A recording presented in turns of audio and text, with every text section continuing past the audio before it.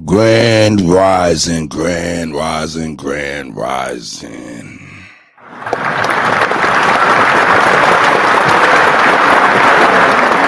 Another episode of Kutty UnKutt Live.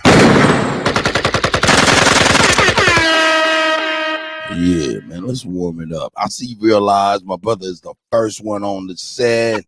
Give that nigga some shots. You know what I'm saying? Get that nigga some shots. That's right. You know what I'm saying? Shout out to Realize, my brother. He say he listening in from work, no doubt. Shout out to everybody at work that can hear my voice. We love you. Aboriginals up right now. Here we go.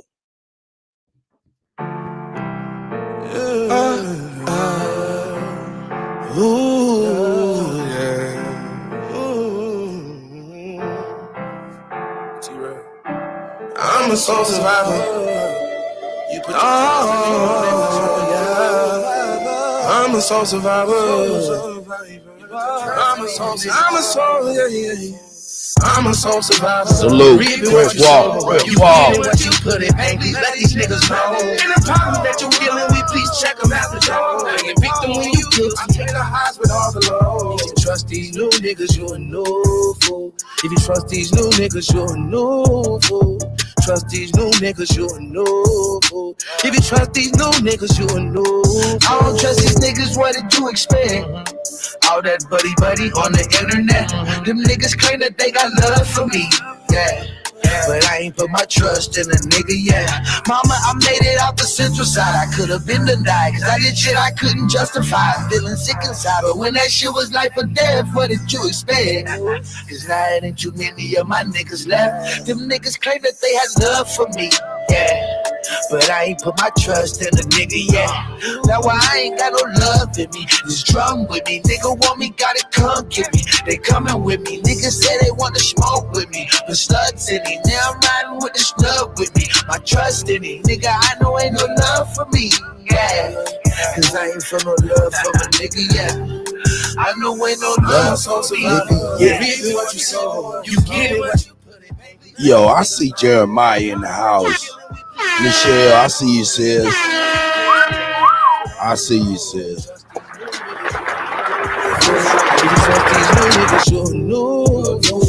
Trust these new niggas, you know. If you trust these Stephanie Burke, I see you. Hey, my mama, she used to say, you can't trust these niggas as far. Oh shit. The wolf is up in this bitch, boy. Cause most these niggas don't be living like they say they do. Every time I see a chopper, I get deja vu.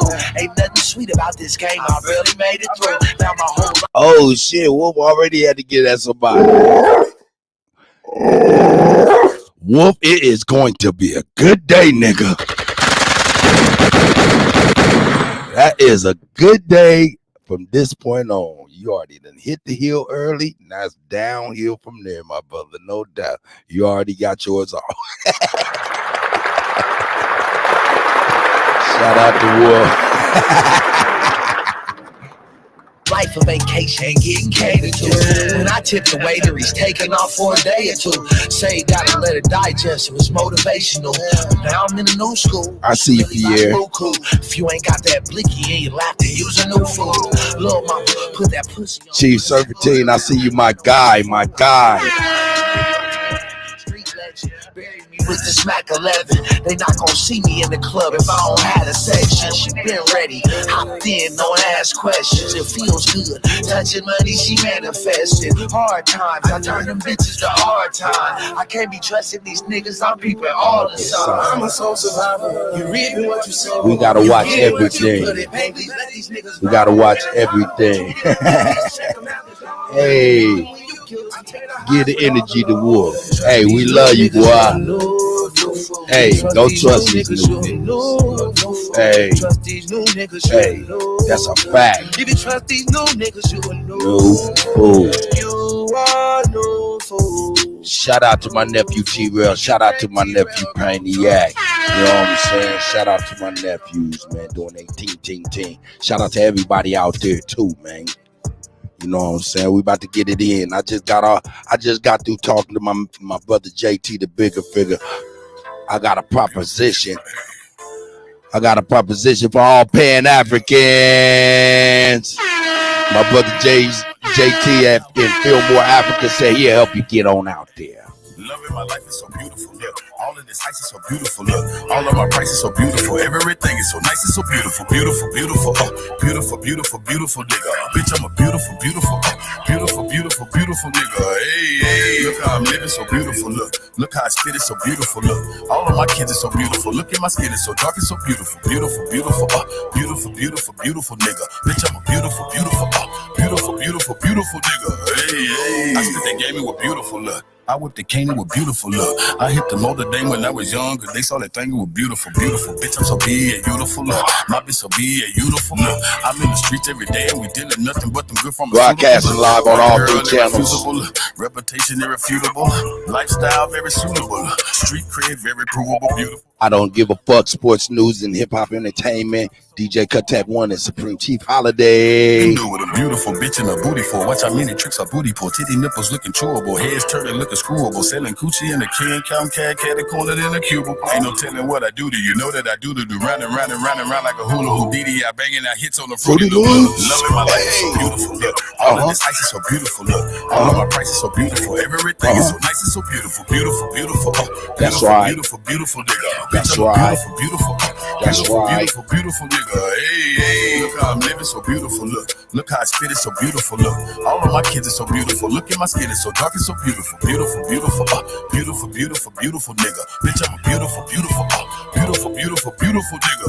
Hey, hey. Get on a beat and watch me catch a body like they throwing people. Look. Them 10,000 customers in Colorado that we growing is legal. Sewing up the street like a needle. Stack of chips and Pringles, Cheeto, Fritos, and them Dorito. We go the opposite way the police go. She go throw them off, ain't good damn, my little freako. But Pito, watch how the story get deep though. Yes, I'm connected with Chico. It ain't me amigo, but we do nothing illegal. It ain't nothing free but a free throw. A full black Latino, a pico, the guy or burrito. A grande and I know Paquito, but that's how I eat them. My pockets so Danny DeVito. My new bitch, she from Puerto Rico. Canadian chick from Toledo. She get all that medicine Frito. She sell it and give it to me though. That's Frito, that's Frito. I touch down and light up the street though. I'm selling this game by the kilo. I'm balling like I just got chemo. Just holler my name if you need more. I keep people peeping through people. Got A1 for silver for Tito. A king of the ghetto like Zero. A neighborhood hero. Loving my life is so beautiful. Look. All of this ice is so beautiful. Look. All of my prices so beautiful. Everything is so nice and so beautiful. Beautiful, beautiful, beautiful, beautiful, beautiful nigga. Bitch, I'm a beautiful, beautiful, beautiful, beautiful, beautiful nigga. Hey, hey. Look how I'm living so beautiful.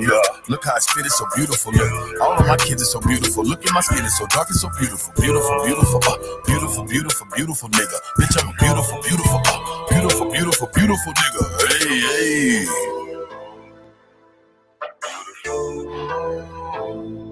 Hey man, y'all know what we on, man. Y'all know what we on. Shout out to everybody here. You know what I'm saying? It is a great morning already, man. It is a great morning already. Oh, it's a great morning already. I see Jeremiah. I see C. Roberts, man. I see Leonidas in the building. I see For the World, the C Media is in the building. Yeah, man. I appreciate y'all being here. We're going to get into it, man. I tell you, man, it's been a great morning already. I talked to a couple of people, man. I even talked to my brother JT, the bigger figure, you know what I'm saying? Trap Flicks up. You know what I'm saying? Shout out to Trap Flicks, you know what I'm saying? JT, Tisha Boo, and the kids, you know what I'm saying? Hey, shout out to everybody. Fillmore, Africa. Fillmore, Atlanta. He got it popping. Fillmore, Bama. You know, he got it popping in all areas, man. So shout out to my brother JT, man, once again.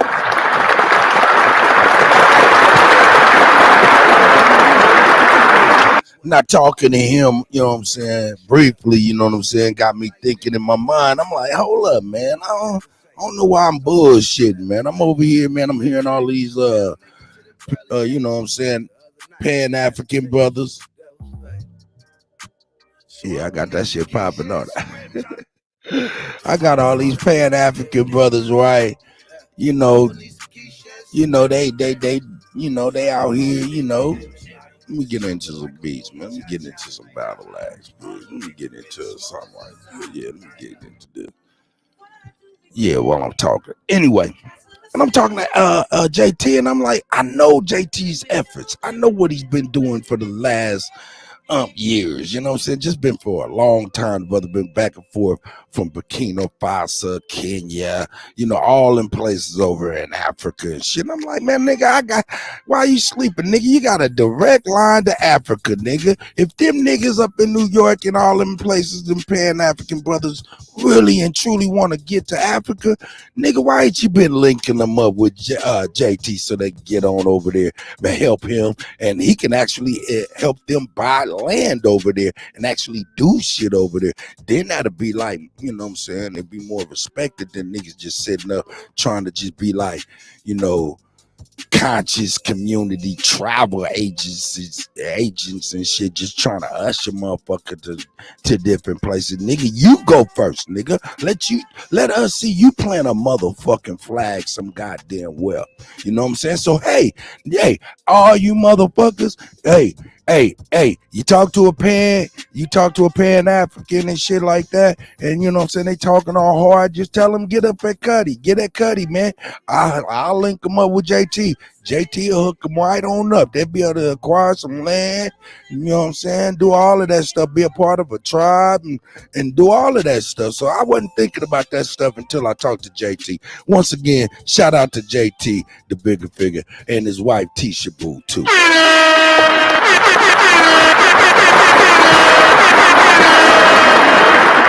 I see you, Bronze Flat Power. God, the meter is in the building.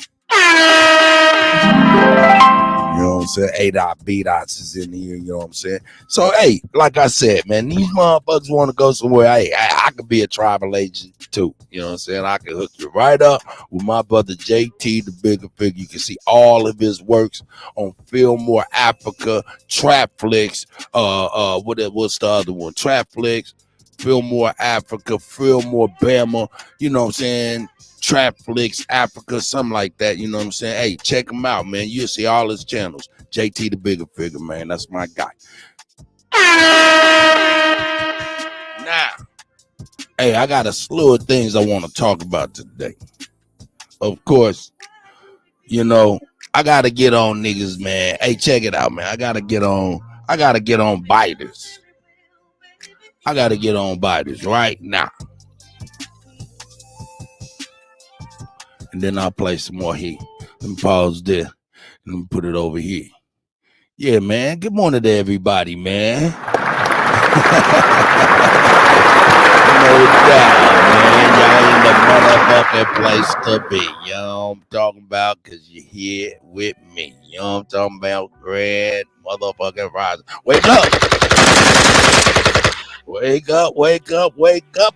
Americans. You know what I'm saying? Americans. Yeah, man, I got to get on it, man. Hey, I know y'all know. Hey, this is April, so this is like, my year and second month, something like that. 14th month ever streaming on this shit, right? And since I came in, for real, I mean, I came in with a lot of ideas. I still have a gang of ideas. I'm a producer. That's what I do. I produce on a lot of different things on a lot of levels. My company's called Moke Music and Multimedia. We're producing on a whole lot of different levels. So when I come in, you know what I'm saying, I come in fresh with ideas. Hey, man, let's do this. We can do this. We can do that. You know what I'm saying? Sharing and shit. It got to the point where a nigga couldn't even share in the motherfucking mode, man. Niggas got the motherfucking biting ideas. Next thing you know, niggas is over here with sound effects. Ain't even no motherfucking DJ and shit like that. You know what I'm saying? Niggas running around talking about press one. And I was just like watching for that whole year, watching niggas bite other motherfuckers. And then nobody say nothing. I like, man, come on, niggas. Don't bite me and not say nothing, nigga. Niggas is biters. So we got to keep that 1,000 bucks. I don't give a fuck who get mad, get glad, scratch your motherfucking ass, nigga. Stop biting the Kutty, nigga.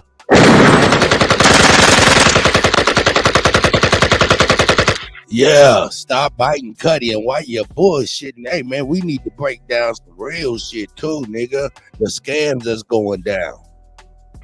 the scams that's going down. First and foremost, I want to know from the people. Let me get my shit up here. I want to know from the people right here, right now, because I want to know, representing the Golden Cut DJ Cut Tag. You know what I'm saying? I want to know if there's anything we could do better, anything that we could do more of, do less of. You know what I'm saying? From you guys. You know what I'm talking about? First and foremost. Because this is all about you guys. We want to give you guys what y'all really want to see and hear from us. You know what I'm saying? Number one. Number two, you see our efforts. You know, when I first come in, here, man, there was a whole bunch of like raffles and shit like that. You know what I'm talking about? You know, and I guess that went well, I think. You know, I don't really know, all the way. But, that kind of eased off and shit like that. And then, like, niggas try to figure out other ways of trying to generate capital. You know what I'm saying? Because, I mean, you guys got to understand, man. This stuff ain't free. You know what I'm saying? This stuff is not free. The time, paying for the like little streaming platforms and the Zooms and shit like that. This stuff's it's not a lot of money, but it's not free. You know what I'm saying? I understand when cats do different things to try to generate funds. You know what I'm saying? It ain't, you know what I'm saying? To me, I get it. The only part of the game I don't fuck with is if you do something and it don't complete it or anything like that. That shit that shit'll make me mad in the motherfucker, man. Don't be playing. You know what I'm talking about, man? You know what I'm saying? So, I guess the basic question I'm asking y'all, you know what I'm saying? Because I came up with the Zooms, you know what I'm talking about? Doing the Zoom, like private movie night, Zoom, private fight nights and shit like that. You know what I'm saying? Breaking down shit privately on Zoom. I bring that to the table or reinvigorated that idea and put it back in people's minds that might be a way we can give back, do some extra stuff, be able to be unabated by YouTube and their policies and have some fun and possibly make a little money to supplement some of the stuff that we have to output as far as cash. So my question is to my people, first and foremost, before I get at anybody else, I got to make sure that I'm within good standing with the people. And when I say I'm talking about in representative of... It's the GOAT. Cut, you killing them. On behalf of the GOAT UnKutt Tax Show, I want to make sure everything, even our money-making efforts, to supplement some of these bills, you know what I'm saying? I want to make sure with the people that we have not, I guess, you know what I'm saying, we lived up to everything. Everything's been honorable. You know what I'm talking about? I don't even want to you know what I'm saying? I just want to make sure y'all was guiding y'all money's worth. Y'all feel like everything's been great. You know what I'm saying? A lot of people's been having a good time with our private bills and shit like that. We get a lot of good responses and stuff like that, positive feedback. But I just, a lot of that positive feedback is on Zoom after we get done and stuff like that. I just want to make it public right now just to make sure that, you guys are enjoying yourselves whenever y'all come into these Zooms and you're getting your money's worth, man. You know what I'm saying? That's just what I want to make sure that is. I would say press 1, but I ain't nobody. So if you straight up, man. So I mean, just give me a yes or no, man. If y'all been getting y'all money's worth and y'all like what we've been doing, if there's anything that we could do better or do more of or less of, please also put that in the chat. That is definitely valuable to me. So I'm gonna give you a second.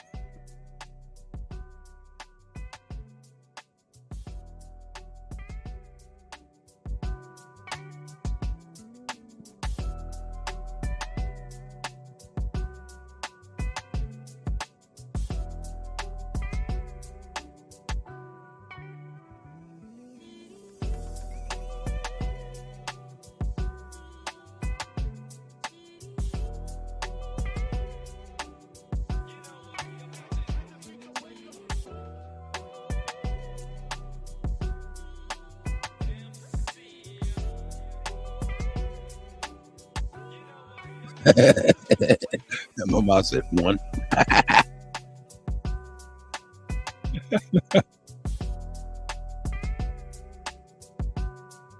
Hey, I'll tell you what, been having a great time doing those private builds. I'm not for sure. I hope he did. That would be great. That would be great. Shout out to you, Carbon Crown.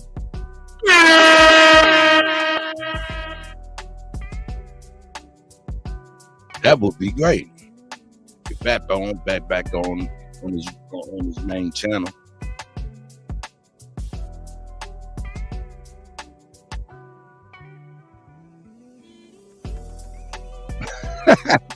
Thank you very much. Thank you very much, Demeter. I appreciate that. Hey, I appreciate it. Hey, I try. Well, look, keep it moving.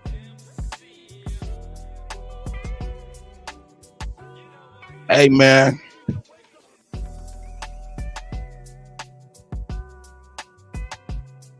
We're in danger as a community. We're pretty vulnerable as a community. Why do I say that? We're in danger because of the vulnerability that presents itself from within. Let me say that again. We are vulnerable from the we are vulnerable from within. We are in danger of destroying ourselves from the vulnerability that is presented from within. We are in danger because of the vulnerability that's presented from within. What do you mean, Kutty? Whatever do you mean, Kutty? The vulnerability within shows that there's that there's latitude to do unsavory things. About to start putting motherfuckers on blast. Really, to be honest with you, I'm really reluctant to put people on blast. But right is right, wrong is wrong. So I'm contemplating. Real time. No doubt. But niggas be needing to be put on blast.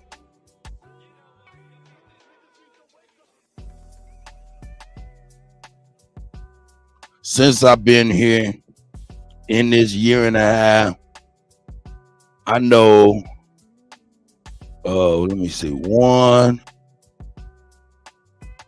2, yeah, that's 1, 2, 3,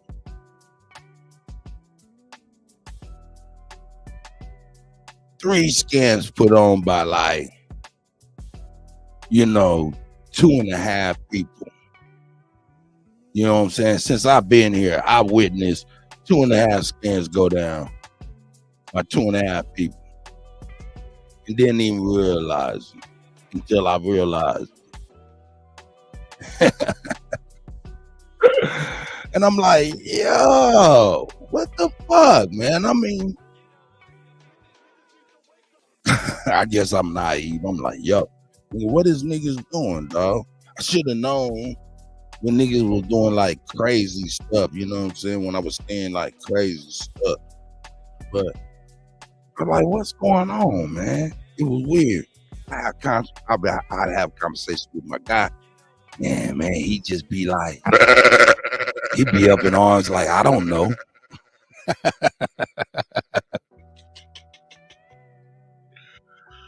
Hey, man, all I'm going to say is this right here.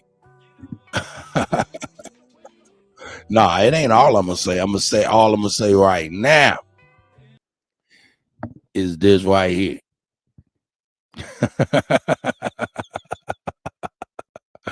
Niggas shaking in their boots. Niggas is shaking in their motherfucking boots right now. Rightfully so. Rightfully so. Here we go, man. All I'm gonna say, we gotta watch him, man. We gotta watch him, man.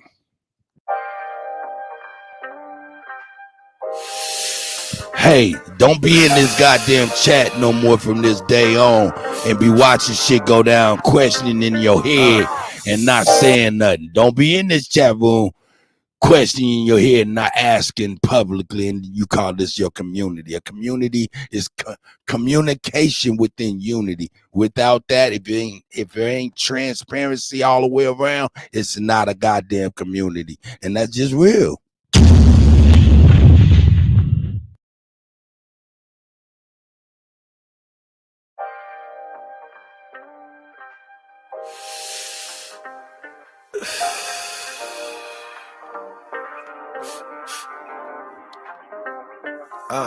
I'm about to speak on. Ain't no stopping what I'm destined to be.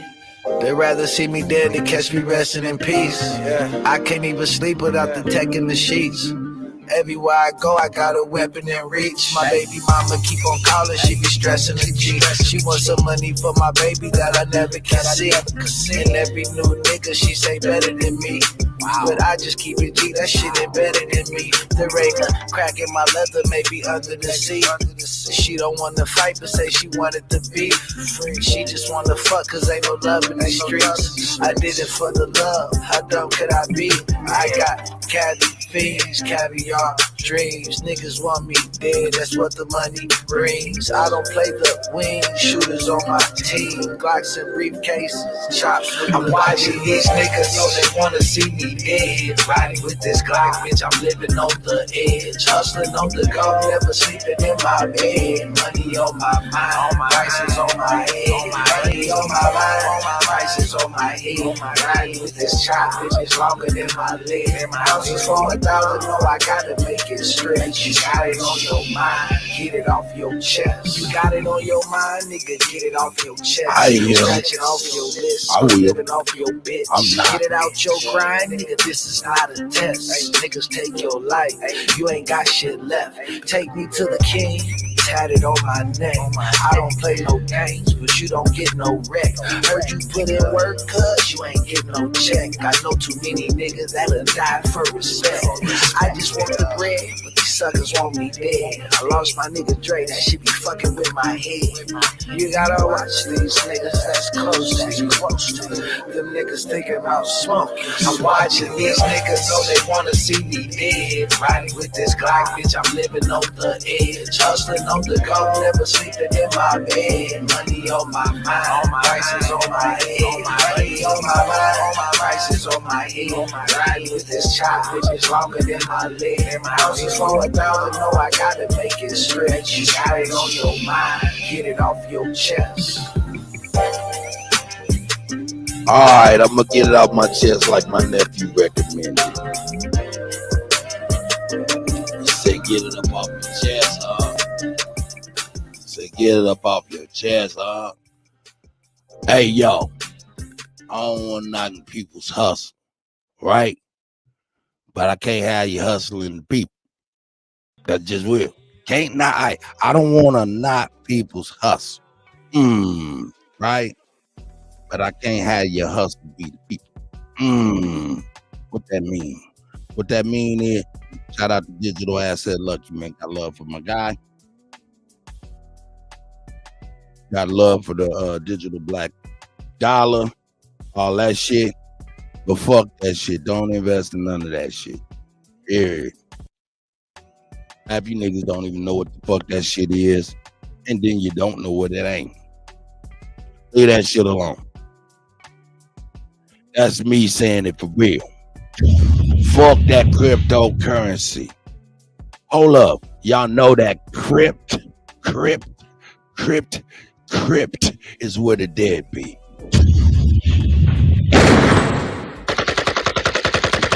Crypt is where the dead be, right?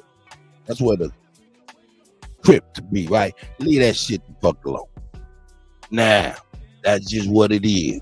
But get mad, get glad, scratch your ass. I don't give a fuck. Hey, if you can't see that shit, feel that shit, and toss that shit around, nigga, fuck that shit that represents some digital shit. Because it's all some bullshit. You just don't know it yet. Hold up. Zab is in the building. Zab, would you like me to email you, put this link in here so you can because I'm talking about cryptocurrency right now. You know what I'm saying? And I'm telling my people right now, leave that shit alone. That shit ain't what niggas be thinking that it is, especially what niggas think that it is. So I'm telling niggas on all levels, leave that shit alone. Leave that shit alone. That's just a recommendation. Wolf said Suge cut.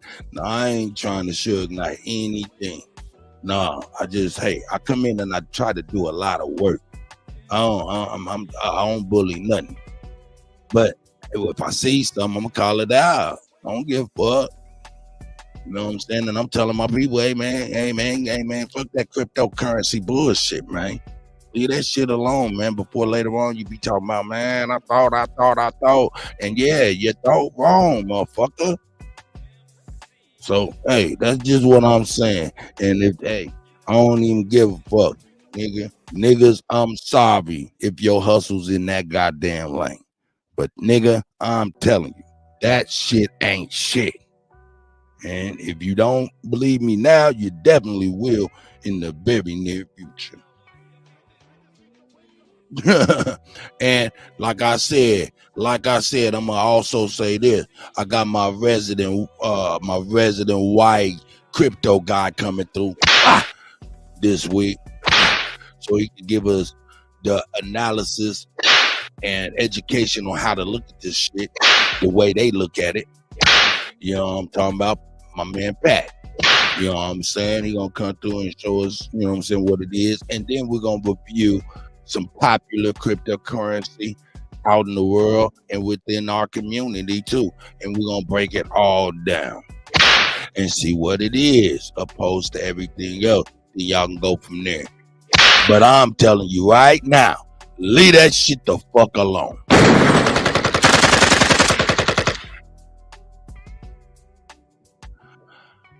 Okay. Back to our regularly scheduled programming. I will be reiterating back on the scamming because I feel like it's a scam, man. I don't give a fuck. That crypto shit is a goddamn scam. To me. Why? Because the people who is suggested to buy this shit don't know enough about it. They don't know enough about it. There's room for error. There's room for error. There's room for error. And that ain't on no Suge Knight. That's just on some Suge right. It's just Suge right. Here we go, man. Yeah. Some bombshell news came out about the 9/11 shit. So we about to jump off and see what kind of paper come out. You know what I'm saying? For them to change all these goddamn laws. Look at Lucky, he laughing. He like, yeah, hey man, that shit's some bullshit, Luck. I'm trying to tell you, dog. Till you down on your luck, dog. I'm telling you, Nick.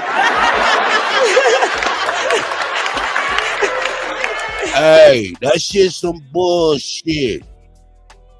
I'm just an old nigga. I don't know no better. Oh, better yet. All I do is spin records. Hey, man. Anyway. I'm gonna go deeper though, man. I'm just teasing y'all, man. I'm gonna go deeper though, for real. I'm gonna wait till more people up in here if I can make sure. That nigga said, that nigga, he said my luck ain't ran out yet, Kutty. I ain't mad at you. But hey, now check this out though, Lucky. Yo, that shit is a scam. Huh? Why? Why am I saying that? When people don't know enough about it, there's too much room for them to make an error. Correct?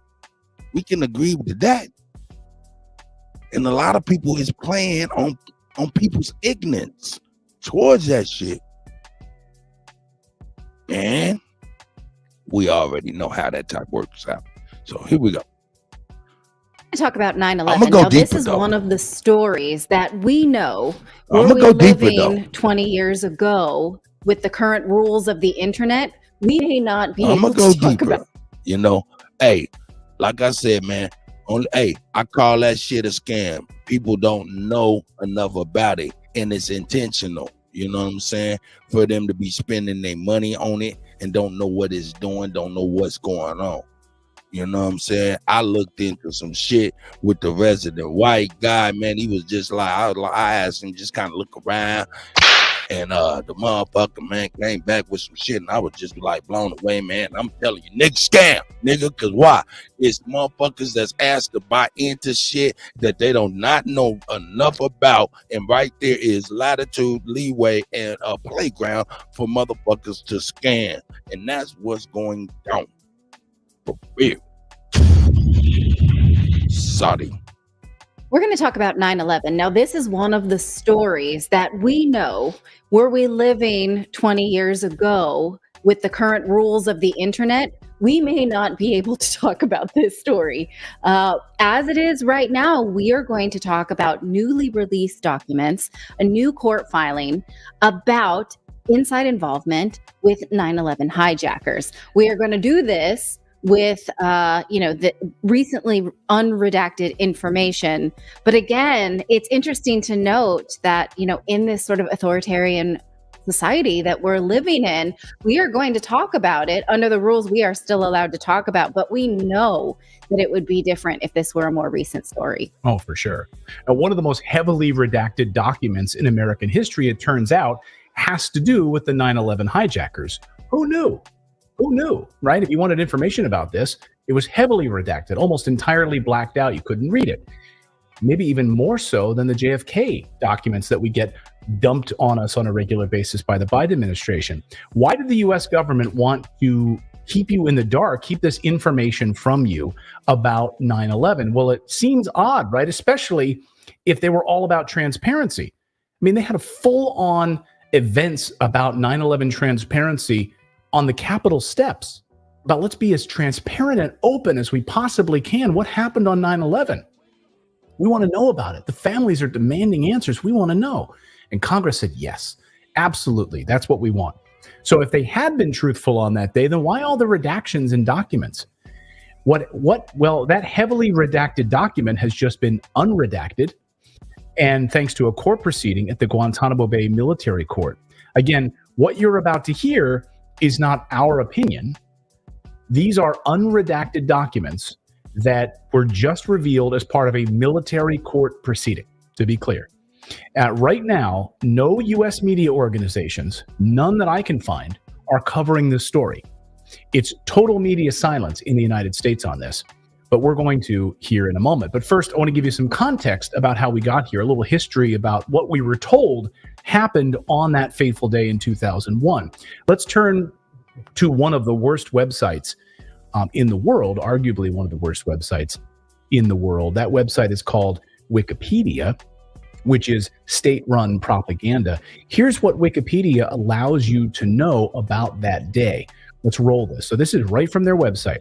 The September 11th attacks, commonly known as 9/11, were 4 coordinated suicide terrorist attacks carried out by the militant Islamic extremist network Al-Qaeda against the United States on September 11, 2001. That morning, 19 terrorists hijacked 4 commercial airliners scheduled to travel from the East Coast to California. The hijackers crashed the first 2 planes into the Twin Towers of the World Trade Center in New York City, which were 2 of the top 5 tallest buildings in the world at the time. Following the first 2 impacts, the 3rd and 4th flights were similarly coordinated to attack targets in the Washington metropolitan area. The 3rd plane succeeded in crashing into the Pentagon, the headquarters of the U.S. Department of Defense in Arlington County, Virginia, near the national capital of Washington, D.C. The 4th was intended to strike a federal government building in D.C. itself, but crashed in Stony Creek, Pennsylvania field following a passenger revolt. the attacks killed nearly 3,000 people and instigated the global war on terror. But here's my favorite part that's highlighted there on your screen. Within hours of the attacks, the Central Intelligence Agency determined that Al-Qaeda was responsible. Wow. These CIA guys are great, and they're fast, aren't they? They are super good. How did they figure it out so fast? Well, we must have some sort of intelligence apparatus. We must have the best intelligence apparatus in the world, or maybe was something else going on. Going over these documents. Indestructible passports. Yeah. Oh, yeah, that's right. Explain that? That were just found like just right then, like that same day, like, oh, here's a passport. Unscathed. Yeah. I don't know about this passport thing. So if you go over these, excuse me, if you go over these documents, going over these documents, sparked a memory for me of an FBI agent admitting on camera to CBS News a few years ago that these 19 hijackers were not working by themselves. No, they were working with people on the inside. I found that video for you. This is an FBI agent. Watch. Danny Gonzalez was an FBI agent who worked on Operation Encore. He showed us the neighborhood the hijackers lived in before they crashed American Airlines Flight 77 into the Pentagon. This is Gonzalez's first television interview about the case. 19 hijackers cannot commit 3,000 mass murders by themselves. Based on what you found, do you believe there was a domestic support network for the hijackers? Obviously. No question. But I can't comment on it, but you don't have to be an FBI agent with 26 years of experience to figure that out. Oh, really, any idiot could have figured that out. All right, so we're going to link these things for you now. So what this document now says is that the FBI had been trying to figure out what the connection was between the hijackers and the CIA, and they have been thwarted for years, for decades now. And we're going to see exactly what that connection was. Now, was it that the CIA actually knew what they were going to do, or was it that they were connected to Saudi Arabia and Saudi Arabia knew what they were going to do? We're going to lay this out. What we know, we're going to maybe figure out why, although why is a big question, right? But we're going to at least figure out what we know and what the intelligence community has been building in terms of brick walls.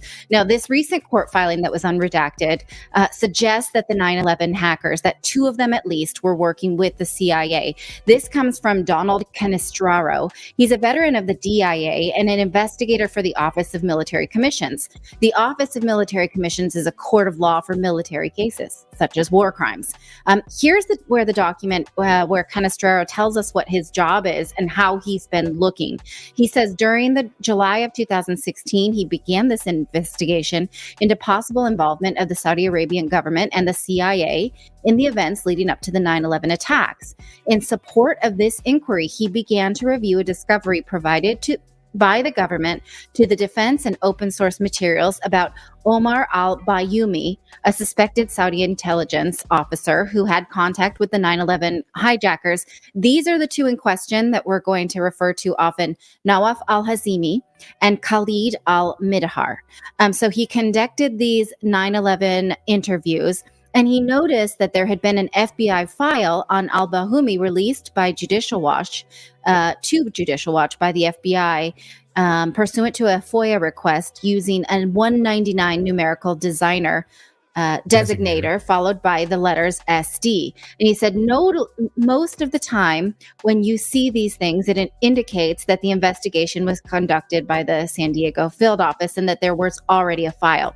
So the military court had asked him to investigate and examine if the CIA was working with the Saudi government and if these people had relations. Now, why would they do that? Now, over our break, I was reading up on Scott Horton's book, Enough. God damn. Do you hear what we talking? Do you hear what they talking about?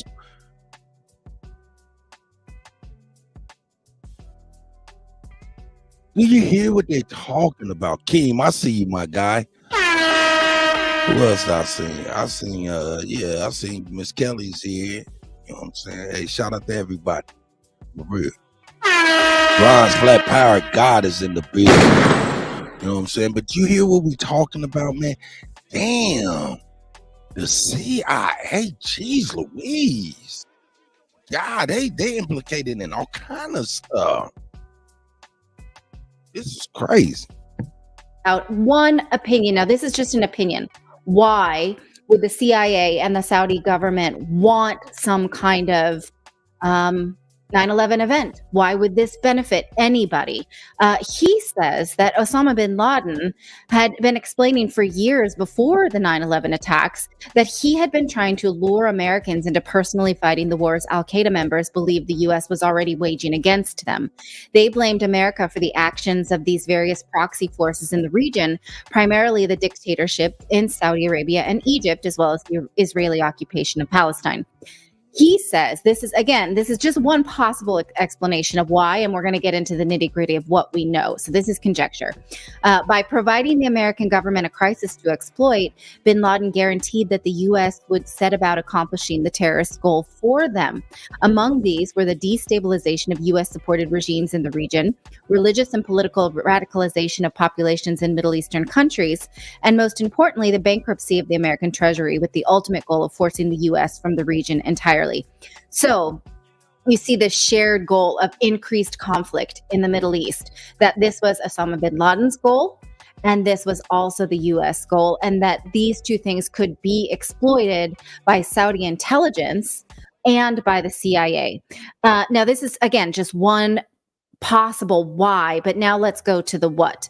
Canestraro says that he spoke to several 9/11 investigators in the FBI who were thwarted from doing. That's right, Kelly Green. We talking about so many peoples who perished.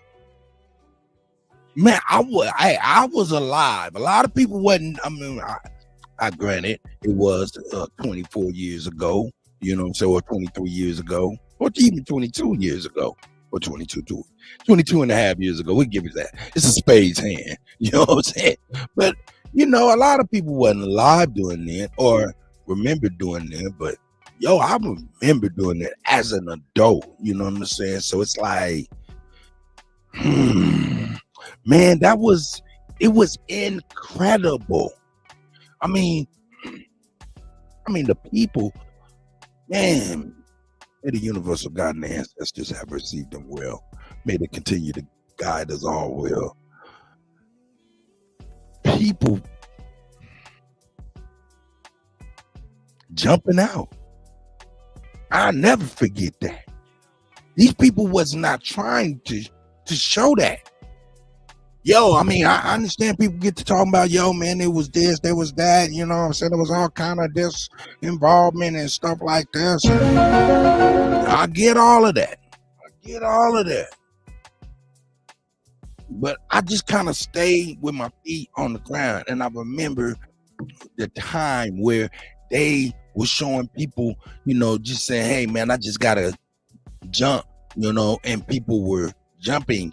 And these people that are the news and cameramen on the scene looking up before anything collapsed, they had no idea that this was going to happen. So they were filming that stuff initially. There's footage of this stuff, you know, and this right here, it was embedded in me to where I'm like, yo, even if there was, Kelly Green is so correct. There was so many people that perished in all kind of ways that you couldn't even imagine. And it's like, yo, and for what? We still need to know what the for what is. And as it's boiling down, it's crazy. It's crazy. Their jobs. Now, this is the FBI continuously trying to figure out who were these guys, what was their background, why did they do this, and who helped them. And he has source after source that he speaks to of people saying that they started to get a link about these two hijackers and were stopped. Here is just one investigator. I mean, Tell them perfect pure. I'm telling you, I know there's a lot of people that remember that day. You know what I'm saying? I'm trying to, as an adult, that was crazy. It was like, yo, am I watching what I'm watching? Like I said, man, I seen stuff on the news that the news did not want to share. They couldn't. They did not want to. The mother, I remember the man said, "Hey man, there's a lot of debris," and they was zooming in. And as he zoomed, he was like, "Oh no, that's a person."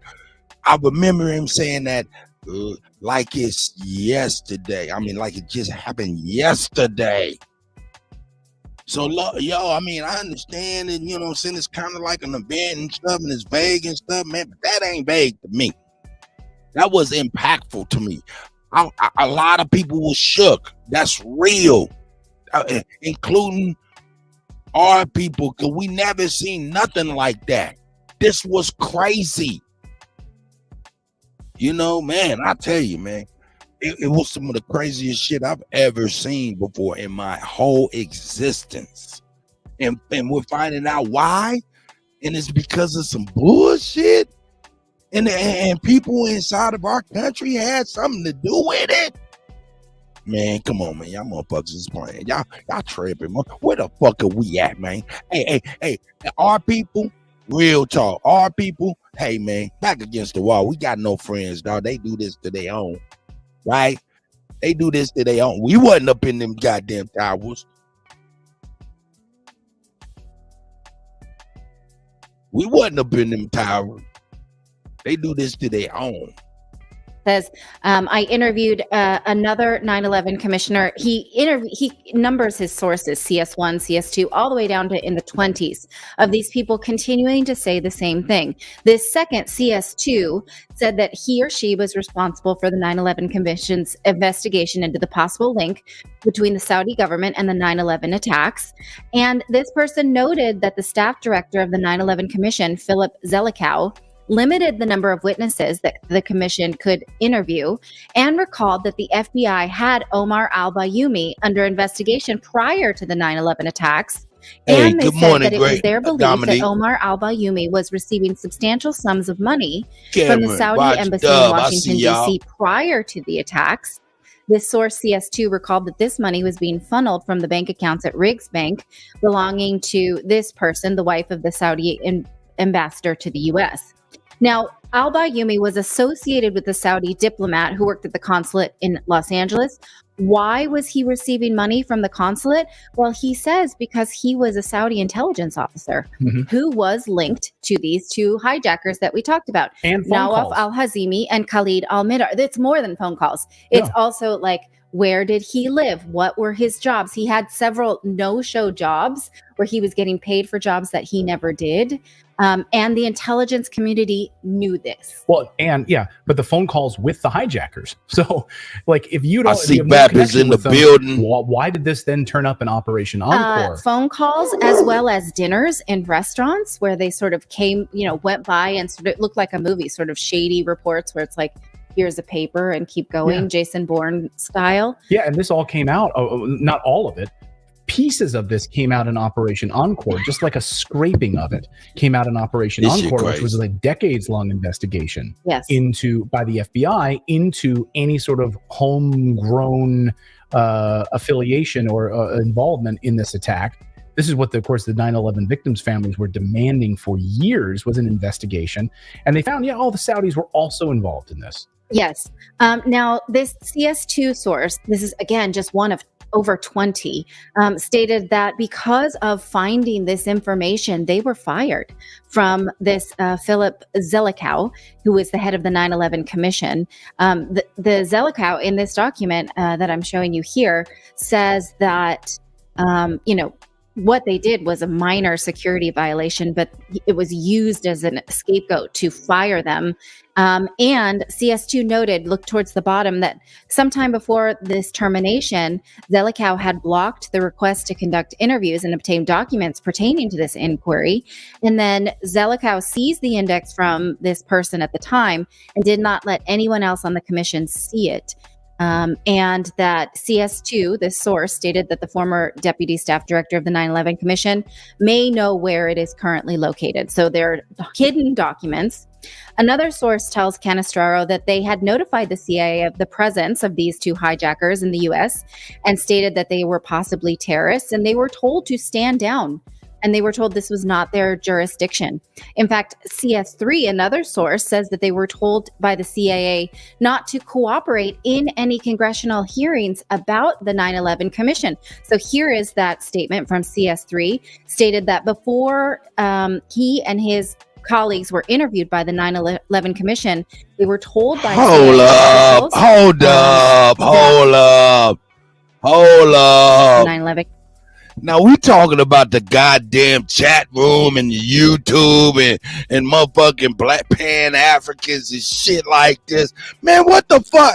And we hold up, man. What about the cocaine that was put on the streets by these pussy motherfuckers? But then we hearing about, hey man, you don't have to. Man, what are we listening to? What did they unearth? What is this? And then Zelikow seized the index from this person at the time and did not let anyone else on the commission see it. And that CS2, this source, stated that the former deputy staff director of the 9/11 Commission may know where it is currently located. So they're hidden documents. Another source tells Canestraro that they had notified the CIA of the presence of these two hijackers in the US and stated that they were possibly terrorists, and they were told to stand down. And they were told this was not their jurisdiction. What? What? And they were told this was not their jurisdiction. Down, Chris, and they possibly former deputies, and they were told to stand. Commission may know where it is currently located. So they're hidden documents. Another source tells Canestraro that they had notified the CIA. Now don't front. Snowfall, BMF, Nito Brown, all that shit. They're getting paid 4 or 5 times over us. We're going to watch this stupid shit that exploited us. They exploited us and then they exploited us. It's crazy. Don't think for a minute that these motherfucking shows ain't got nothing to do with these motherfucking police, CI, whatever the fuck they is.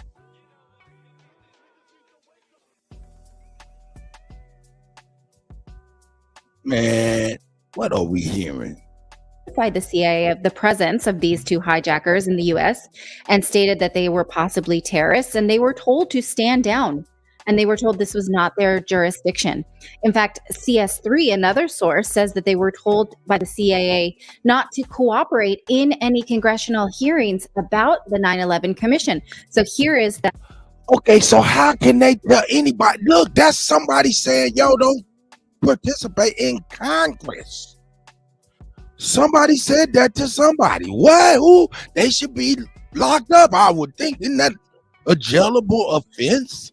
Hearings about the 9/11 to cooperate in any. This was not their jurisdiction.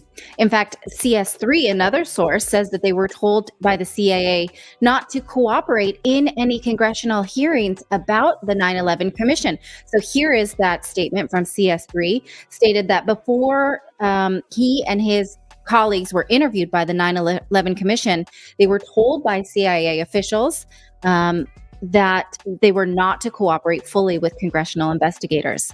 CS3, this source, stated that the justification the CIA used was that the investigators were just looking to hang someone for 9/11. I don't know what kind of justification that seems like. Like they just want answers. So don't give them answers. They just want to pin it on somebody. So let's not cooperate. What the fuck are we talking about here? What the fuck are we talking about here? This is what's going on. Who are we even? I mean, we paying our taxes, but who are we paying our taxes to? And what the fuck is the money really going to? Man, come on, man. We got, hey, man. All I'm asking is 3 months out of the year next year. That's all I'm asking. 3 months out of the year next year before the elections. Can we just not do nothing? No work, no nothing. No nothing. No nothing. No nothing. All we do is get together and do for one another. Make sure we get to know each other and our communities. Put value around our communities. Make sure everybody's food, sheltered. Make sure everything's good, because it's gonna be a hard road, and that hard road is a chance for us to really, you know what I'm saying, bond. You know what I'm saying, jail. Let's take these 3 months. You know what I'm saying, and not do nothing and enjoy the world, our lives, and things of this nature. You know what I'm saying? Let's take these 3 months and not do anything, so they can really see our impact, so we can see our impact. We have yet to see our impact. We've been working nonstop. We got to stop. 3 months is all I ask. It's gonna be hard, but I think we can do it. I think we can rally around each other, and we can see our impact. And it'll make us stop taking ourselves for granted. At least that's what I'm hoping, because we take ourselves and our own economic power and the things that we do to make this thing work. We take it for granted. We think we are nothing in some cases. I don't know. I'm sorry. This shit is pissed. This shit is crazy. Further, here's why CS3 thinks this happened. This is their opinion. It's made clear in the court documents, so let's not all take it to the bank. But CS3, the source, says that he or she believed that the CIA prevented the distribution of these documents because they did not want the FBI interfering with the CIA operation that was being run domestically in violation of U.S. law. Hey, yo, I ain't even gonna front. I'm gonna be honest. Hey, man. And I'm not even a believer or none of that stuff, but hey, man, hearing all of this, I don't even believe in mass shooting or mass casualty events that they be having on the way. I don't believe in that stuff. I'm second guessing all of that stuff, because this is wickedness on another level, and that's wickedness on another level. It might be one and the same wickedness. CS3 explained that these two terrorists were living in San Diego in 2000, and that Omar al-Bayoumi was working for the Saudi intelligence service when he spoke to these two hijackers in San Diego. According to CS3, al-Bayoumi, this connection that we think is Saudi intelligence, set up bank accounts, rented an apartment for the attackers in San Diego, and that this was done at the behest of the CIA through the Saudi intelligence service. According to this source, prior to the 9/11. What? They rented an apartment for him. I didn't watch this, ladies and gentlemen, and maybe I should have watched this, or I wouldn't have been pausing it, because do y'all realize what the hell? I lived through this goddamn shit. I lived through these motherfuckers lying through this motherfucking shit. Lying through their goddamn teeth. I lived through that shit. And I'm floored, dog. This has got me. Wow. Dog, we stand no chance they could do this to their own. Bayoumi was working for the Saudi intelligence service when he spoke to these two hijackers in San Diego. According to CS3, al-Bayoumi, this connection that we think is Saudi intelligence, set up bank accounts, rented an apartment for the attackers in San Diego, and that this was done at the behest of the CIA through the Saudi intelligence service. According to this source, prior to the 9/11 attacks, the CIA had been under pressure to recruit informants within Al-Qaeda. Responding to this pressure, this person and the colleagues at the CIA were attempting to recruit these two via a liaison relationship with the Saudi intelligence. So the CIA, what they're saying, was wanting to maybe not exploit a war, but instead recruit people inside of Al-Qaeda, and they sort of overlooked that these people were then going to go on and do a bigger terrorist attack. Either way, we're not being told the truth, right? Either they did know or they didn't know, but they were in fact in contact with these two people for whatever reason, and we're not being told the truth. Yeah. And there's so many other deep, and this is just one court document that's been unredacted. So that's what we're giving you right here, right? But this, if you tie some of the pieces together from previous statements from both eyewitnesses and people who were on the investigative body of this, who were then sort of pushed out, it all lines up.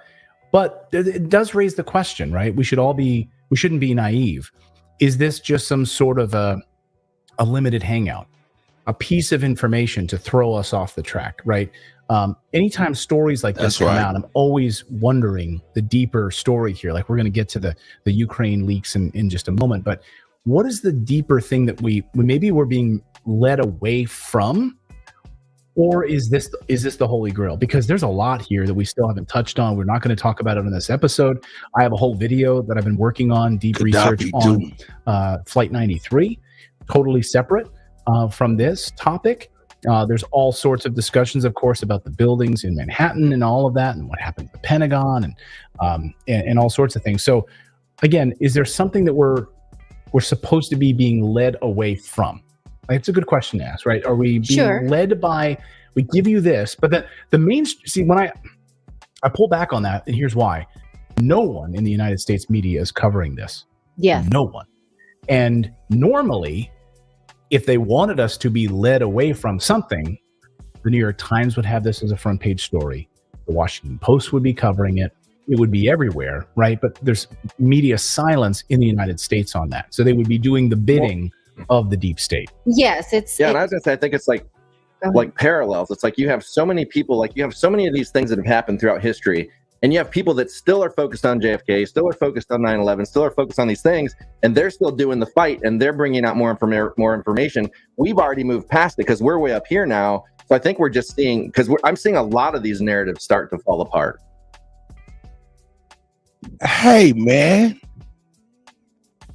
every one of us, we're guilty by association, man. We're even worse than association. We're guilty because we finance evil. We finance evil. And we act like we ain't got no choice. Well, they do shit like this all around the world. Hey, man, check it out, man. If I don't know what we're supposed to do, but I do know one thing: we do have to stand on righteousness, and as long as we can do that, man, everything will be all right. The universal God and the ancestors will see us through. But we have to do something before. Because look at this. The world looks at the United States of America as the world's terrorists.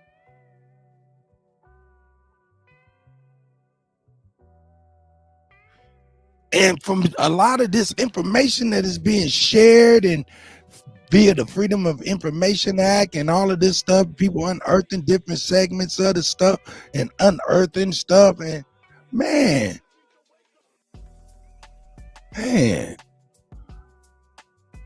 come on, let's keep it $1,000 though, man. Wolf, we got to keep it 1,000. We were just talking about it, man. The little brother, man. Little young brother, man. This man has got like enormous amount of unearths over there. You know, he like a sniper and shit. You know what I'm talking about? Gunner and shit like that. Hey, man, he's a star on Vlad. He's a star on Vlad. Hey, he a hero here. He ain't that there. Man, the universe is still one place. The universe is still one place. This thing we living in still need balance. I'm sorry, man. I'm sorry for going into my soliloquy. Let's let the white boy with the white glasses go on and say some more white lies. Here we go. Part. Yes. Yeah, especially when it comes to the CIA involvement. Exactly. Yeah. But as I've been sort of continuing to study, wars in the Middle East, especially, and how the United States picks and chooses who they support in these wars, and usually it is a faction of Al Qaeda or some kind of offshoot. In fact, these wars in Iraq, like these terrorists could sort of just cross the border into Syria, join al-Nusra, and all of a sudden they're on the U.S. They just switch sides, right? Because the United States is just supporting whoever. It's really willy-nilly. But it does show a parallel between how the United States can use someone until they don't need them any longer, and how that reverberates and has dangerous consequences for everybody, not just Americans, but everybody. When you read about how the United States had a really cozy relationship with Saddam Hussein, and then all of a sudden that they needed him to be the bad guy and they made him the bad guy. Same thing can be said with Bashar al-Assad. And so if we don't follow these parallels and see what the United States has in store for Zelensky, it's a template, right? And it's scary. And so even if you think that you're supporting Ukraine, and you really like Zelensky, then you need to sort of follow this template, because it's scary what's going to happen when you run out of your use value. We know how this story ends for Zelensky. Yeah. Wow. Hey, did you just hear that? Damn, I didn't even think of that. They say, hey, man, if you watch this motherfucking shit, man, you know how the story ends. God damn. God damn. This shit is crazy, dog. This shit's crazy. This shit is crazy. I see Lieber's son is in the house. Cameron, shout out to Cameron, Lieber's son. Pat Gabriel's in the house. Doc Boss is in the house. Dominique is in the house. You know what I'm saying? I appreciate y'all being here. No doubt. Oh shit, I'm tripping. Sister Soul is in the house. Shout out to Sister Soul.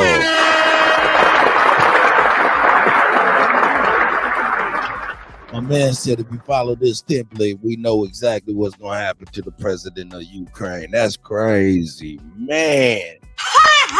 I did not even think of that. Golly, the United States is a motherfucker. Hey, man.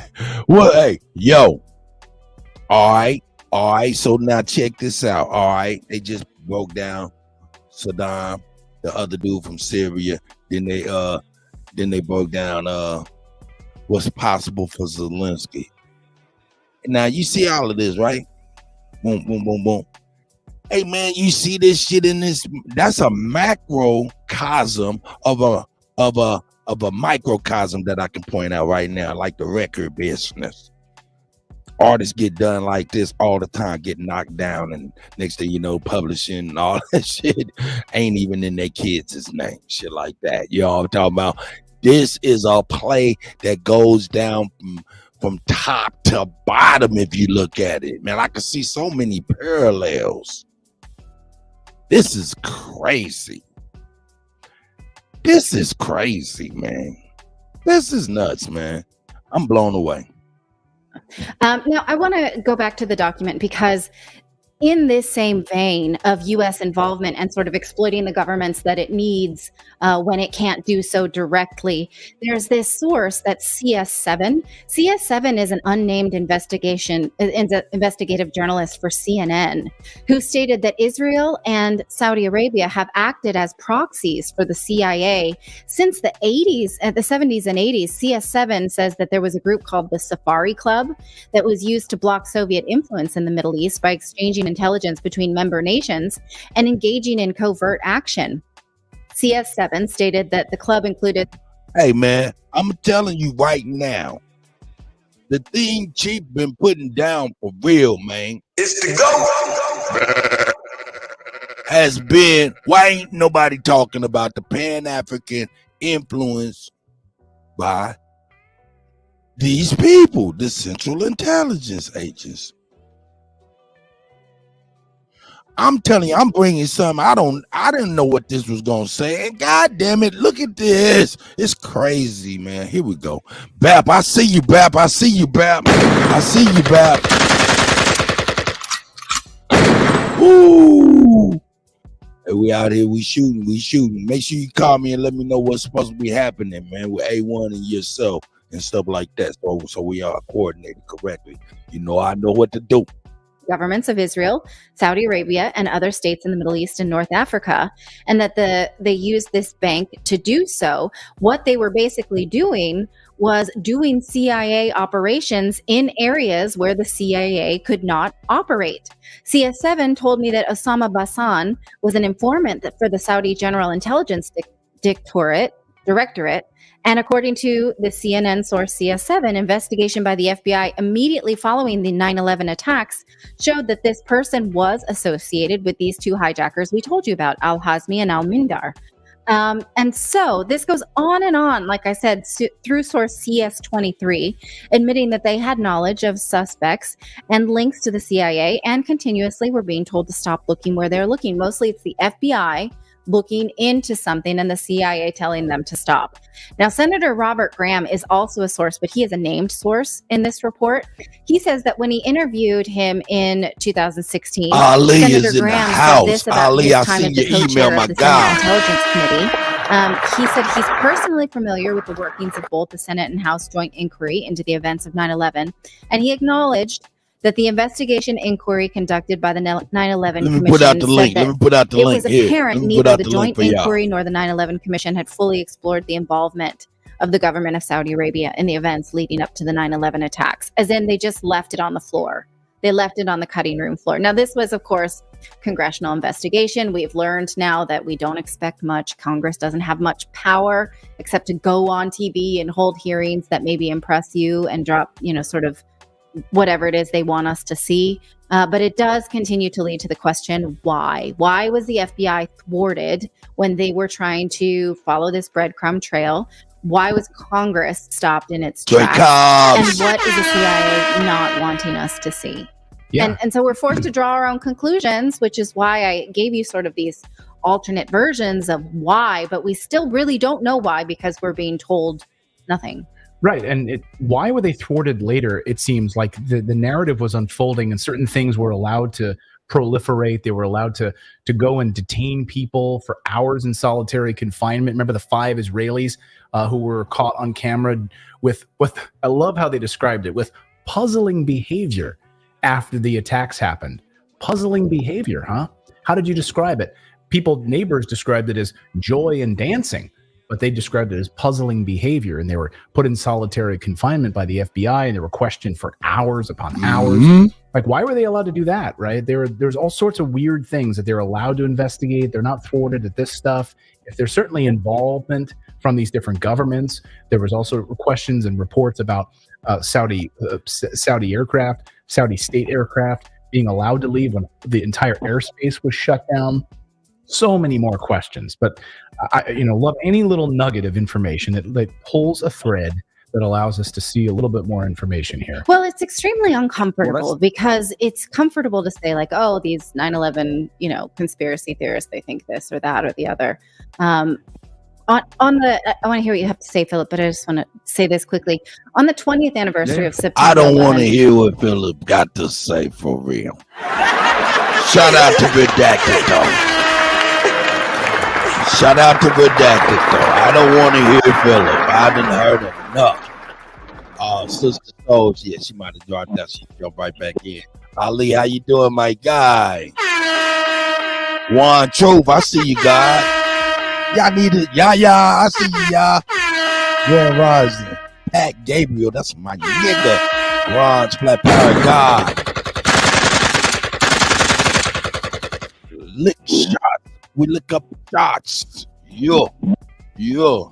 Ali, how you living this morning, my brother? It's great to hear you. Sipping on my coffee, trying to get it going, you know what I mean?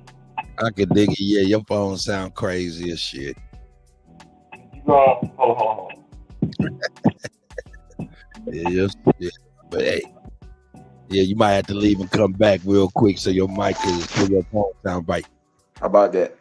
Oh shit, you ain't even got to do nothing but that. You sound great, man. There's Sister Soul. Hey, Sister Soul is in the building. What's going on? Hold on. Now you too low. You sound great. You sound great to us. Check out what you got to do, my brother. How you doing, Sister Soul, this morning? Hope all is What do I well. come back in, Cuddy? Yes, Okay, everything is great, brother. How you doing? Peace, Libra. I'm doing great. I'm doing great. Everybody's in there. Oh, he said cut that bullshit, man. Noise. Shout out to Scott, man. Hey, man, I buy you. I see you. You know what I'm saying? The legend of Knock. I see y'all, man. Cameron, I see you, my brother. Hey, what you think about that? Oh, first and foremost, hey, I done warned the people. All that crypto shit ain't real shit. Leave that shit the fuck alone. But I'm gonna go deeper later. But what you think about what you heard, Sister Soul? Yes, sir. What I think about that, yeah, brother. You know they always had these plots. Now, what was important was she said this. Why I hopped up here. Homegirl said the template, the template, which verifies that this is a process that they use, just like any other act or play. That's why I always be trying to say how, all this stuff is theatrics. Let's say that. Everything, most of the time when we see this stuff, when it's so-called covered on the news, even a lot of these ones that so-called expose it, they be part of it too. It's part of their theatrics. They got to put the play out there so you can see it.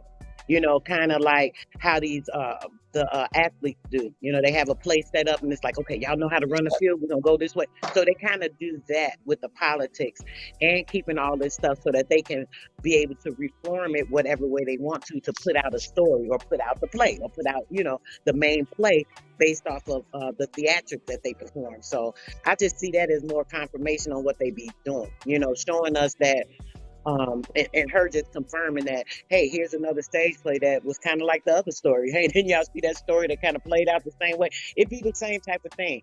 And the brothers in the chat was talking about the 9/11. When we think about it, 9/11 was the first exposure of everything. It kind of showed, right. You know what I'm saying? Which a lot of people were woke, but not really too woke. But when a lot of people that were getting woke around that time, they started seeing the stuff like, wait a minute, this don't look right. I know when we seen the stuff happening, it still didn't even look right. The tower itself, I remember looking at it on the news when they were showing it. I'm looking like, that looks fugazi. You could tell it was fake. Just the way the plane went into the building, all that stuff. The way the building fell, like a demolition, and then the things that came out that exposed it. So, yeah, we just got to be more woke and not let these people try to put this sorcery on us continuously when we know they be playing games. I don't want to say that. Go ahead. Well, there's elements of that stuff that was questioned, but there was one element that stuck in my mind that I can't never get it out of my mind. Real talk, I can't get it out of my mind, which is this right here. When they were panning up thinking they was filming debris and it actually was people making a leap. That right there put realness to the whole thing. You know what I'm talking about? Oh, the whole thing happened, brother. Just to clarify, I don't mean it didn't happen or, the people weren't at risk and stuff. But keeping in mind, it happened, but a lot of people weren't aware. Some people were aware because it's funny how certain departments or certain people in the building didn't come to work that day. So they knew not to come to work that day. That's another thing that was proven. In the film, go ahead, I'm sorry. No, I would say, just to your point, and the film crew that was found across the river sit there to film an event as well. Yeah, you're right. You're absolutely right. But hey, like you said, this is like a theater. And before I was like, yo, man, you know what I'm saying? Hey, this is theater on the world stage. You know what I'm saying? Hey, shout out to Big Dog. You know what I'm saying? Shout out to everybody in the chat too. You know what I'm saying? But this is theater on the world stage, right? And if this is theater on the world stage for real, can we afford to be just sitting back eating our popcorn for real? Because this theater that we're talking about is theater that's on the world stage. But then we know this same theater and production be in our hood, affect us deeply. I don't know, just a thought. You know what I'm saying?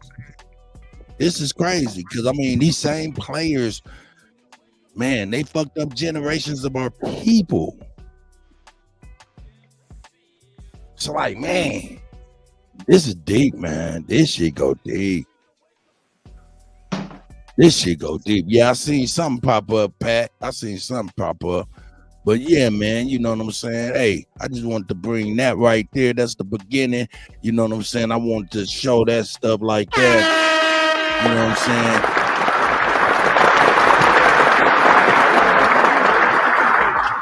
saying? Like I was telling earlier, you know what I'm saying? I'm about to have my resident white guy, Pat. You know, he gonna come on in here later on in the week, probably tomorrow or Thursday, and we're gonna do a cryptocurrency and all that type of digital finance education. You know, kind of figure out what's going on in the world, because to me, all that shit is some bullshit. Damn. It's some bullshit. Scam. Don't you see all of them going to jail? It's scam. Listen. No. Hold on, Ali. Let me just say this. There's certain things that have to be done in that stuff, and if it's not done, niggas do go to the federal penitentiary. Go ahead, brother. Oh, ain't no question. Because this is what they don't understand. They're dealing with currencies. You know what currencies dictate? Jurisdiction. Hold up, Ali. Let me just jump in real quick, because we just had this conversation. Didn't you just say yesterday you in Alabama, when you get to fucking with currency, you're fucking with war? Go ahead, brother. That's right. That's my point. So people don't understand that by dabbing in currency that's unregulated by all government sanctions, then what you're doing is you're going into somebody else's jurisdiction. That's like a Russian submarine pulling up, you know, in the Gulf of Mexico, right? Because you're doing trading and you're impacting the economy. So that's why you see the governing authorities, as I would say, in various countries coming down against it. Now, eventually, as you see the political culture that we have today, there's a lot of internal conflicts going on. Some of them aren't even defined as civil wars as of yet, right? Physically, we would say, right? They're mental civil wars, right? But we know the mental dictates human behavior, right? So that's why you see the great divide, so to speak, right? Going on everywhere, right? Within your family. Hey, hold up, man. Hold up, bro. Hold up. I see my brother JT in the house. Hey, man, feel more Africa. My brother JT, the bigger figure, is in the house. Now, let me put the link out here just in case JT want to come in real quick. Because I know my brothers from the Pan-African community, you know, they be really wanting to get out to Africa, you know what I'm saying? And I know my brother JT got programs in Africa for these brothers to come on in there and even buy land and help out with some of the stuff he doing in Africa. So if y'all niggas in New York for real serious, my brother JT is in the building, and I'll put you right in contact with my brother, no doubt. You know what I'm saying? They be over there shaking and faking and stuff, but I know my brother JT will actually get him out there in Africa, man, help him get some land and stuff. So shout out to my brother JT. Go ahead, Ali. You know, in the financial world arena, they would call it, things are what they call volatile right now. Yes, it is. Things aren't stable. This is why you see people trying to create currencies, right? Right. It's just like say you're a king, Kutty, and you got a jurisdiction that your army is protecting, right? Right.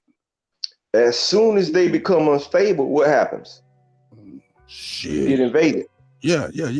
Hey, land that real quick, my elder. I don't mean no disrespect, man, but we got a special guest in here. I want to make sure we get him up in here real quick. Go ahead, my brother. So, you know, that's as I was saying, that's pretty much what's going on now. You got a lot of people, they understand that the financial market is unstable globally, all right? So they're trying to create these currencies, right? And in the meantime, JT, jump back in, my brother.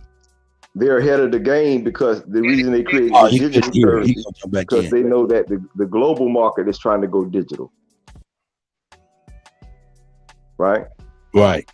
So in one aspect, some people were ahead of the game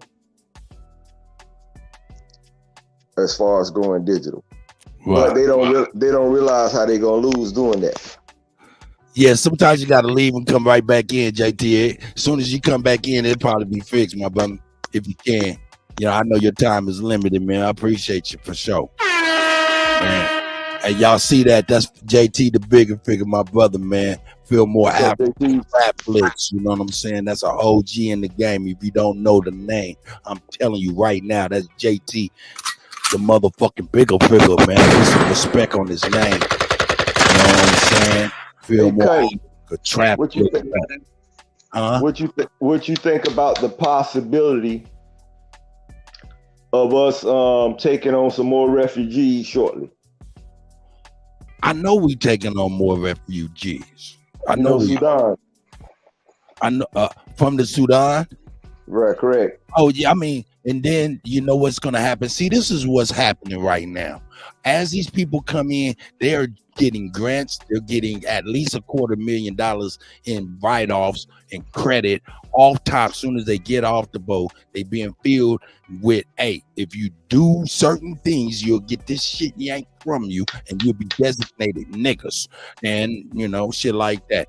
But what happens is these people become the buffer line. They become the fire, the paramedics, even the doctors and shit like that we have to deal with. And they have these underlying, feelings towards us embedded. You know what I'm saying? So yeah, we in a bad way. In one way, we can sit back and, kind of like let the theater on the world stage unfold. You know what I'm saying? But like I said before, the same people who's putting on the play, put on a play in our neighborhoods, man, that had disastrous effects. I don't know if we can afford to sit back and eat popcorn while they might do something now. Go ahead, sister. So I think you was trying to say something. I say yes, brother. And it all be certain weird things. I hope it's not off topic because it kind to me it goes along with it.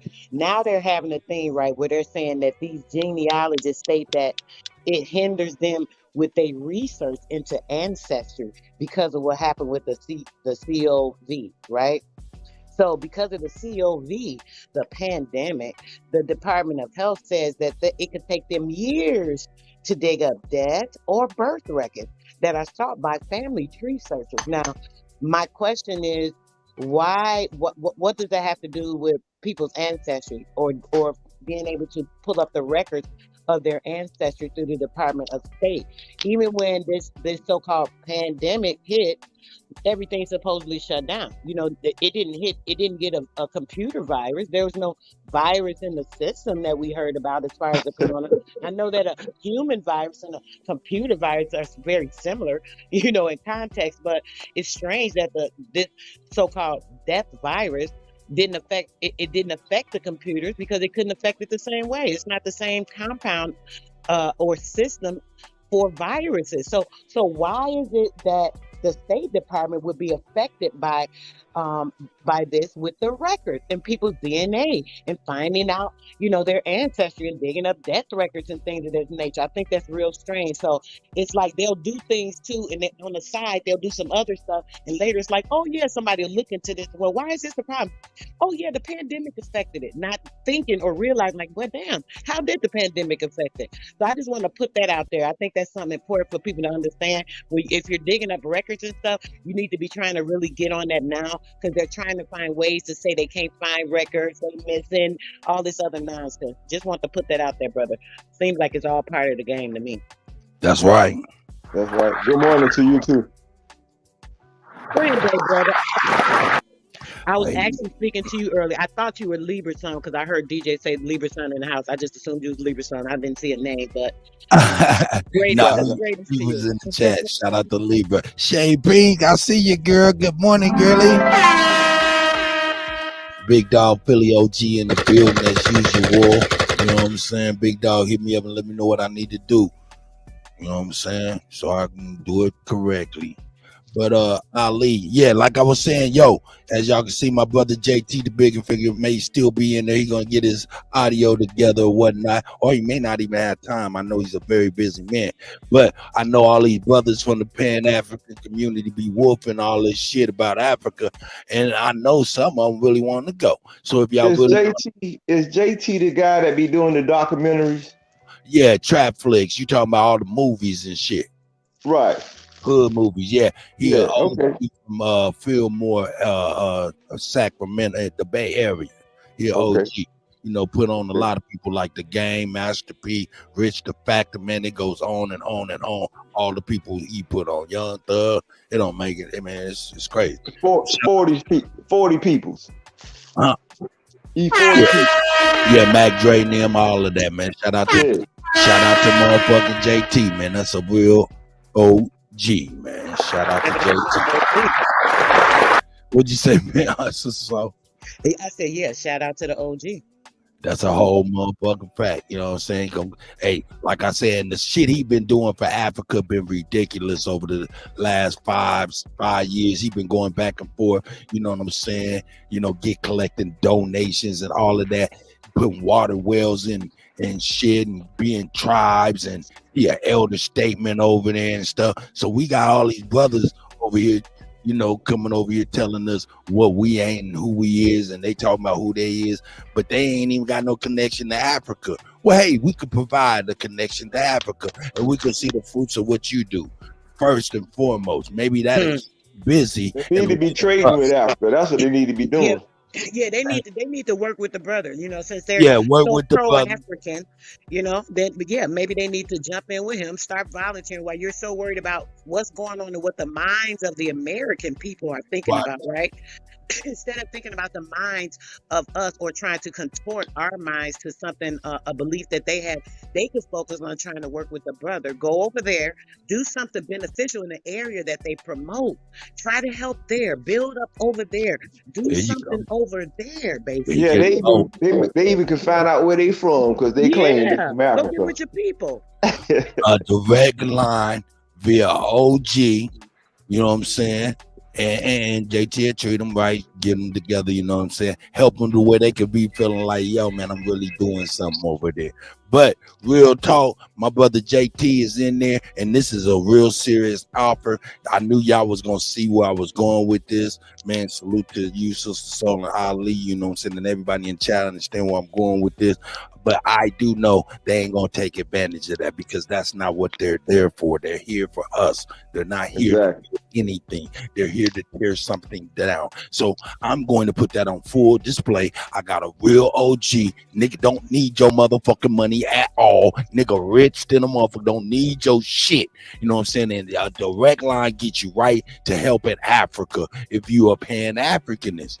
Other than that, all you doing is being a Pan-African terrorist of the Aboriginal community, and we don't even need it. So the indigenous Aboriginals of America will help you do the right thing and put you in contact with people so you can do the right thing by what you even call yourselves. That's right. Hey, Kut, you got your email, right? Yeah, I got it. Yeah, I told you. Yeah, I seen you. Yep, I got it right there, and I'm gonna hit you right after this. Okay. Know what I'm saying? But yeah, man, that's what that is. You know what I'm saying? So shout out to my brother once again, JT, the bigger figure. You know what I'm saying? Trap flicks up. You know what I'm saying? Shout out to Boom Boom, little Boom Boom. You know what I'm saying? Little Boom Boom, and you know what I'm saying? Tisha Boo. You know what I'm saying? The Trap Flicks backbone, you know what I'm saying? JT's better half, you know what I'm saying? Shout out to the whole family, man. I love you guys, and that's a whole fact. You know what I'm saying? Now, here we go. What's up, Mama Chief? I see you out there. Shade Peak out there. I see y'all ladies, man. Hey, man, we ain't in the Aboriginal community, man. We ain't just people that, you know what I'm saying, that are, you know, against you. We'll show you that we are not against you. We're so for you that we'll provide for you. We're so for you. We'll provide for you on a level that you wished you could have did. Well, no more wishing. Kutty got it for you. My brother JT will escort your ass wherever on the continent of Africa you want to go. And he'll make sure that, you know what I'm saying, you get yourself some land and stuff like that, because he does that. That's what he does. And then that'll get y'all the fuck up out our motherfucking face with all this goddamn business. Go ahead. Y'all got it. That's right, Cut. That's right. Shout out to Empress Freedom Feathers. Good morning, sis. Hey. Sister, what's on your mind this morning? Yeah.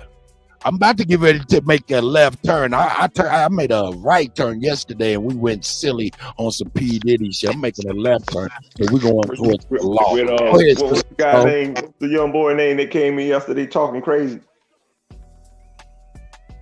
Oh man, there's so many people coming in here talking crazy, man. I don't The one you let him talk crazy, then you was like, all right, time to go. Oh yeah, you talking about rap? You know what I'm saying? I think rap done hooked up with Bree and shit, and they got a nice little love. He might be wanting to come in and defend her honor.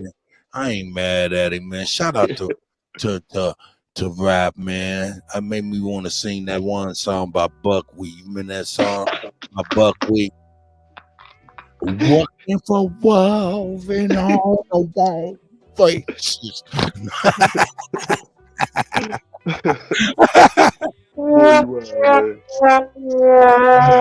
Hey man, doing the motherfucking most. We about to make a left turn, man. About to make a left turn, man. Being my brother, of course.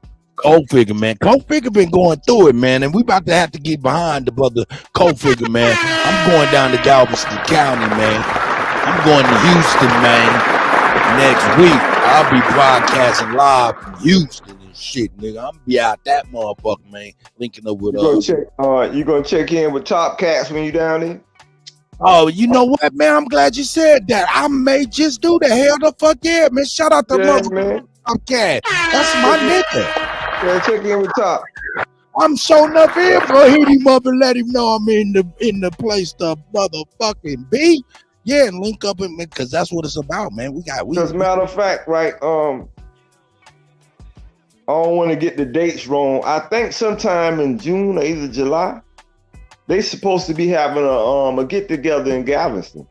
Oh yeah? Oh sure. Yeah. It might be before then.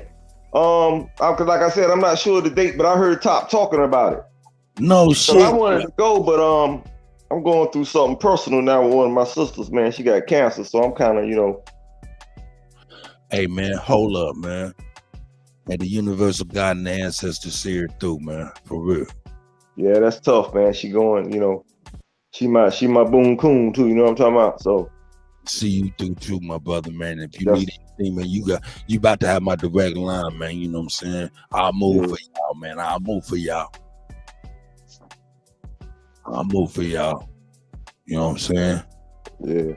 So my prayers and my hearts goes out, and hopefully the universal God and my ancestors is with your ancestors working hard. You ever did any work with you ever met Angie Stone? No, I've never met Angie Stone. I love Angie Stone. Shit. If I was in the studio with Angie Stone, it'd be ridiculous. Put it like that. Are you familiar with Nisha? They call Nisha the Voice. No, I don't. But I have a 50 song library, written, composed, and produced, ready for any artist that's ready to buy songs and shit like that. So I'm ready to get with these ladies. Yeah, you might want to. Eventually, I'll introduce you to Nisha. Yeah, I got a 50-song catalog, you know what I'm saying? And my brother Ghazi from Empire, man, was well, actually my cousin, my nephew T-Rail was trying to get ready to try to help me out and get it to Ghazi, and then I just kind of sat She back. kind of like in that what Ant call his group, the Hamiltons or something. What they call themselves? Anthony Hamilton. He got his backup group. What do he call himself? The Hamiltons. Yeah, the Hamiltons. Yeah, I know exactly what you're talking about. Yeah, so something like that. Them, Fantasia, and Nisha, all them, you know, all of them live in North Carolina, so they be kind of doing stuff together. And she's got a show called Industry Talk that you would be a good candidate to be on there, Kutty. All right, man. Shit, man. Just link it up. Yeah, we need to. We you know, we'll wrap that up later on. You know what I mean? Yeah, man. No doubt. I'm about to link up with you, man. On this email tip, give you my number and shit. But let me move this thing down real quick before we get on this right here. This next topic, man. Yesterday I made a right turn. Today we're gonna make a left turn, which is on the legal tip. You know what I'm saying? Hold up, man. I did see Miss Elizabeth in the building. Miss Elizabeth's in the building. Shout out to you. I haven't seen you. Haven't seen you in a long time. You know what I'm saying? Let's see where we at here. Yeah, let's check this out. Shout out to my brother, man, Cold Figure TV, man. You know what I'm talking about. Shout out to my brother, Cold Figure TV. We bring him up in real quick. Yeah. Trap Flicks, you can't hear. You can't hear? You said Trap Flicks in the back, so you couldn't hear. Yeah, that's my brother. Yeah, he good. He probably got something to do. He'll hop back on when he see. Shout out to JT once again. But check this shit out, man. It's great. Shout out to Cold Figure, man. Even the mayor was not off limits. Let's put up the jurisdiction here on racist text messages exposed. Even the mayor was not off limits. Let's put up the jurisdiction here. Going to be quite interesting. Yeah. So dozens of police officers, this is in Antioch. It's dozens.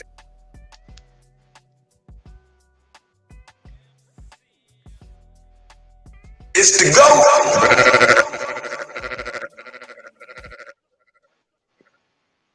Yeah, let me pause this, man. Hey, let me pause this, man. I see the GOAT is in the building.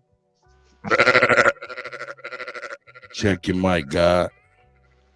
Coincidentally, what were we talking about yesterday that ties into this, Kutty? Shit, what up, GOAT? What up, GOAT? How you living, man? Oh, well. Yeah. See Ali in there. Have you heard anything? Morning, Chief of the God. Huh? Have you heard anything that I've been saying this morning about it? I've been in and out, man. But I caught a little bit. Yeah, just getting my stuff together. This Grand Rising. Yeah. Shout out to Cold Figure, man. I always got some great news you can use. Hey, shout out Filmo Africa. JT, the bigger figure. That's right. The legend. Yeah. Hey, I don't think they understand how big that is. I don't think so either. I don't think so either. You know what I mean? Especially when we talk about not only just hip hop, man, the contributions brothers done for the game. You know, a lot of these people that y'all seen, you know, just like even Master P. He went to the Bay to get the game, the music game. You know what I mean? From JT, no doubt. Yeah. So it's a lot that go on, man. And could you imagine that? You know, like the real get the, you know what I'm saying? Like it's been like now that we know, now that we get like you know like 30 years from now or 20 years or 10 years from now, they're gonna have Freedom of Information Act on the CIA connection to the hip hop, the rap. y'all know I got to do it. Y'all know I got to do it. Y'all know I'm getting there. You know what I'm saying? Because I'm a hip hop head. I love it. It's my first love. I was doing music before I even thought about girls. Like, you understand what I'm saying? So, and I understand the power of music. Right. And how we transfer information through these vibrations. You know what I'm saying? And so, you know, even just shout out to the Trey Ali's, you know what I'm saying? I ain't gonna say shout out to the Trey Ali, I'm gonna say shout out to Trey Ali, one of the first ones to kick that door in, to make that transition. That's right. You know what I'm saying?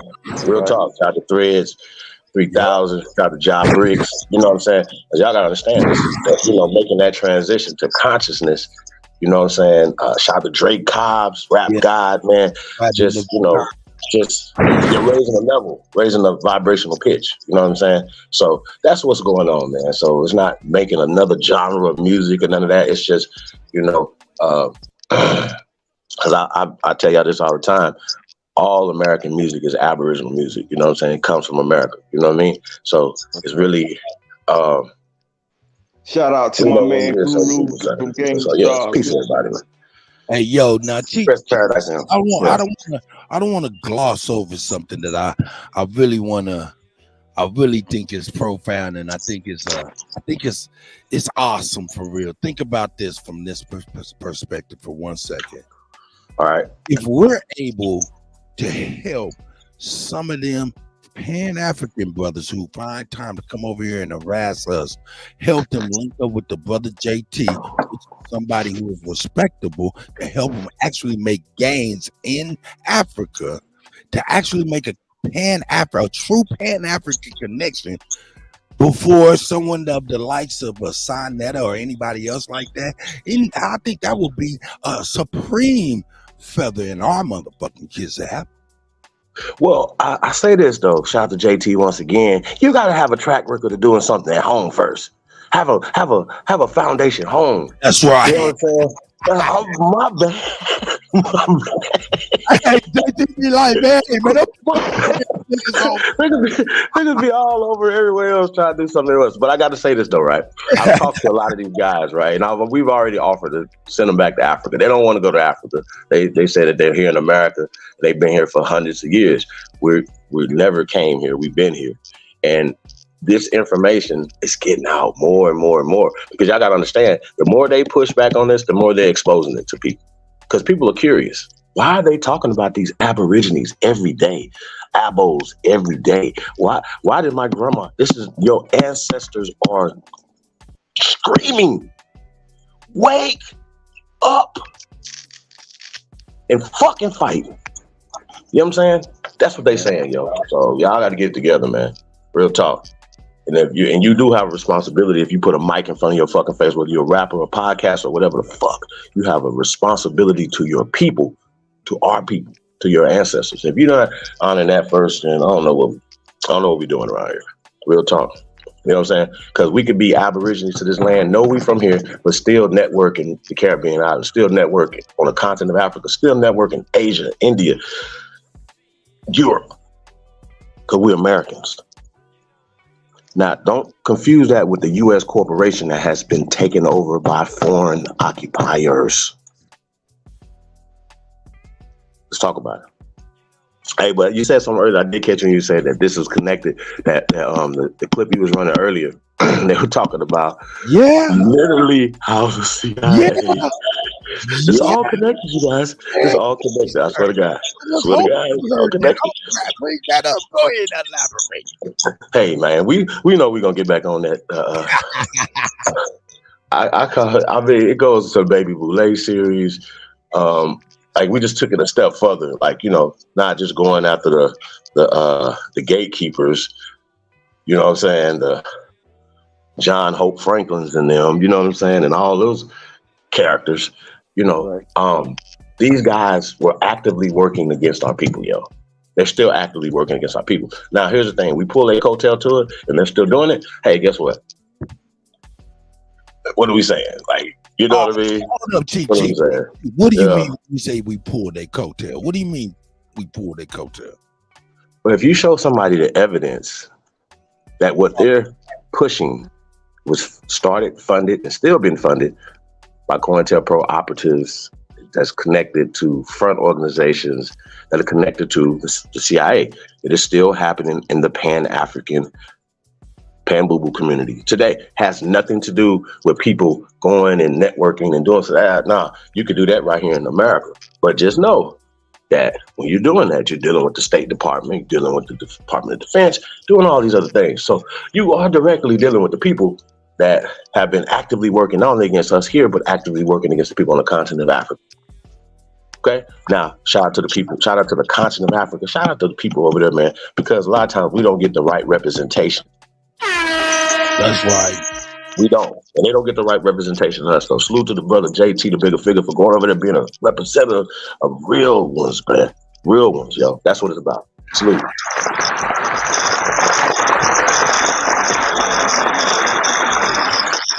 They was running your boy Jabari up out of there. What do they call him? Sissy boy. Oh, Not yeah. what I said. Not what I said. That's what he said. That's what he said. They said they had a name for him in their language, and he said he translated for us. He said they was calling me Sissy boy. What? Hey, because they know you up there. They know you wired for sound, fucker. Oh man, that's crazy. Yeah, go, nigga. Fuck y'all talk about, nigga. Hey man, it's up forever, niggas. We are not stopping. Y'all gonna stop disrespecting us. Y'all gonna stop working for these folks against our people. That's what y'all gonna do. Y'all gonna move around. Haru, we not allowing this no more, brother. Niggas ride for everything else but the real shit. That's interesting. Nigga stepped on my shoe. He took my girl. Let's go kill everybody. What? What about the motherfuckers disrespecting the water, the land, your ancestors, your baby, your women in these fucking hospitals? We demand better. Fuck, the black woman has the highest mortality rate. Yeah, what, you mean they're killing more of our women and babies in the fucking hospital? Before they even come out. Stop. What are you saying? What are y'all saying? If you a man, you don't understand what I'm saying right now, nigga, fuck you, nigga. Get off this fucking air right now. Go somewhere else. Go catch a job or something, bro. Get the fuck out of here. This is warriors only, nigga. I told y'all to unsubscribe over here, man. If you ain't about that, nigga, get on.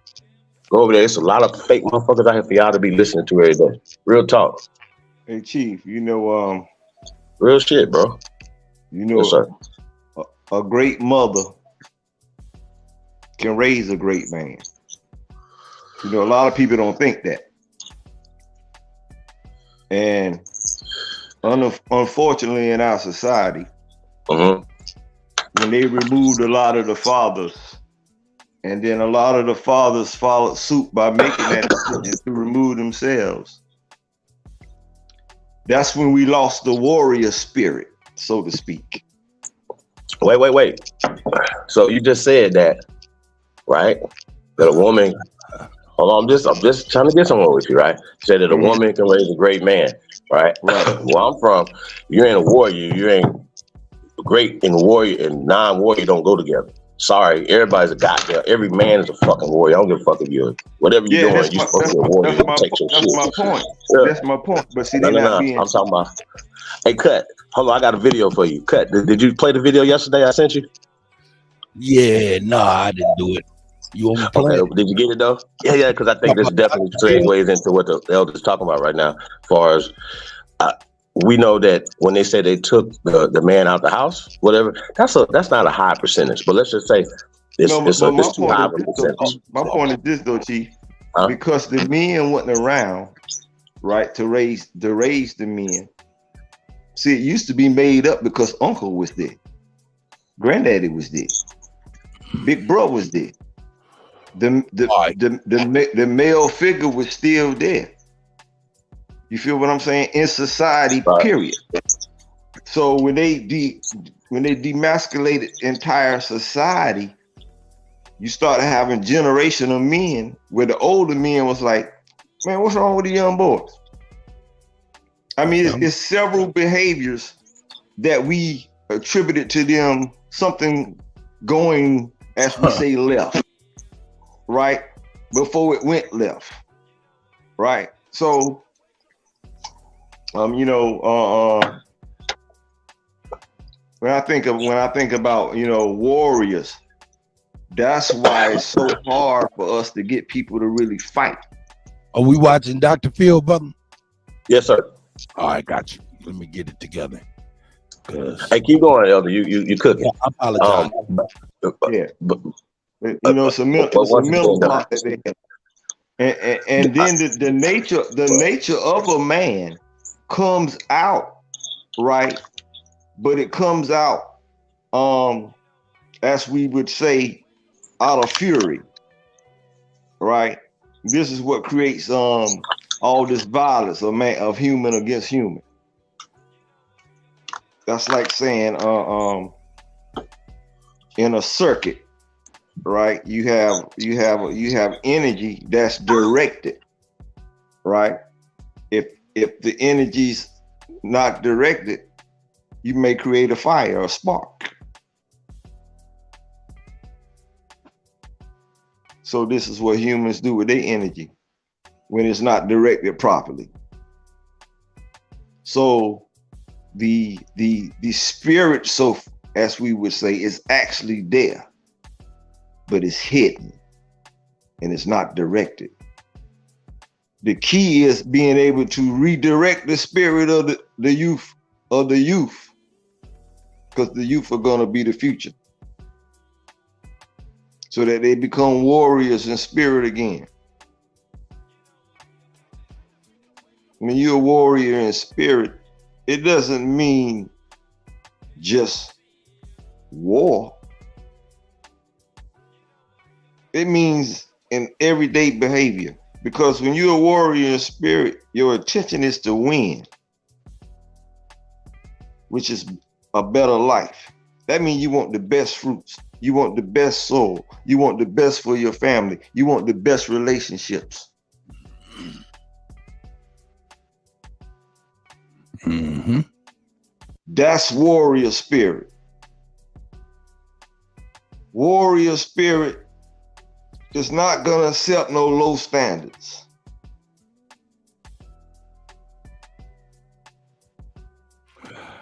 All right. Hey, man, shout out to Jose is in the building. Shout out to Haru. Hey, Haru, I want you to stay where you at now. I want you to stay where you at. Because this needs to be talked about. We definitely need to gloss over this. Because I do, as a historian, not only of more. You phasing in and out, nigga. In and out, Chief. Hey, nah, you muted yourself or something. That's what you did. You muted yourself.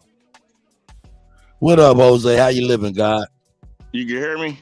I can hear you good, brother. Yeah, I was in the chat. You good, Jose? I was saying a few things, and I don't know, people call me out, but I was just, I'll be listening every day and whatnot. Okay. But I was just asking questions like, what's our Constitution? Like, what's the American Negro Constitution that you could speak out like, Okay, hold up. I got you right now. Would you like me to get on it right now? I mean, after I finish saying this, so I would definitely like to hear it so I can recite it one day, maybe, and maybe my children and my grandchildren. But I was just saying, like, how do we distinguish ourselves? Like, everybody's distinguishable, but American Negroes, like, we hidden for some reason. We walking around, but you don't see us and our culture. We hidden, and I'm just like, yo, what's our colors? Like, what do we wear to distinguish ourselves? Like, Africans wear dashikis. You can distinguish a Mexican and Asian from their dress. And I'm just like, how do we stay on code? How do we basically distinguish ourselves versus? All right, I got you. I'm be real quick. I'm right behind you. But yeah, I ain't gonna be here long. I was just saying stuff in the chat. Hey, man, Jose, man. Hey, look, I hope you can jump back on, man. When you jump back on, I want to address that because what you are going in on is fire, man. And man, it's fire. So I know you probably got something to do, man. We're gonna be on. Sit back and listen. I'm about to sit back and listen. Hey, but nah, we out in the chat like they go off the Jose name. All right, we gonna continue on this. We gonna shout out to Jose. I see Jose up in the building. Hey, look, Jose, what we're gonna do is we're gonna jump off on your subject when you get back, so we can continue on this I'm about to subject. make some moves. I'm gonna sit back and listen. No doubt, my guy. I appreciate you. That was Jose on the check-in. My brother Chief, was you about to say something, brother? I was just telling that hat he wearing is American culture. Oh, baseball, he's hockey, basketball. Yeah, shout out to Jose, man. Hey, Jose, man, American is the copper. It's the Aborigines of copper-colored people. So it's the Negroes is already in the definition of America.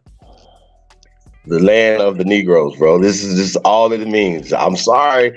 I know a lot of people mad, but we are the original people on this planet, and America's a part of the planet. And this is the ancient world. This is the old world.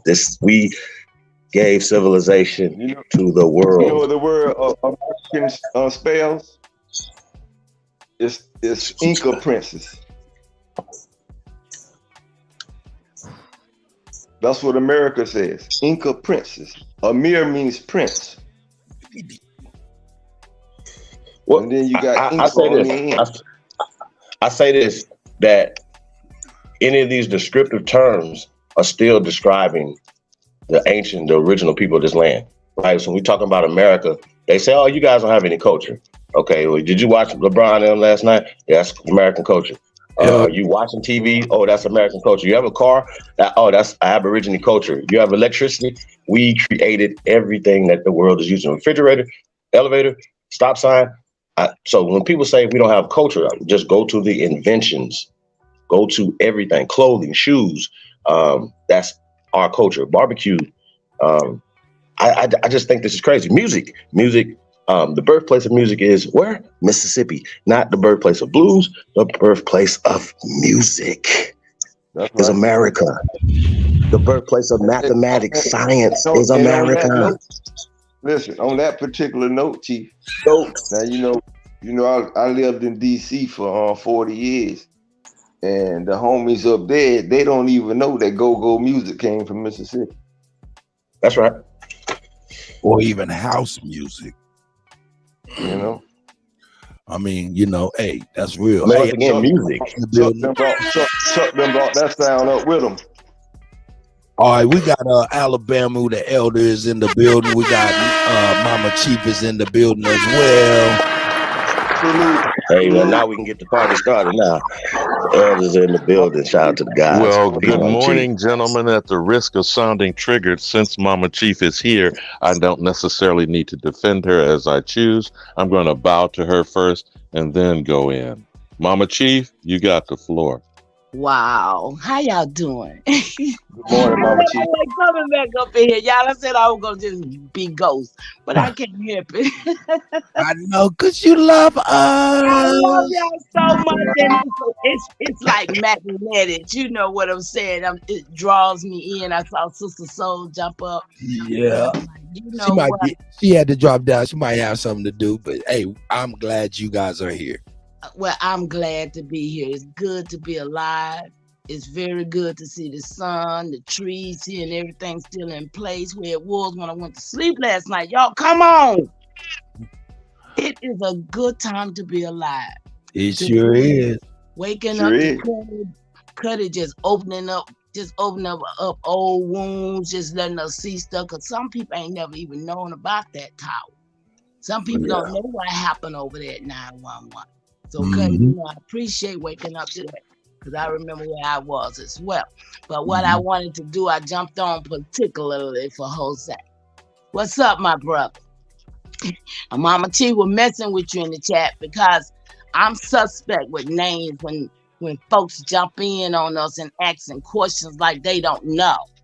You understand me? So the questions that you ask my brother, like I wanted Chief to see it and go in, but he didn't see it. And and it's like you did the proper thing. No, ma'am, I didn't see it.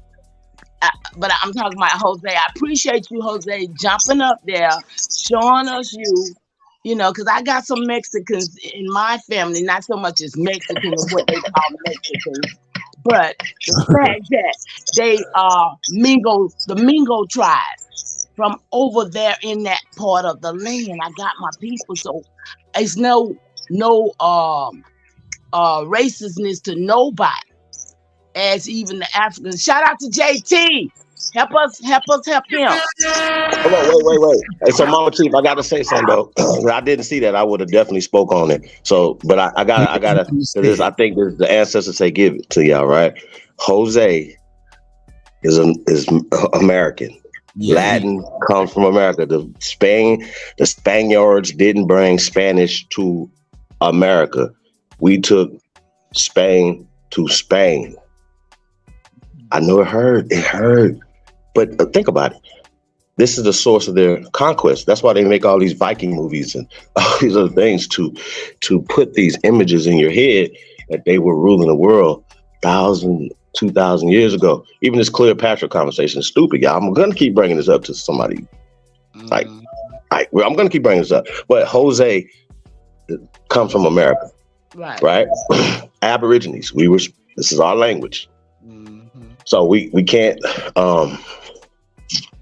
How I want to say it, we can't give them every time that we see somebody with a Spanish or even any Latin name in the chat room, I don't assume it's a mestizo, right? Now, once again, y'all know how I feel. We want all ours, Mama Chief.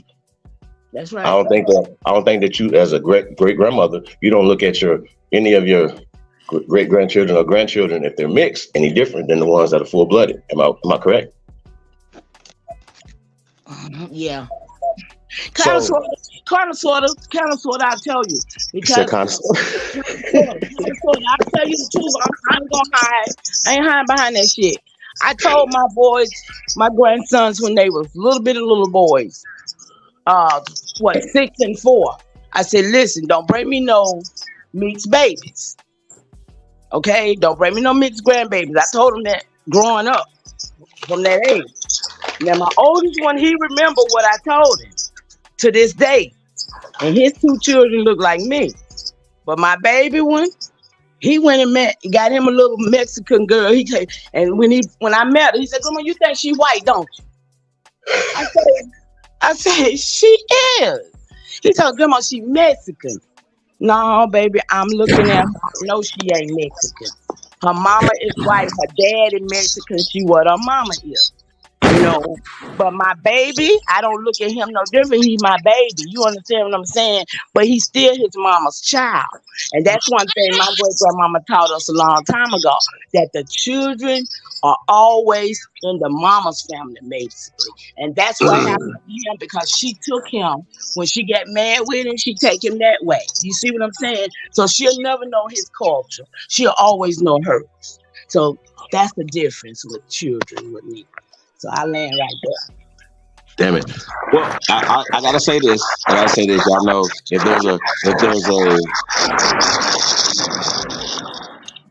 if there's a eugenic, right, program going on, there should be, like, if there's a flash, there should be an anti-flash, reverse flash, right? There's eugenic, there should be something actively working against eugenics, period.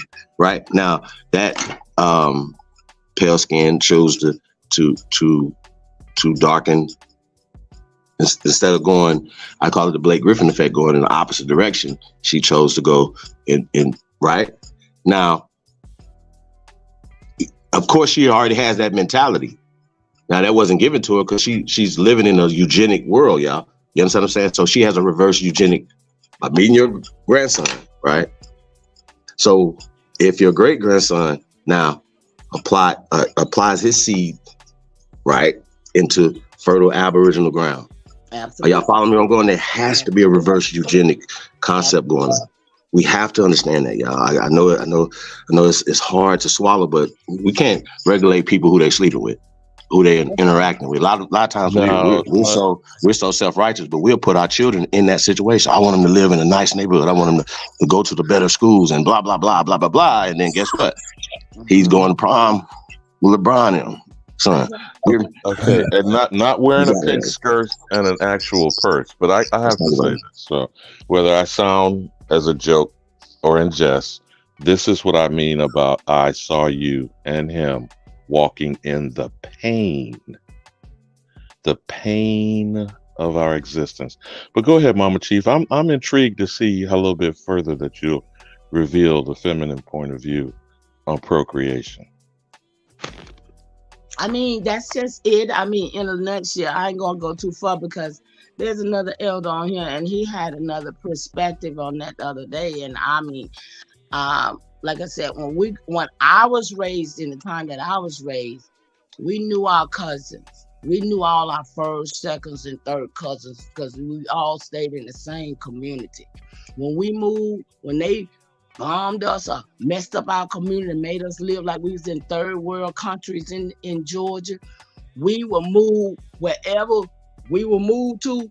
Our cousins was moving in the same community. This is how it went throughout my life growing up in the communities that I grew up in. And we knew our cousins, you know.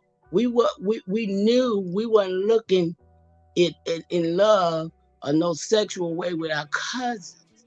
Now, I'm not saying it didn't happen in some homes, because some homes had 13 children, 15 children, and them little boys was turning out their own brothers and stuff like that was going on in some families.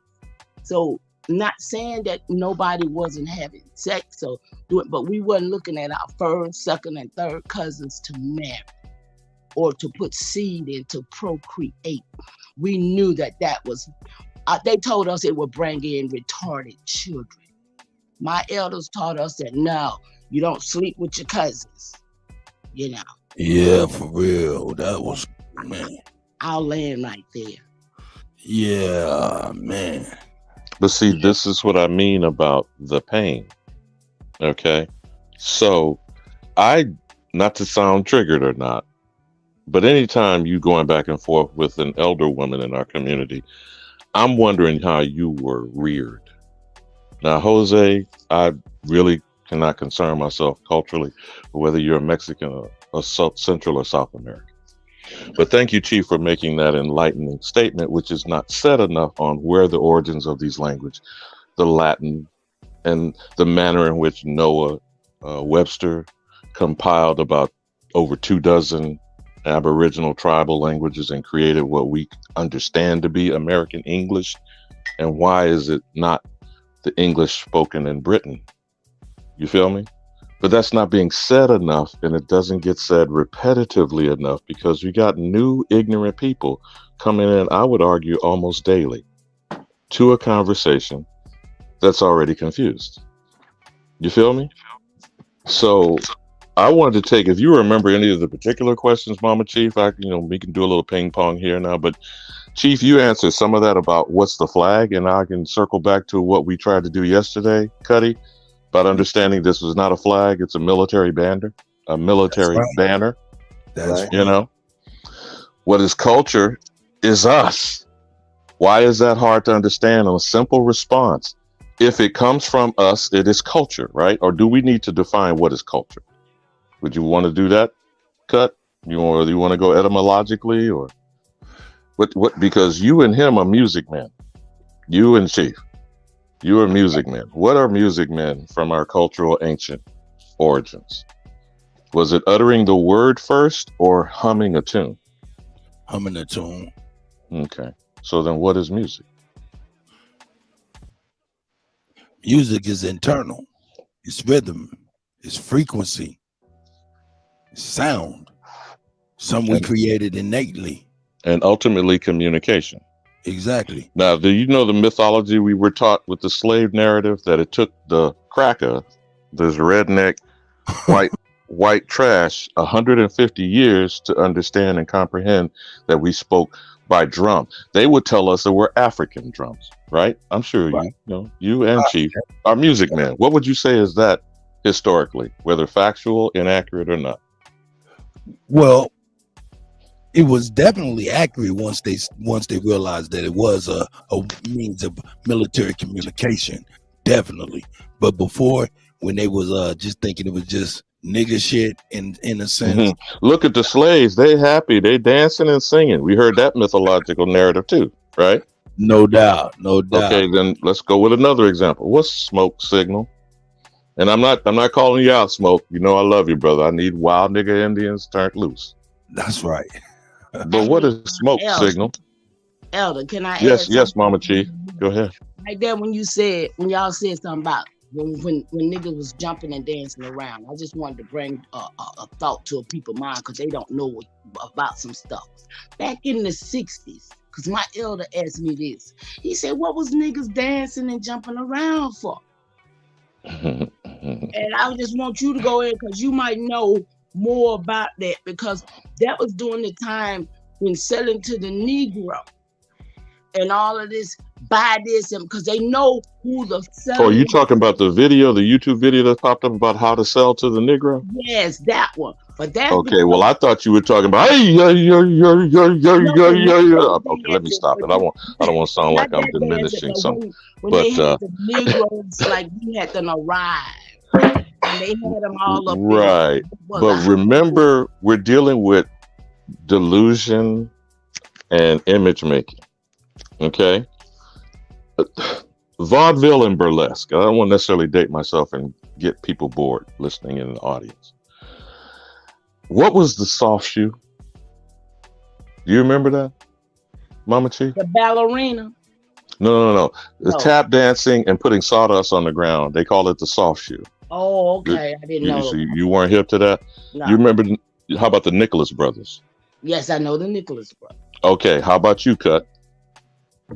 Not familiar. You don't familiar them slamming brothers from what, the 20s, the 30s and stuff? I bet Chief does. Chief Holiday. No, I'm not familiar with them at all. All right. You know who they gave credit to? Who? Fred Astaire. Oh, really? You feel me, Mama Chief? See now, you see how you are, Kutty? You know who the goddamn Fred Astaire is? Huh? Alibaba. Yeah. Do they have an old album, the Nicholas Brothers, and they standing up in suit and like the old shark skin suits? Brother, come on with it. Who is that? Who is that? Is that the elder that went crazy on the cousin shit? Yeah. Okay, but no, here, just stay focused with me for a moment here, because this is purposeful for the grandbabies and probably the great grandbabies who are clueless. Hold on, Mama T. Let me drop a couple of more names here to bring this back into focus. I brought the Nicholas brothers, Cab Calloway. Now, Kutt, I'm gonna slap you. I'm gonna put the whip on you if you're gonna tell me you don't know Cab Calloway. Kutt?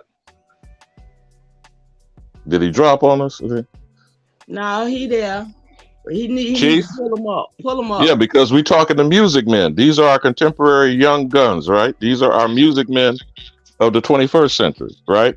And if you're gonna tell me you don't know who Cab Calloway, Count Basie, the Cotton Club, then yeah, you need to be drop kicked in your ass. You feel what I'm saying, Ali? Yeah, that's real history right there. So, Mama Chief, I don't know if I answered your question or not. I'm saying about what they did with soft shoe. Ali, besides I'm dating myself. Tell me about Hambone, Ali. Hambone. Yes, you're laughing. Come on, Ali. Oh, you going back now? I'm trying to answer Mama Chief's question. She said, why was the niggas dancing and joking and jiving and juke joints? Where'd all this shit come from, Mama Chief? Oh, man. See, I remember the Hambone. They used to clap their hands on their knees and they be playing the harmonicas. And the two spoons. Now, come on now. Two spoons. We going blast from the past now and shit. That's where music came from in our culture. Mm-hmm. The mouth organ, not just the harmonica. Remember, there was a difference between the mouth organ and the harmonica. That twang, twang, tang, tang, tang, tang, tang, you know. And Alabama. I'm going in now. Y'all talking about music. What lie they tell us about the banjo? Come on, Chief. Come on back out of hiding, Chief Holiday. Back up a little bit. When you was talking about them throwing the stuff on the floor. Yeah, it was sawdust, typically from the mills, you know, with the timber that we sawdust down. I saw that happen before. That people used to act now. Then coming back, fast forward to what you're saying now about the dancing. But remember what they called it, Ali? They called it the soft shoe because of the sound that would come from putting the sawdust down would soften. They would actually start making like music though, but with their feet. Yeah, but they had mics on their feet, and they would make that. Yeah, That's what was called the soft shoe, Mama Chief. yeah. Then you they wanted make that some music. noise. They call it what? Tap dancing. Tap dancing, yeah. And what's that young brother that took it from Gregory Hines? I can't think of his name right now. He was. You know the one I'm talking about because he wore dreadlocks. He was a bad boy too. So the point I'm making is Nicholas Brothers, Gregory Hines, and the young brother that's, I'm sure he's training some tap dancers today as we speak. Yeah, probably so. So you got ham bone, soft shoe, and the nigga Sambo message they used to tell us. What did they tell us about Sambo running around a tree and turning it into fucking butter? You see? This type of... Ali, you know what I'm saying, man. This nigga shit that they put out. You remember the producer, Jazzy Jeff with Fresh Prince? No, not that Jazzy. Jazzy, the one from Soul to Soul. Oh, De La Soul? No, Soul to Soul. I'm saying Jazzy. You remember Soul to Soul? I remember Soul to Soul, but I can't think of right now for the moment. Late 80s, early 90s. Mm-hmm. He would have Karen Wheeler guest singing also. Yeah, I'm drawing a blank for a moment, but yeah, Soul to Soul, De La Soul, anyway, Sounds of Blackness. That guy used to incorporate that sound into some of his music. The soft shoe type of sound effect. Sound. Mm-hmm. Yeah, he used to incorporate it. Now, remember the mouth organ I mentioned. I was going to transition quickly to Earth, Wind, and Fire telling us the kalimba was an African instrument. Remember that? Right. But that similar type sound. I don't know if you remember the mouth organ I'm talking about. It made that twang, twang. It make a twang type of noise. And they would play the harmonica. I'm sorry. Go ahead, Mama Chief. What was that Roger Zapp used to use? Oh, the voice analyzer. The analyzer. Yeah, he was the first. That's my cousin. You know, he was. Blood cousin. He was the first one to come out with that sound. And you think about the last. We ain't even got to go. Yeah, remember Computer Love, Ali? Computer Love. The last 10 years, from T-Pain. You talking about T-Pain and you know, everybody used it. Drake. I mean, we can go on and on. Lil Jon. And that, but see, the problem is, and the only reason I brought those things up was for the audience, for those in the chat. Yeah, Zap too.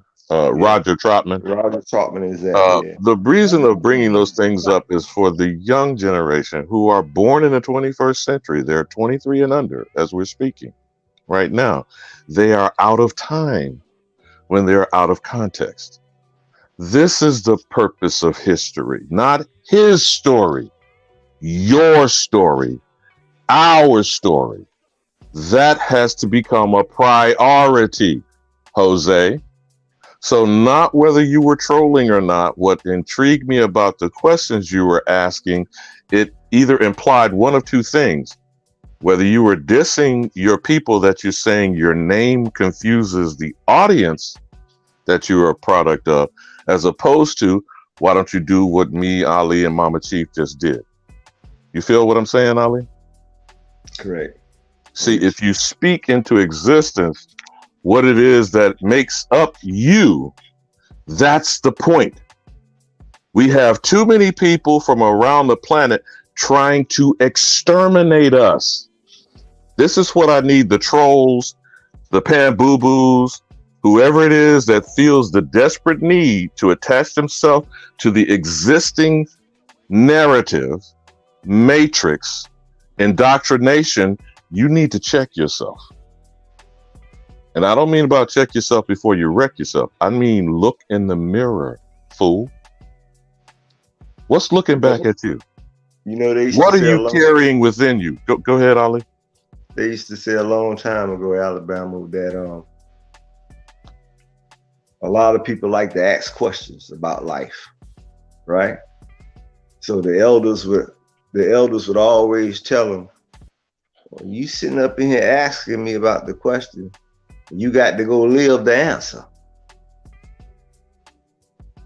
Okay, so back to the tenor and the tone. And I think, not to say that you were triggered, Mama Chief, but what insulted you about the way the questions were asked, or you thought it was a mestizo? So I don't want to put words in your mouth. Okay, Because I was ready to defend you before you popped up on the panel. kind of like bold, because the fact that we have so much contention, and I'm ready to cut a nigga's head off. Okay, so it's just like, don't come with it. You know, the engine don't coming come out, with the it. engine I'm coming checking out. you at the door. You know, and I ain't spook. I ain't the spook. I'm the one that's really looking at you. So when you come correct. Come over here with support. Come over here and letting us know you learning, and you ain't being a dissension. He was disagreeable to me in his question. You know, and I felt that energy, like, you questioning us. Why? Well, You know? that's where I was going to go next about. And then you say Does it us. stop? Does You it? kept Yeah, saying well, us. okay. Well, us United slaves. I'm not saying you're saying that, but get where I'm pointing out here. Are you being condemnatory? Are you holding something or someone or some people in contempt? I'm not asking for you to answer me. I'm asking you to answer to yourself. You asking me a question? No. I'm talking to Jose or the trolls or people in the chat who are expressing these idiotic things that they don't even know why it is they're spouting the crap they're spouting. And if you're not analyzing it's from the K through 12 that you were conditioned to think, you have the problem, not this community. And so this is what the only thing that irritates me, Mama Chief, is that people coming over here, in what purpose are you questioning this community? Now, this is particular to people like Not a Coincidence or Lex Vortex. This is what I mean by disingenuous. If you claim you care for a people that you know are oppressed while you're pushing an oppressor's narrative of you were a slave and you will be a slave, to make that make sense to me, Ali. Makes no sense to me. How is that beneficial? Mama Chief, as the mother, grandmother, great-grandmother, what's that going to set as a precedence and an atmosphere for the children you're birthing and bringing forth? Discord, because you're confused. And if you're confused, you should sit back and relax and learn, you know. And then when you put something in, you put something in. And when you say us and talk about us being on code, how can I be on code with you and you don't even know what code is? See, and you're attaching something poisonous to the community. This is no different than bringing a skunk to the party. And now I got to put the skunk out, then I got to deal with the stench. This is what I'm upset about when I see this backbiting, this howling, this arguing, talking over each other, you know, the testosterone, chest thumping. And I know you listen to it, Mama Chief. And I know it probably breaks your heart on many occasions. But that's the skunk at the party. You feel me? So after the raucous behavior and the loud talking and speaking over each other, what did we hear in that chaos and confusion? Nothing. What message got brought out? What enlightenment, what learning took place when you're listening to a cacophony of conflicting voices? That's called noise. In communications, that's the actual descriptive term, is noise. There are only two things in communication. There's the message, and then there is noise. Some call it white noise. Like, remember when TV, now I'm dating myself again. Remember TV went off. When did TV go off? At midnight. And what came up on the screen? Noise. Okay. And then what came on at 6 a.m. or whenever they turned the signal back on? That military standard Star Spangled Banner. Yeah. You feel me? This generation don't know shit being turned off. You feel me, Ali? Because it's broadcasting 24/7, 365. I could even remember when it used to be that way. And then the first, as soon as the TV would pop on, guess what? The first thing would be on. Breaking news or an alert, or depending on your local state. The commercial. A commercial of something, right? The commercial with the Indian crying at the sunset. Oh, the single drop tear. Oh, yeah, that would be the first commercial. Okay, now that was 100% Sicilian nigga. You know the history of him, right? Right. But Alabama and Ali, I just want to know one thing. The questions that was asked in the chat by Jose were some legitimate questions. Okay. Now, for somebody who really don't know and you're learning, okay. But when, like I said, I saw it was contention. But well, let me qualify one thing, and this is the part of the problem of people don't understand etiquette. All caps typing in any forum is shouting. But go ahead, Mama. Shout, but I want mine to be. I do a lot. I'm not saying you don't intend to do it when you do it, but I think people don't know that when people are automatically leaving caps lock on, it's like you're screaming at a person. But go ahead. I'm making sure my shit gets seen. So I'm telling y'all now what it is with me. I ain't screaming, but I'm being loud. Yeah, okay, I'm being loud as hell, okay? Because I want you to see what I said for real. I might even put a lot of emojis around. But my point, at this point, I'm saying the questions, like, what's your flag? Whatever you want your damn flag to be. Now, I wanted to address that, Mama T. That was the reason really why I came up. Okay. Yesterday, you may not have heard my. We gotta fix things the way we want them to be, y'all. Exactly. But yesterday, I don't know if you heard my bringing to their attention about the gold fringe. Okay. And what the gold fringe around the American flag means and why it's flown over you, your children in schools, and all courts. Yeah. Local, state, or federal. Okay. That's a military standard. It's not a flag. We use that word, but since we're not taught what flag communication means, okay, the word is called semaphore. Flags were used in military communications, particularly in the naval sense and context, okay? So flags were flown to identify your origin, friend or foe. Remember the skull and bones type things for pirates and citizens, okay? So when you're even talking about flags as an existence, you're talking about overseas.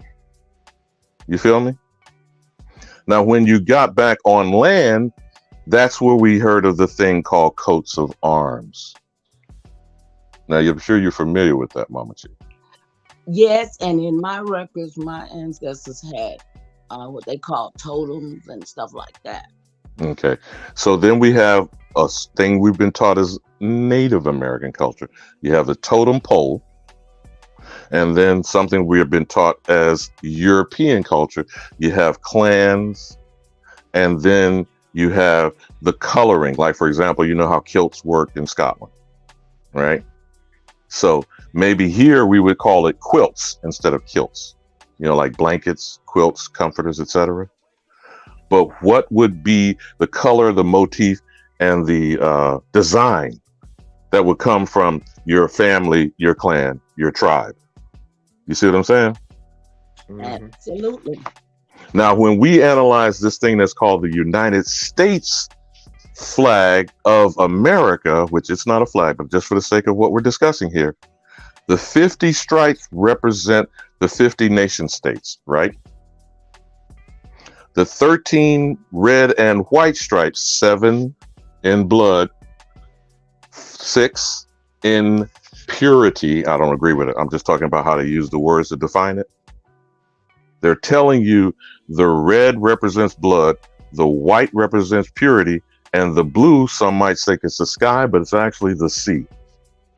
As far as the background, you see what I'm saying? Absolutely. Fact. So that's where the red, white, and blue stuff we don't break down and teach ourselves and teach our children. Then every day, K through 12, what are they singing Pledge of Allegiance to? The Republic.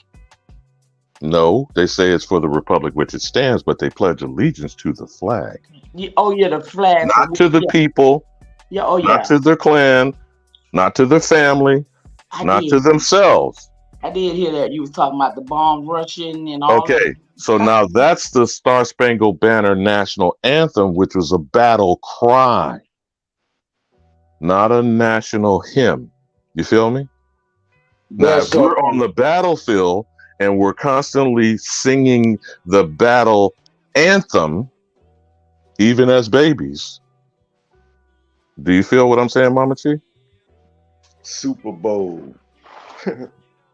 So what are we allying ourselves to? Because that's what allegiance means. What are we pledging allegiance to? And this is why I'm really trying to respond to Jose, whether he's contentious or trolling or not. I actually understand what is a flag, because we don't have one. We have a standard. There's a difference between a banner, a standard, and a flag. You see what I'm saying, Mama Chi? Yo, bless up, I. Naughty in the house. Absolutely. What's up, Naughty?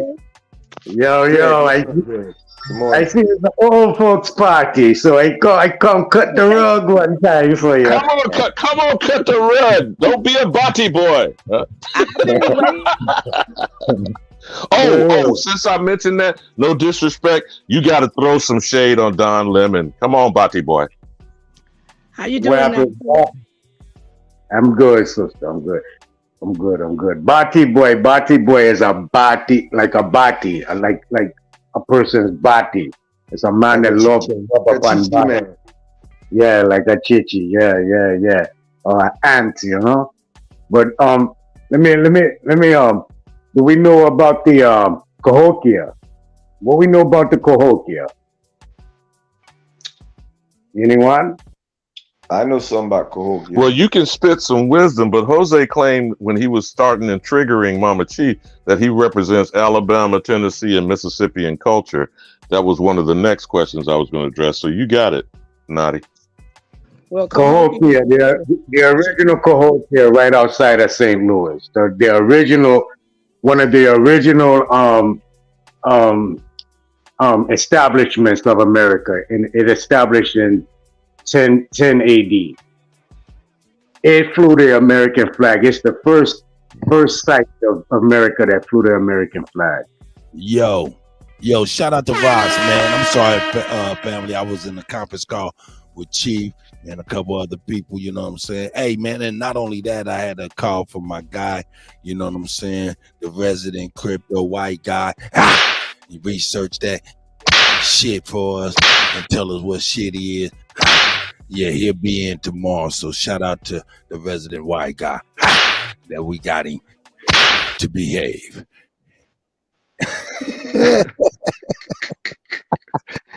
Great. Hey,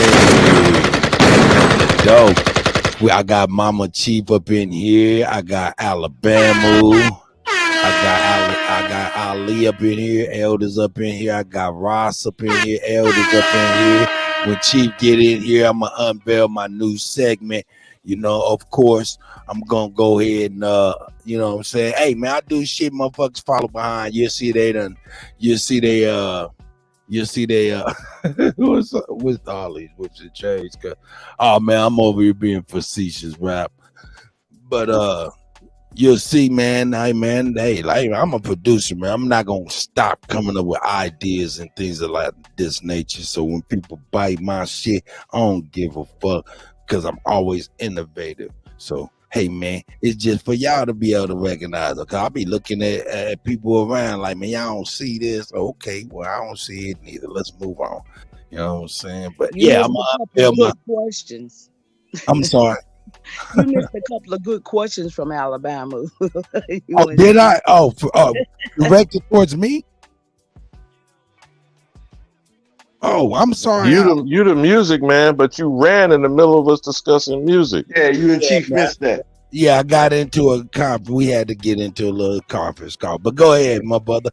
I got you. Got my undivided attention right now. No, you done stepped on Nadi's wisdom. Go ahead, Nadi. Oh, I apologize. My bad, Naughty. Damn, I'm sorry.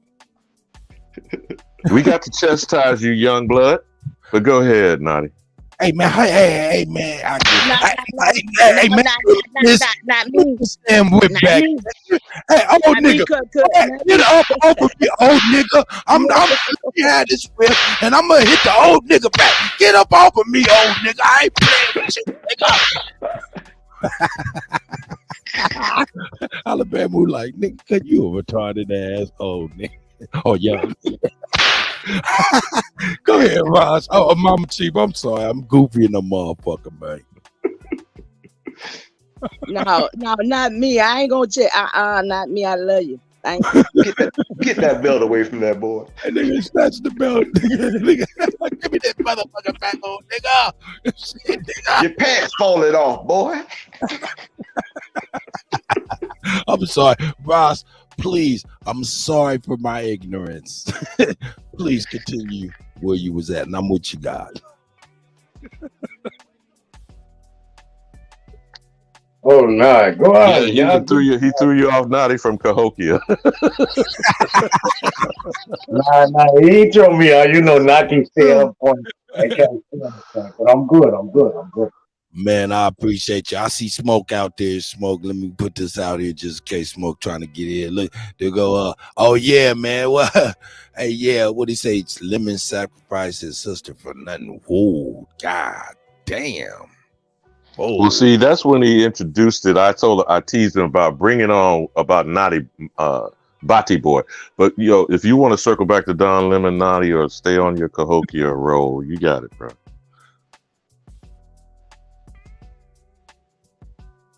What the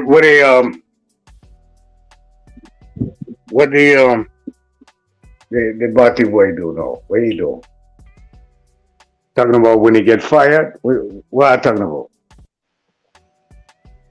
What are you talking about? Well, that's part of it, but they tying him together with Tucker Carlson, so they showing both extremes, the extreme left and the extreme right, getting dropped and kicked to the curb within the same 24-hour period. But you can roll with it, not how you want to roll with it. Oh yeah, I don't study them boys for real. But I was on the Cahokia vibe, and I was trying to. When they reporting a lot of the stuff to you, it's a lot of misspelled stuff, right? And a lot of misconceptions that they come back with theories. And then they'll come back 200 or 100 years later and after they done found out the correct information and then be like, they won't even apologize for all the incorrect information they done gave out. It's like, it's some stuff I'm going to discuss. I'm going to write it. I'm not even going to discuss it because I'd rather for people to read it. Language-wise, like tribal names and stuff like that. For example, yeah, people. Now, even in my family, I've heard this. And I understand how it happened. They say you hear people say they Choctaw, right? Chickasaw, right? And they really don't know. It's a misspelling and what it really means. So I'm gonna write some stuff down. You see, you can't be Chi nothing without being a teacher. That's what Chi means. That's what they're instructors. And when you're a child, you're administrator. That's in language. Our language. So they don't know Choctaw, which the way they spell it down is a misspelling of a previous misspelling, which was Chata. Right? And Chata came from Chata Allah, which was a school in Alabama. Right? So I'm gonna write some stuff up where I'll show people based on geographical area, real tribal names, just because you were close to a water mass, that don't mean that your tribal name changed. And that's how a lot of people started naming these groups as they made them up. They live down there by the Okogie River. Oh, they Muskogee. Nah, man, they wasn't Muskogee. But remember, Ali, most of the time, in particular, we are always looking at something hundreds of years, maybe not thousands of years removed from us. Transportation was over waterways, and that's where you get interaction and you get trade. But I didn't want to break Nadi's wisdom about St. Louis and the mound. And could you comment on the Great Arch, maybe, Nadi? You got it, bro. Well, you know, if the brethren, you know, our people like to we can't accomplish anything because we do too much of too many things at one time. We got to learn to stay focused and stay in one sequence until we solve that problem and then move on to our next, or solve that issue, or solve that question that's in front of us and then move to our next. We're doing too much multitasking because we're trying to keep up with the world, and it's carrying us away. We got to stop it. We're not reaching anywhere. We're not. Thank you, Kelly. I appreciate it, sis. But yeah, Cahokia. What was I? What century I was on? Well, I'm not sure what part of the Mississippi River, but I wanted you to, if you could mention why the arch has replaced the big mound that was destroyed. I don't know where you were going with it, but you said St. Louis. Well, that whole area, even St. Louis itself being called St. Louis, is behind the Lewis and Clark expedition. And it was an important, that area is a very important area in the world, and they're not really, it's basically the center. It is the center. And we're not really understanding it from when they built those mounds and the way they built those mounds. The mounds are actually built off, I think it's maybe 4 degrees, maybe 5 degrees off of true north, the way the mounds are built. And how they built is in exact essence of how the sun travels. It goes a lot deeper than what I can just give you right now, you know what I'm saying? But my point is, what I was trying to get to is year 10,000 or 1,000 or 10th century, whatever we want. I keep trying to relate the people back to our earlier history than. But I thought you said it was 10 AD. So we talking 10 AD or the year 1000? 10 AD. 10th century, and wouldn't that be the 10th, 11th century? No, I thought you meant the year 10 AD. But if you're talking about the year 1000, 1,000. Yeah, let me goose you with this, bro. Remember they told us that lie about the age of exploration and the first explorer, Leif Erikson, in the year 1000? You got it, Nadi. Yeah, I know about all them dates and how the dates are truly off, and yeah, it's wicked out here. We could have actually been in process with these people for like over 2,000 years already, and we really don't know what's going on because they don't fuck the time up on them. But back to the Cahokia. This is one of the first civilizations for all of the South, the Alabama, the Mississippi. This is pretty much where you're going to get your identities of certain individual states and certain individual tribes, because this was an area to bring on all people. You had a point where it was over 25,000 people there at 1050. 25,000 people. You know why? You know what Cahokia mean? Hey, fam. That's the source water. That's the source water point. Hey, fam. So look, like all that has to get. Hey, hold on, man. You can't come in stepping on Naughty. Oh, go ahead, Cut. Get back on your job, Negro. You keep hiding. Hey, Alabama. Sit back, old nigga. I got this, nigga. I'm fucking this guy, nigga. You hold the tail, baby. Real rap. You got love for the Kutty, right?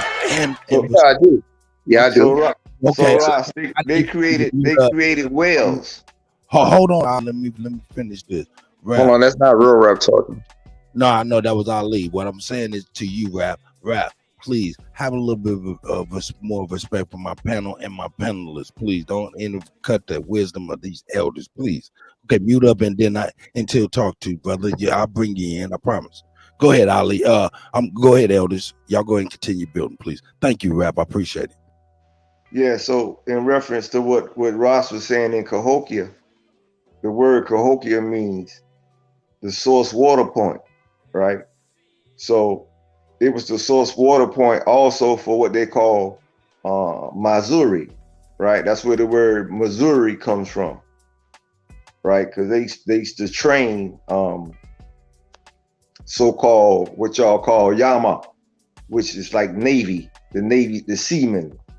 They used to train the Yama on the river. And they created the first whale there. That's what they call when they say Hope Whale, it's not Hope Whale. It's supposed to have been Hopi Whale, right? So the Hopi were what we call the elders of all the tribes who were supposed to keep everything pure. That's why their name is Hopi. I mean, you understand our language. Created waters. That's what Hopi mean, right? So, you know, our entire existence was based off water. This where we incorporated the Trinity into our culture, right? In observance of the power of hydrogen, which we call the Most High. See, the Old Testament that they call the Old Testament, right? In the biological bond and life book of water that they call the Holy Bible, right? Came from our culture, and they mistranslated it purposely by incorporating a host of languages, knowing that it would do just what it states within the book itself, create chaos and confusion. Ali, I really do appreciate that insight, but I wanted Nadi to kind of flesh out where he was going, if you don't, mind, my good brother. So Nadi, as far as the Mississippian culture and what Cahokia meant, or you were pitching that, we jumped off of Leif Erikson in the year 1000. Hey, hold on, we do mono, bro. This whole Mississippian culture gotta get checked. Cause I was watching some shit with the old Mac, and we gotta get to the bottom of this. Cause Louisiana definitely got a say when it comes to the start of civilization. Everybody know that. Now, Rap, again, I was asking Nadi to try to finish where he was going, if you will. Right. Thank you, Nadi. Yeah, because all of these people that you know from these areas, Louisiana, Alabama, Florida, all of these people went to Cahokia, went to St. Louis to learn. Same to family. be top. That's right. And listen, from that point, they branched off into different tribes amongst the land in a commerce style and fashion, in a warrior or order or army type style, navy type style and fashion. By 1492, we was already established as Indian territories in every individual state in commerce, bro. Trading, making money, do whatever point of trade. The story that we're being fed now is on a premise that was done on a takeover, and from that takeover is what you know. but it was prior history before that, and that's what a lot of us is failing to investigate and failing to go and see, and this is where you're going to learn your identity, your true identity from. This is where you're going to know who you are and what you created and how to access it and work it to your positive attraction. But I'm finna hold a shower. I'm listening to you guys. I'm still on. Go ahead. One final thing, Nadi, before you leave. I don't say these things to acknowledge UNESCO or the United Nations, but in the affairs of international discussion, they proclaim the Mississippian culture to be one of the most ancient, at least dated at 15,000 years. Would you concur, Nadi? Yes, sir. Yes, sir. This is where you're gonna see them talking about your Phoenicians coming from, and your all of that is off these people, man. This is what all your history of the first civilization of basically anything, even your people that they're identifying as Nubians. It's derived from this area. It comes from this. So the name. When we have people trying, whether they're being contentious, contrary, or outright trolls, when Master White Zaddy has said something, they then come with what form of White Zaddy that they call themselves rebutting. And may I ask a question in the still air right now? Go ahead, Mama Chief, but let me ask Natty again if he understood what I was asking. You get what I'm saying, Natty? Yeah, I told you. Can you add any clarification on the Kusa Nation? Did they exist or not? When you say Kusa, who are you talking about, Kusa? The Kusa Nation. In this area where I'm at, it's said that the Kusa Nation had a big nation, and where are you geographically located, Mama Chief? Georgia. I'm in Georgia. Oh, in Georgia. Okay. So I just want to know. But Nadi, if you wanted to respond to that, I was just saying we're only talking about the Mississippi Delta and the Mississippi River, but go ahead, Nadi. Did he jump in the shower? You still with us, Nadi? I'm here. Georgia didn't really establish. It did establish in its format of Indian nation, but it really, when you say Georgia, you're really up under a colonial transformation. Now, if you want to talk about that area, besides it being Georgia, it would have been Alabama. The true name is Alabama, right? And Calusa out of Florida.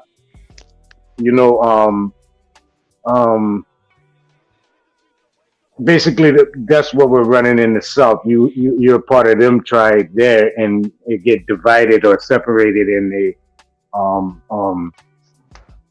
and reformatted or renamed or taken on another name in a different time era. Now, are we differentiating ourselves or are we dividing ourselves? We do need to have identity.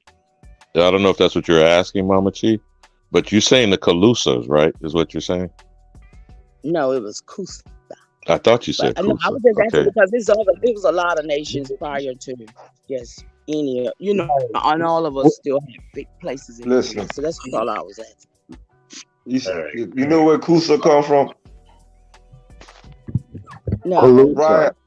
C-A-L. You know, we was talking about war. When you understand how war works, right?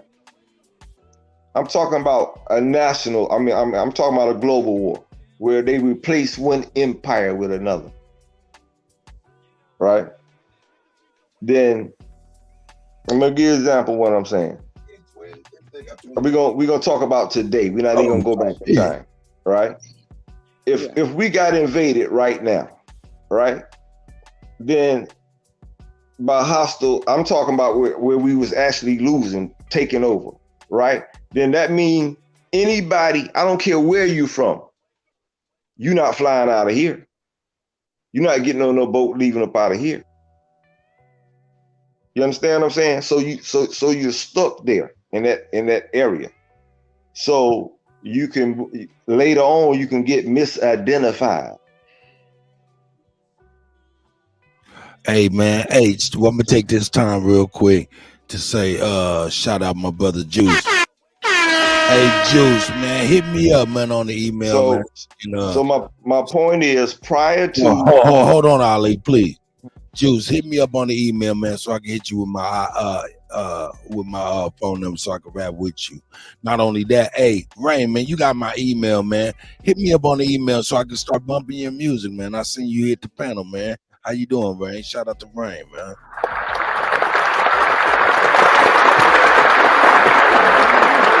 Your mic working, Rain? Okay. Well, let's see. Hold on one second, Ali. Let me bring my brother Rap back up here. Hey, Rap, where you at? You here? I'm right here. I'm right here, fam. Rap.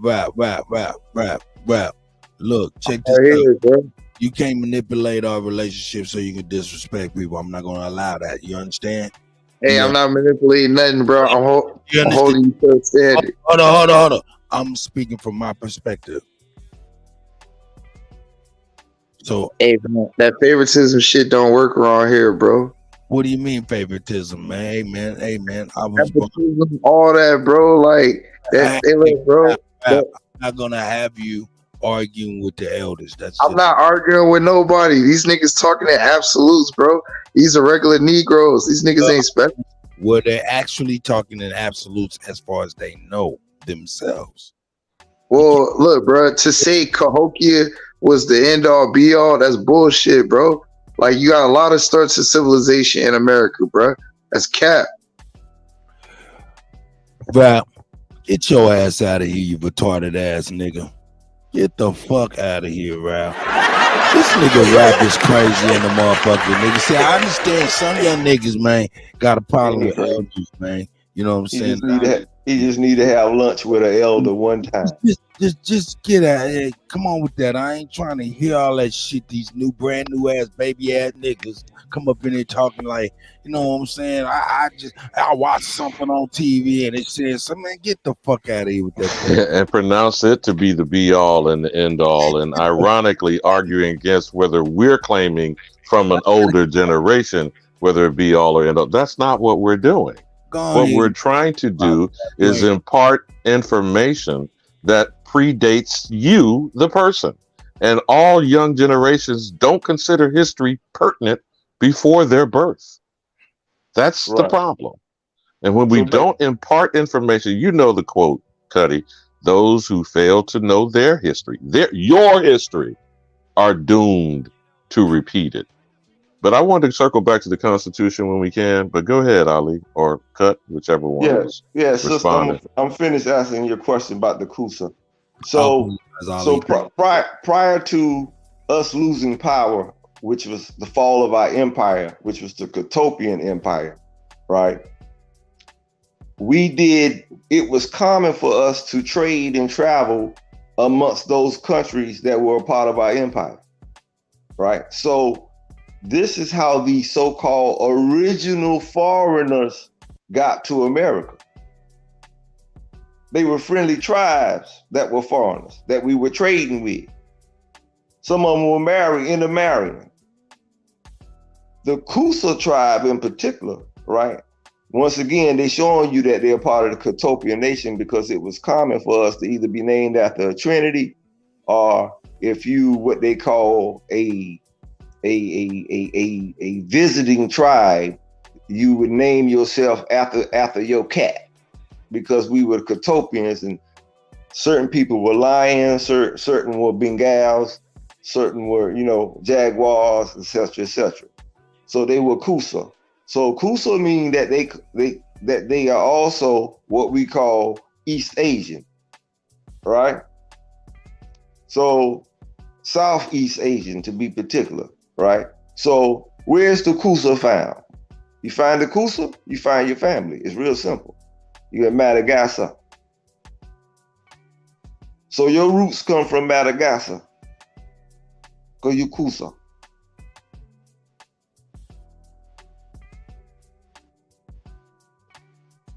Shout out to now. Big.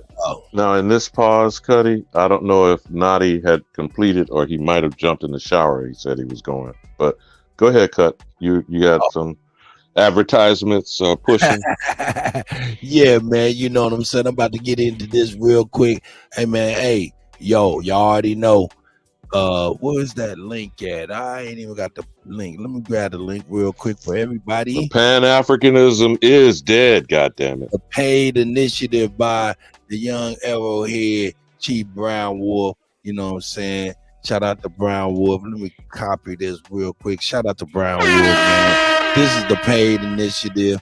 You know what I'm saying? You got t-shirts in available. Let me put that in the chat. You know what I'm saying? Not only that, I like to send a special shout out to the brother Tomahawk Tony and Mama Chief, you know what I'm saying, for all of their efforts with the Stop the Genocide. You know what I'm saying? Shout out to the panel. Hit the like, hit the subscribe. That's right. You heard that. That's right. You know what I'm saying? Other than that, man, you know what I'm saying? I appreciate everybody being here. Rap, I got love for you, man. Hey, man, your form of war or whatever you talking about is war, man. Hey, man, it's not my war, man. Hey, I have a power button, and I try to convince you, brother, don't be so invested on this internet to where it moves you in a way that you don't want to be looked at or moved. You know what I'm saying? And I still hold to that, brother. And I still got love for you, my God. Shout out to Rap. Hey, Kutty. Kutty. For that energy, right? You killing them. It's too early for that energy. Cut, you killing them. Hey, Cut. You know what? What's that? Jose the Trigger Nigga is back. Jose's back. Hey, man, shout out to Jose.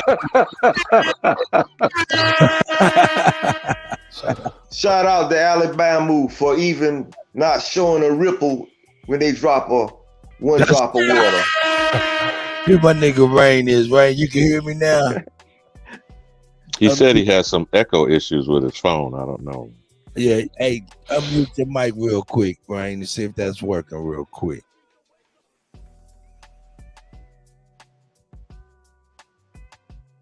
Give us a mic check. There you go. Mic check. Okay, There you go. There you go. Rain is in the building. Right on, fam. Appreciate y'all, man. I'm just soaking in the info, bro. No doubt, man. That's Rain Alexander. If you don't know, with What's the up, Rain? stuff, Rain be putting it up, putting it down. Rain, man. Hey, you done gave Chief some music, ain't you? Shout to Rain, man. Peace of God. Las Vegas is in the building, y'all. Good stuff, man. Rain, I'm trying to bump some Rain too, man. You know what I'm saying? Rain in Vegas. I'm trying to bump some. I've been trying to bump some Rain for a long time. You know what I'm saying? So I got a DJ out there in Vegas. You know what I'm saying? So let me know what's going on with it, man. What's his name? What's my man Jerry? His name's Jerry Davis. I'm trying to think of DJ name. I'll send it to you, Chief. Okay. He on my IG. Chief, since you're back, I'm gonna hit the ball to you about the Constitution. We were still dealing with Jose the Trigger Nigga. Nah, y'all leave Jose alone, man. See, Mama Chief done dropped down, but it was only one final question about, what's our Constitution? He was hitting us about culture, what's our flag, and et cetera, et cetera. But the Constitution, he said, what is our Constitution? Let me just say it this way. I've said it repeatedly, that we created the Constitution to constrain these foreign invaders attempting to conduct business on our homeland. But whether you call it the Great Law of Peace or what would you say would be considered our Constitution? I mean, y'all niggas act like they ain't got driver's license and all this. And niggas be all in the fantasy world like we can go pick up Hiawatha's documentation and use that. No, man, we got the United States Constitution, UNDRIP, ADRIP. We use the system that was started by us, created by us, that was just taken over. It's simple. Be the best Americans you could be, y'all. Stop allowing these people to disfranchise you. You have been disfranchised and you're on automatic pilot. I hear this all the time from veterans to be like, shout out to Tayshawn, the Confederate Don, even while they was in the military, after they got out the military and still getting military benefits, right? Government benefits, right? That enriches them and their family, right? GI bills and so on and so forth, right? Check it. Right. They don't still feel patriotism to this country. That's based off of the management, the mismanagement. It's like, like say for instance, you grew up loving Burger King, right? Right, as a kid, and you get a job working for Burger King. No, you hate them. You feel me? The people at Burger King are treating you like shit. Do you not love Burger King anymore? Of course, you still love the burgers, but the people that you're working there for now, right? Now that you work for them, make you disfranchise you away from Burger King. This is what we're talking about. We were here first. This is our shit. This is our land. And so the American Constitution is for us as Americans. So the Freedom Document has nothing to do with slavery. And I know people love it's called amendments. It's called translations and retranslations and all these other things. So the brother had an American flag on the side of that hat. That's American culture. That baseball hat you wearing is American culture. Everybody that's wearing that culture around the planet, that comes from hip hop, which is the most influential culture on the planet. Right. Along with sports and entertainment, all this other stuff, which comes from who? Us. Now, right. I know y'all want to go grow some corn. I know y'all want to do all this extra other shit. That's fine. We innovators. Yeah. But when it comes to culture, we are the culture. We're the world that the world follows. But see, us. Chief, I need that reiterated, and I might be teasing Jose by calling him the trigger nigga. But that was the jump off point with these questions this morning. When you're asking it whether your intention or your tone is to sound condemnatory, to maybe showing disdain, that niggas ain't shit. And I'm not saying you intended to do any of that, young blood. I'm saying this is where it can come across when you don't see everything that is, and the be all, the end all is the nigga in America. American! He's trying to look at from tunnel vision perspective. Keep them running. Right. And we are very innovative people. So we got a number of styles, a number of flavors. I mean, what we talk about? I'm talking about what the youngin was talking about. He was talking about how to, what's our culture, what's our flavor. You know what I mean? And tying in with what you saying is like through hip hop, right? We got many flavors, right? So that's but like I was saying earlier, you can't question life. You got to live it. So I was speaking to Jose in particular because what I'm trying to say is you can't question us. All you got to do is look around, and that's your answer.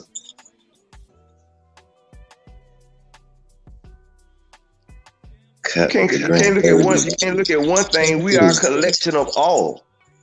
Hey, mommy. You're the baby. Okay, that's the beauty of regeneration. Kutty, you're killing them. Who's that beautiful princess? Oh, look at that baby. My granddaughter. Hold on, man. Let me take this banner down. Yeah. Hold on. Yeah. So, Chief, he wanted to reiterate, or someone else in the chat is saying, who is the people in we the people in the Constitution? I'm gonna take this and then you get the baton. First, we declared the document, so we authored it, and our ancestors created the confines as to who was going to conduct themselves on our shit. But you got it, Chief. Yeah, I mean, like I said, you got to keep it simple. Like if you're gonna open up a business, or you're gonna buy some land, you're not gonna do it by just. Some of y'all might squat, yeah, but you're gonna have to go through some type of documentation in a language. You're not gonna be Halito on the paper. Stop the bullshit, y'all. Please. I'm not that guy. I'm been a renegade nigga from all the bullshit, and y'all know this. This is a bully nation. We don't fuck around with nothing that y'all got going on. I don't even care at all. We're here to fuck that shit up. So your mindsets and everything, the slave mentality, all that stuff is programming. Somebody gave it to us. That's not our ancestors. And for people to continue to keep disrespecting our ancestors like that, y'all don't think that's a problem? We ain't the same. We not the same, y'all. Hey, And yeah. that's just a real conversation, y'all. We're not the same people. If you allow people to it's like a nigga just come up and disrespect your wife and kids in front of you. And you don't even say nothing. Like, you don't even say nothing. Like, literally don't say nothing. Your wife and kids don't respect you no more. And we're at that level. So I heard something earlier. It was talking about like the man out the house. We were talking about that earlier, Alabama. Ali. I don't believe that. It's a what I want to say, Yeah, that's because you know what I mean, like a propaganda that all these other things. And you got However, strong, like surroundings, like uncles. But when they start putting out this concept of high value men, yo, that was my sometimes. Because I know people that ain't have no father coming up, and they still became great people. Yeah, Dominique, that was my grandbaby. They had a great uncle. They had a great granddad. You know what I mean? That was my point. So when people are being either disingenuous or nefarious, it's only those two things. Not that you can't have the questions, because Jose is saying he's going to circle back, I guess, when he stops to explain why he raised the questions. It's not the questions being raised, good young brother. We all here on a journey of understanding. If you ain't learning every day, you're called dead, or you are dying. You're either progressing or you're moving backward. Even if you think you're standing still, the world is passing you by. So it's not here about you asking the question, because the seeking of knowledge should be what drives you every day you draw breath. It's the tone. It's the intentions. It's being contentious or contrary for contrary's sake. But that doesn't cause anything but chaos and confusion. So if that's what your intention is, I'm not saying you the servant of Satan, Lucifer, or the devil, but we do know who the author of confusion is. So if you're one of their agents or co-conspirators, that's on you to determine. But if your intentions are pure, and only you know that, then actually receive the information and do as the scripture says, study to show thyself approved. You ain't proving nothing to me. Study to show thyself approved. And I yield. And to build on what Alabama just said, thyself. And I've been watching your back chats and I listened to your comment, right?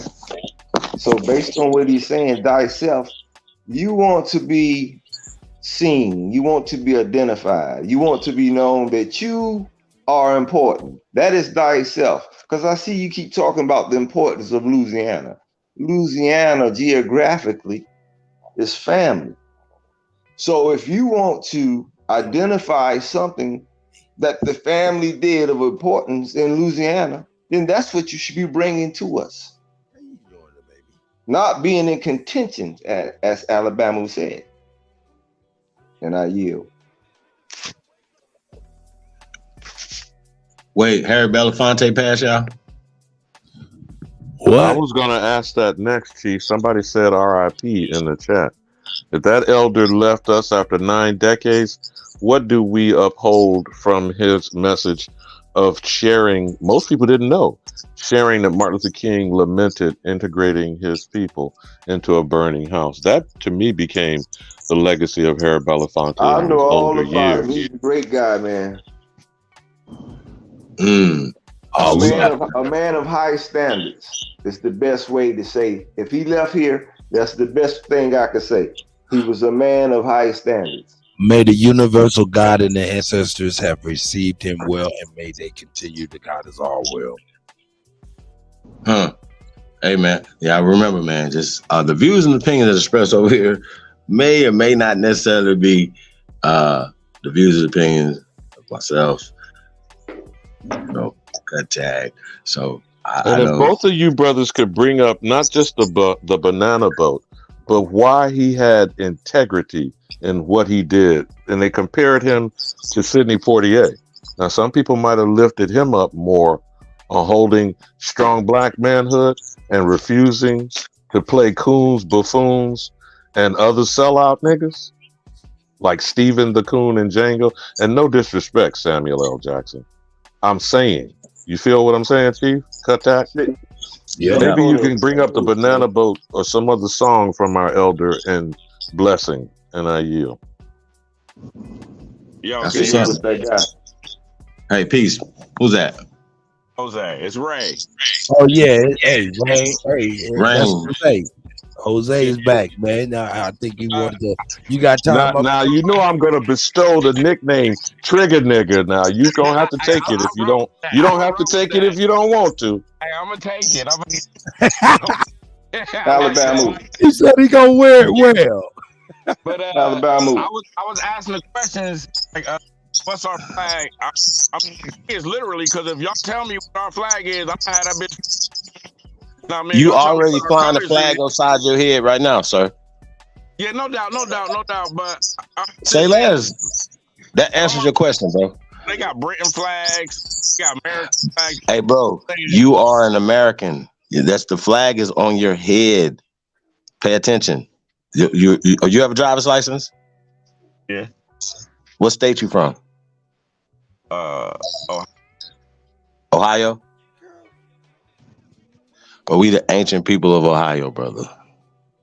So you're American. We are Ohio players, nigga. You from Mound City. I don't know what more to say, bro. What you need to know?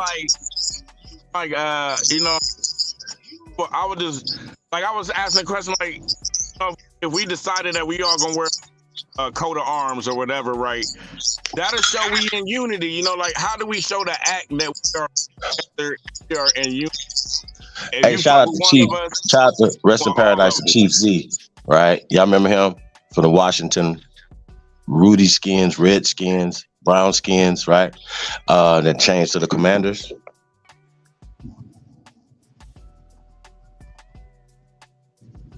you said, are we aware of what? Or who? Chief Z. You remember he used to fly, he used to wave the American flag? Yeah. I remember Z. He passed away. Hey, bro, tap into the flag that's on your crown. You already doing it instinctively, brother. This is what it is. Now we don't have to pledge allegiance and stuff like that or whatever, because these are different conversations now that the corporations came in and did certain things. You know what I'm talking about? So we gotta understand that, bro. Shout out to my man from Ohio, which means the opening. Hell yeah. Shit, that motherfucker look like a heart on the map. I be trying to call it the heart of it all. Ohio's slogan is the heart of it all. No, it's called the opening. You know why it's called the opening? Look at the river. The Ohio River? Yeah, the Ohio River becomes what? Mississippi, I'm a guess. Right. So look at when you look at the map, look at the beginning of the river. They come together as one. That's why they call it the opening. Now look at the word Ohio. Oxygen represent the water. You got water on both sides with the Most High in the middle. That's language.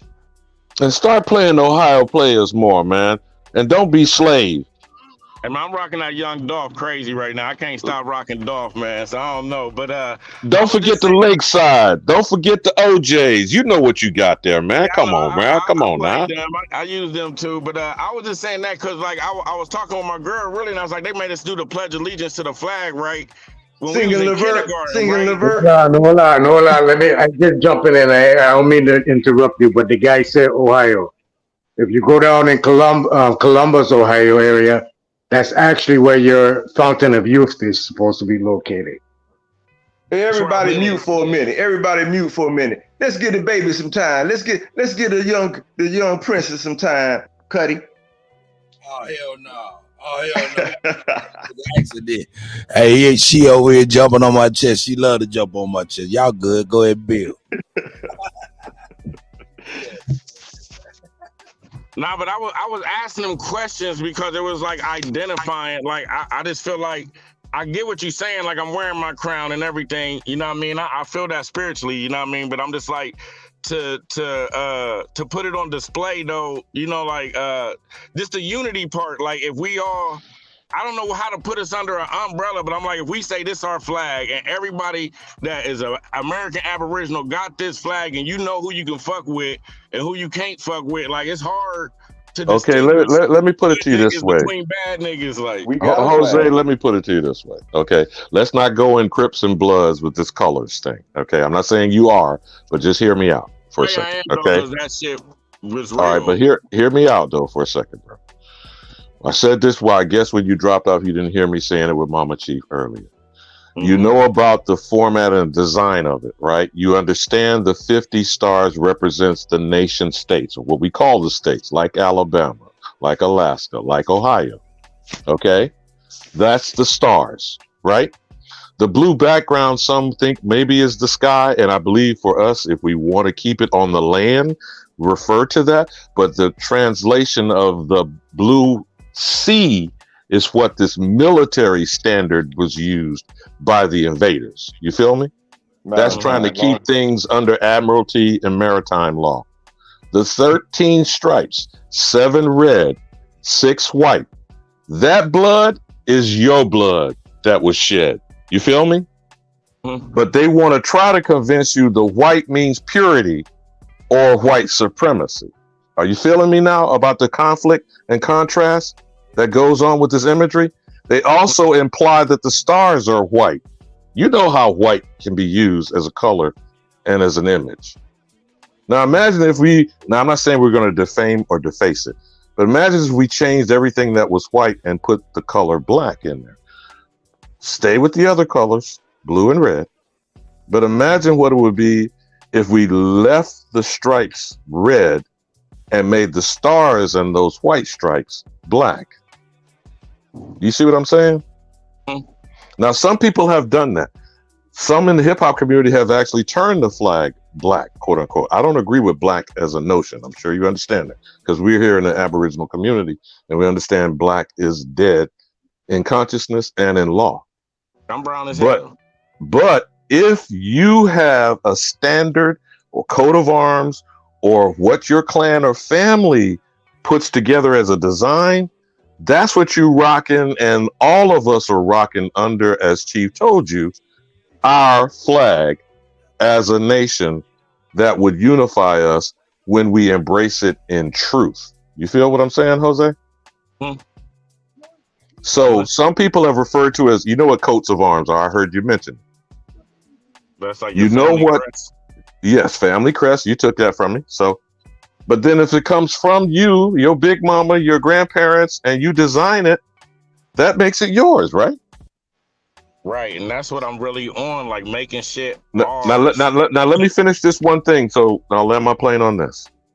Only you can map that out with your family tree, your family history. That literally is the DNA. That's the genetics that make up you. You feel me, brother? Mm-hmm. So do that, not to dismiss what you're asking and inquiring about. I'm not talking to you. I'm talking through you to the audience, to the chat, and ultimately the short bus riding fools. Okay? Stop beefing with others. Look within, find your story, which is your family tree, your genealogy, map it, design it, create a coat of arms, family crest, whatever you want to call it. But we're all under the stars and stripes. You feel me, Jose? Mm-hmm. Mm-hmm. And I yield. And that's why, I mean, even in the chat, I keep putting up, the Confederacy of American Negroes, or Confederacy, because I had Googled it, and it was like an alliance of tribes. And I was like, I get that, like, we are our own individuals, but then we come together as a fist. Like, we come together as this one unit, even though we doing our individual tribe thing. Like, whether that's on Sunday at 5 o'clock, we meet. Like, I was just trying to get into our ritual, or when I'm saying culture, like our behavior, like how we behave, like our code, like it be tripping me out because it's America. And for me, what hurt the most is like, you can't go to another country and just be like, hey, I'm gonna put a church here. I'm gonna worship whatever God I want to worship over here. They liable to kill you. But if you come here, it's like the land of the free. Like you can worship anything. You can worship anything you want. It could be transgender. It could be whatever you want to do, you can do. And I feel like that's disrespect. Like that's the mockery on us that they doing. But they're like, you ain't supposed to be allowed to do anything anywhere. And that's like the vibe that's coming off with the U.S. as a Young whole. brother. Like, you can come over here and disrespect everything, the land, the spirits, the people. You can just disrespect it. What did If that's what Alabama your say? religion do. What did Alabama say about 10 minutes ago? And then I reiterated it. Thyself. Thyself. So there's a thing called culture, right? That we call main culture, correct? And then there are things we call subcultures, right? So if one is focusing on thyself, which means that would be a subculture, right? Go for it, yeah. Perfect that. You understand me? Perfect that. By perfecting that, you are making the main culture better. Because the reality is the main culture is a collection of all the subcultures.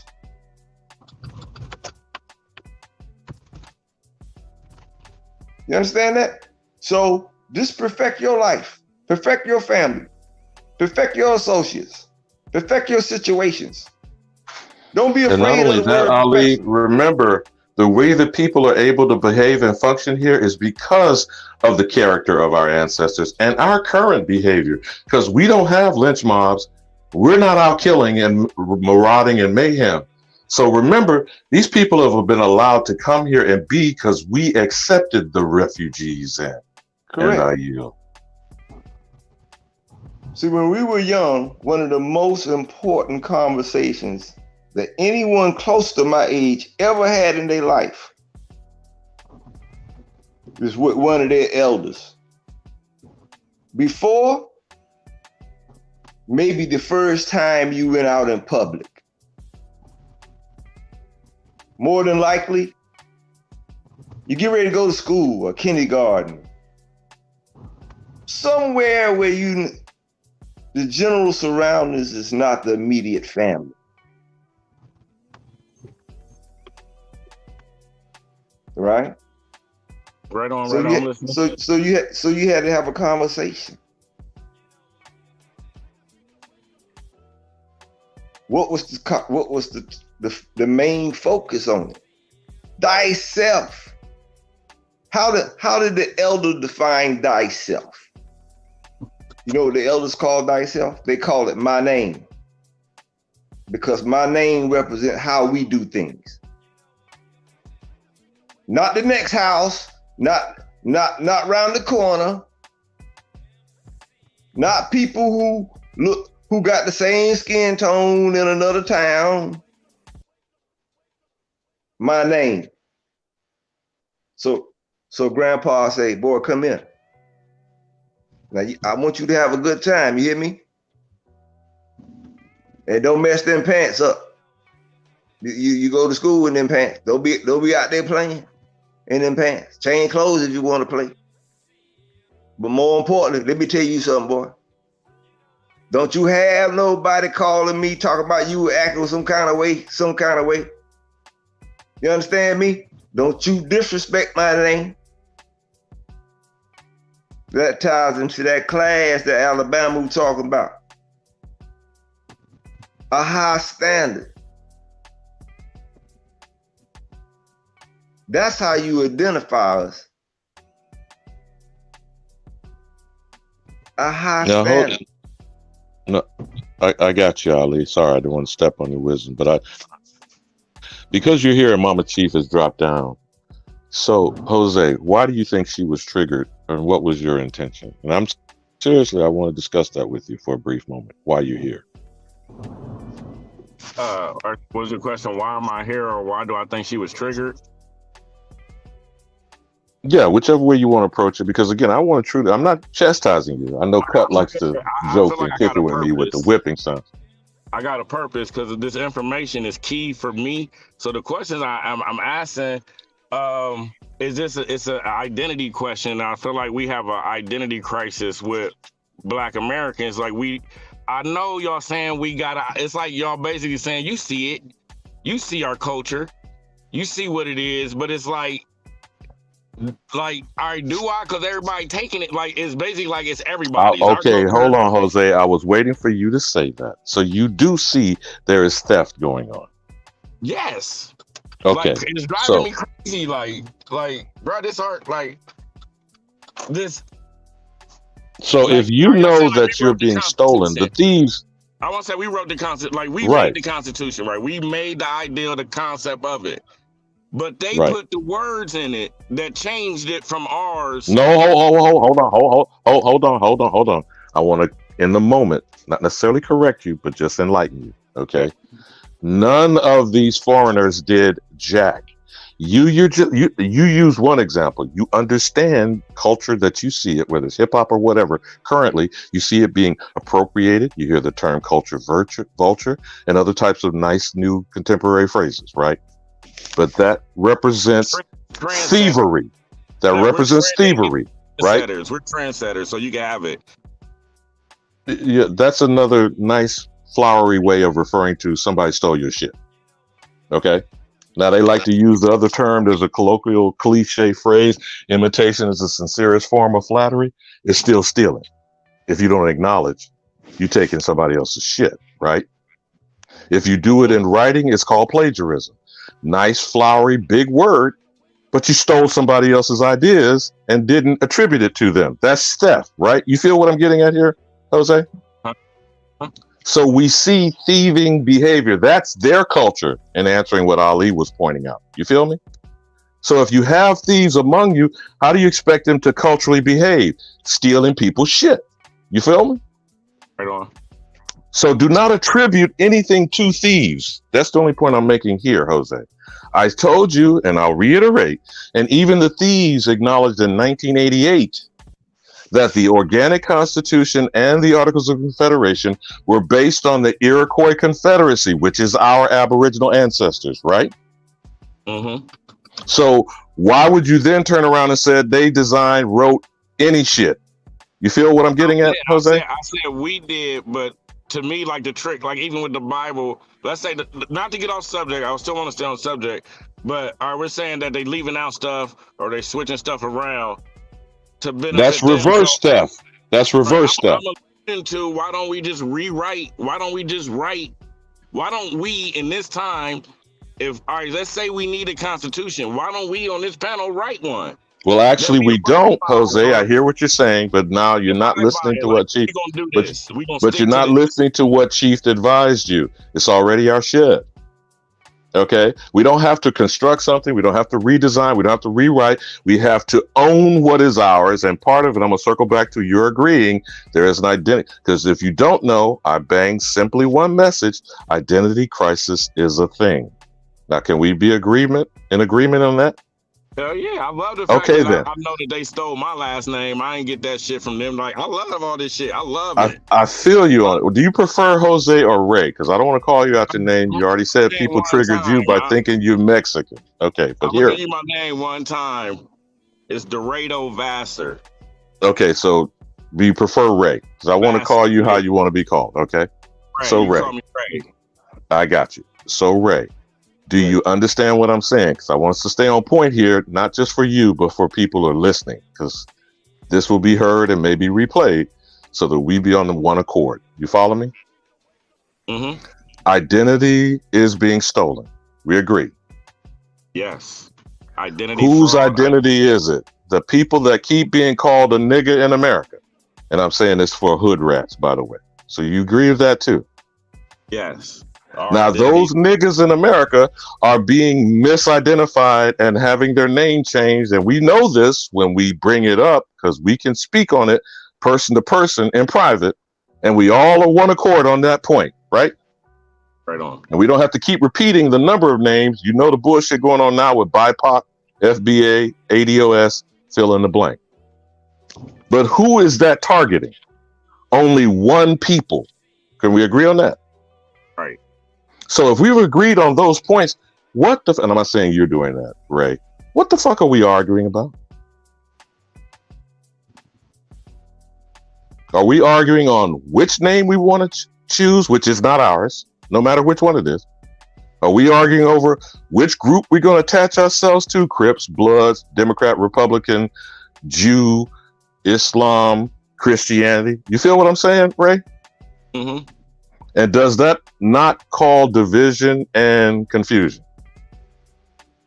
It does. And that's So why then that means we continue to fall under divide and conquer. You do understand that as a military tactic and a strategy. Yes. The final point, and again, this is just for those in the audience that may be listening or in the chat that are still on the slow bus. Okay? You are aware of eugenics and the Negro Project, right? Mm-hmm. What does that mean to you? What's your understanding of the eugenics agenda? To me, it's just one agenda to me, and that's to mislead in particular people. I know it's about Kill. That is it in one word. Kill the nigga. Exterminate the American Indian. However you want to, do it paper-wise, psychologically. I don't care how you want to receive it, Ray. I'm saying we need to be simple in discussing with the people around us who are clueless. You feel what I'm saying now, Jose? That's the reason why I'm sorry, Ray, because I want to keep it straight. But you understand what I'm saying, Ray? Yeah.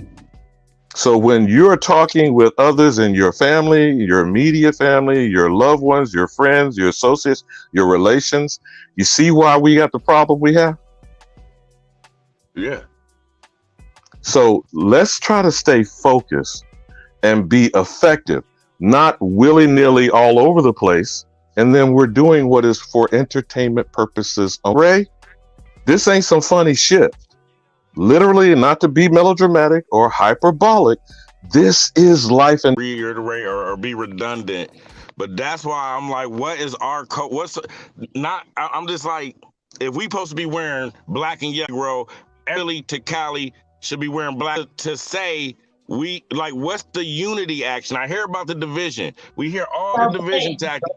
And like Chief said, Hold on, guys. I'm gonna respond. I'm gonna land my plane on this response. I get what you keep asking, Ray. I don't know why you hung up on it, but I'm gonna say it this way in the manner in which Chief said.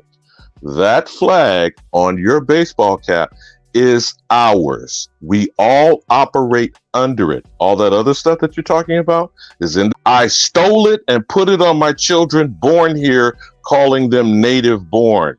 So there is only one American flag, and the American who keeps calling himself nigga and all other things needs to get their shit together and stop getting it twisted. And I yield. I just want to make it a sports analogy for him.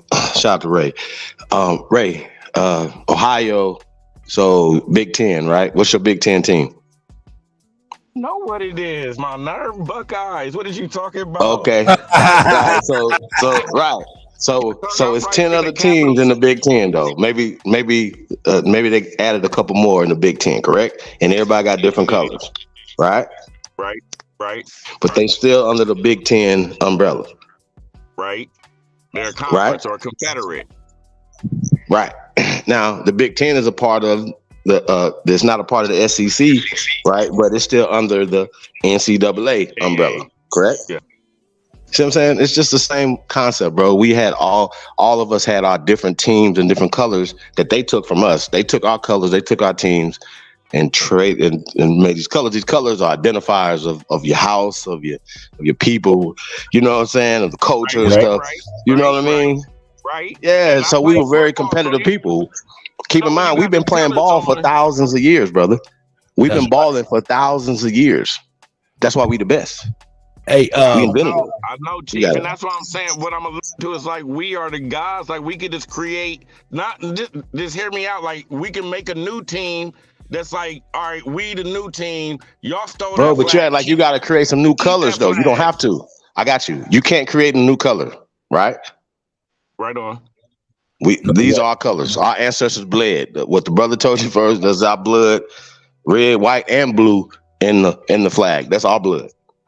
Those are our colors. And we've shown this ancient things on the paintings on the walls that our ancestors did, bro. What you talking about, Chief. Hey, hold on one second. It's about winning, y'all. It ain't about your feelings. Somebody disfranchised your mind. Nah, I think hold up, Ali. One second, you get it right here. To the Elder Alabama's point, I pulled up the 1820 Webster's Dictionary definition for an American. Young man, can you see that, Jose, my brother, or Ray, my brother? Yeah. I can read it. Yeah, you know what I'm saying? That just lets you know. And this was I done read that definition 100,000. I know who we are, right? I'm just trying to say, y'all need to know who the fuck we is. You know, I'm just like, what? Like when we talk about the teams, when I play football, you put that jersey on, bro. You a whole nother. Like even when cops put on their uniform, when they put that bitch on, they a whole nother person. They take that off, he a civilian. He can get his head rocked. You feel me? You don't even know he a cop. But when Right, but once again, though, bro, we explaining what we're saying. It come with respect and honor. Shit you would do normally, you ain't gonna do because he got the bro. But you struggling with cognitive dissonance, though, bro. We're saying that what you're feeling has been programmed. I feel you. Simple as that. Like whatever colors you want to put to represent yourself, bro, and do this thing you got to do. Well, you have the right to self-identify. But Alabama said tap into your bloodline. What your people said, bro. I think what he's trying to say. I think what he's trying to say, Kutty. Hold on, Kutty. I think what he's trying to say is what Chief just said. The last word. That's the key word. What he's trying to. He's speaking socially, right? Like He's out in public, right? How does he know that Chief, that's my dude? You know what I mean? Visually. He got the jacket on, or he got the like, what up? Like, you feel what he's saying? That's what he's trying to say. But what visually identifying your people, what would that do? Is that changing anything? I think visually not. It's killing us. So I think something got to change. Like we got to do something because we're not identifying that that's not my enemy. That's my people. You feel me? Like it looked like we don't know who we are. But hey, I gotta make a move real quick. I'm gonna get right back with y'all. No doubt. Shout out to Ray, man. Well, in regards to what he's saying, right? That was if you look at nature, you're right. The most feared opponent and the most dangerous opponent of a male lion is another male lion. So it's very important for lions to identify by scent who is their bloodline, even after they kick them out of the tribe. So this is what he's trying to say. They use a scent, right? We don't use scent as humans, right? I used to tell youngins when I was mentoring some youngins that if we did a background check, a genealogy check, then maybe y'all wouldn't be fighting each other because you ain't know that's your brother. You ain't know that's your cousin. Right? So when he's talking about identifying, right? Now this is the problem with identifying. As I stated earlier, right? We have so many different talents that create cultures within cultures, right? You got different dress styles, right? You got different coloring schemes, right?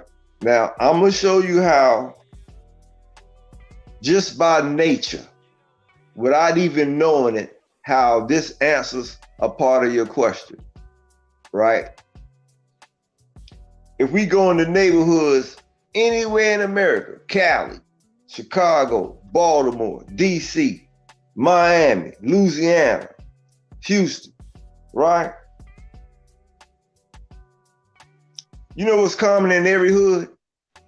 I don't care if they got some paper or they below the poverty line. I don't care if they like to tuck it in or like to let it drop. You know what's common? White T-shirts. All right. Yo, check it out, man. We got Dominique on the panel, man. I ain't even acknowledge the guy, man. What's up, Dominique? Thank you very much for your patience, my brother. Come, Mr. Tallyman, tally me bananas. Why y'all think? What is it about the white T-shirt? Hey, hold on. Oh, well, you go ahead and land your plane, brother. Dominique, jump in right after Alabama. Excuse me. Go ahead. I want some bill on that. What is it about the white T-shirt? You're not meaning wife beater. You just mean the complete white I'm T-shirt. talking about the white. You know the white T-shirt everybody rock. Right. What say you, Ali? We're listening. Yeah. See, white. We used to wear white, and I'm not even talking about long ago. We just stopped in the 70s, the early 70s, when, like Grandma said, they ain't keeping it holy no more. It ain't about water no more. It done changed what God is all about. You say back in the day we used to wear white? Yeah. Expound, please. Watch this. Everybody on this panel, call your grandmama when you get off this panel, right? If she's still alive, right? Yeah. Or maybe your mother if she's older, right? And if they went to church, right? You ask them what color they used to wear when they went to church. The whole church now, what everybody had on. Or better yet, go on YouTube, find some old churches, right? With footage, right? And look at it. I never paid attention. I don't know about that one, buddy. Right? Watch this. Watch this. See, we went to church then, right? From Thursday, right, to Sunday. Every day had a special day. Right? We used to have get on the Sabbath Eve, right? People get baptized, right? In the white, especially the babies be in the white loincloth, right? And then when it got watered down in the churches, that's when they start sprinkling them, right? See, when I'm talking about this when we was y'all say Creek Indians. The reason they say that is because all of us live by creeks. That ain't what we were. Right? So I'm talking about baptizing in the creek. See, the Indians used to swim in the creek like they swim in swimming pools today. Think nothing of it. But Ali, and I appreciate the insight that you're doing. The tainting and the corruption of it, some of this Moorish nonsense, some of this white status application, whatever white supremacy is or is not, whiteness as purity, chase. You know how the shit goes with definition. And anyone didn't see the movie Malcolm X and the epiphany he made in jail about the dictionary. There's nothing negative attached to white, but there's more than 125 definitions for black or blackness, all evil or negative, except when you're in the black, and that means making money. So when we're talking connotatively, not what it denotes, but what its intentions are through mind control, what in today's thinking do we have to do to break down the mental conditioning of people believing in whiteness, white zaddy, jeebus, like you say, Kutty? Because I'm not disagreeing with anything you said. And you see many of these movies, particularly in the slave narrative, when they took them down to the creek and they baptized them in the river to become baptized a Christian, they were wearing all white. And I yield. Yeah, see, this is what so-called colonizers do. Okay. Just as you see them right now face disrespect in our family, right? by digging them up right in our faces. Right? They make you pay. So you just think about that, right? They make you pay for your own funeral or get insurance or however you're gonna do it. Only because they're gonna dig your ass up and call you history. All right. Now they'll write a narrative, right? But by the time they reveal the diggings, right, their narrative has done the damage. That's how they play the game. Can I add something? This Superman. I don't agree with this unity shit. Everybody getting together and doing one thing and being represented by one thing. I think that we should be uniform in our action.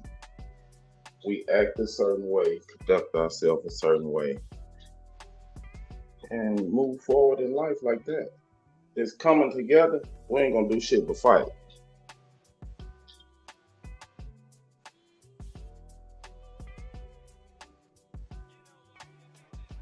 I think Super. I agree on this. I agree in this fashion. And what he's crying, uniform of behavior. No one can ever be unified in thought. We are individuals. That's getting back almost to what Ray asked about the United States flag, right, etc. But to be of one accord, and I think this is, we're doing slightly semantics here. Should we be of one accord in stopping what's going on to the Aboriginal community, in particular the children and the grandchildren that are about to be set on this course of self-destruction? Can we be at least clear on that so that people are not arguing? That's why I did what I did with Ray. Let's speak on how we're on one accord, then work accordingly, and each one do something so everything gets done. But go ahead, Ali. Yeah, that's what Ray was touching on. When you're gonna be on one accord, you talking about our behavior, right? So you talking about communication, right? So there needs to be some type of identification, is what he's talking about socially, abroad. You may know your immediate surroundings, right? But in traveling, and like it used to be a thing. I don't even know if y'all know this. Anybody else witnessed this in your family? There once was a time when you didn't get no hotel, right? Because wherever you traveled, when you made the call that you was coming, a room was going to be made for you, right? But isn't that where the Green Book evolved out of that? To keep us away from terroristic white domestic mobs and the Klan? Well,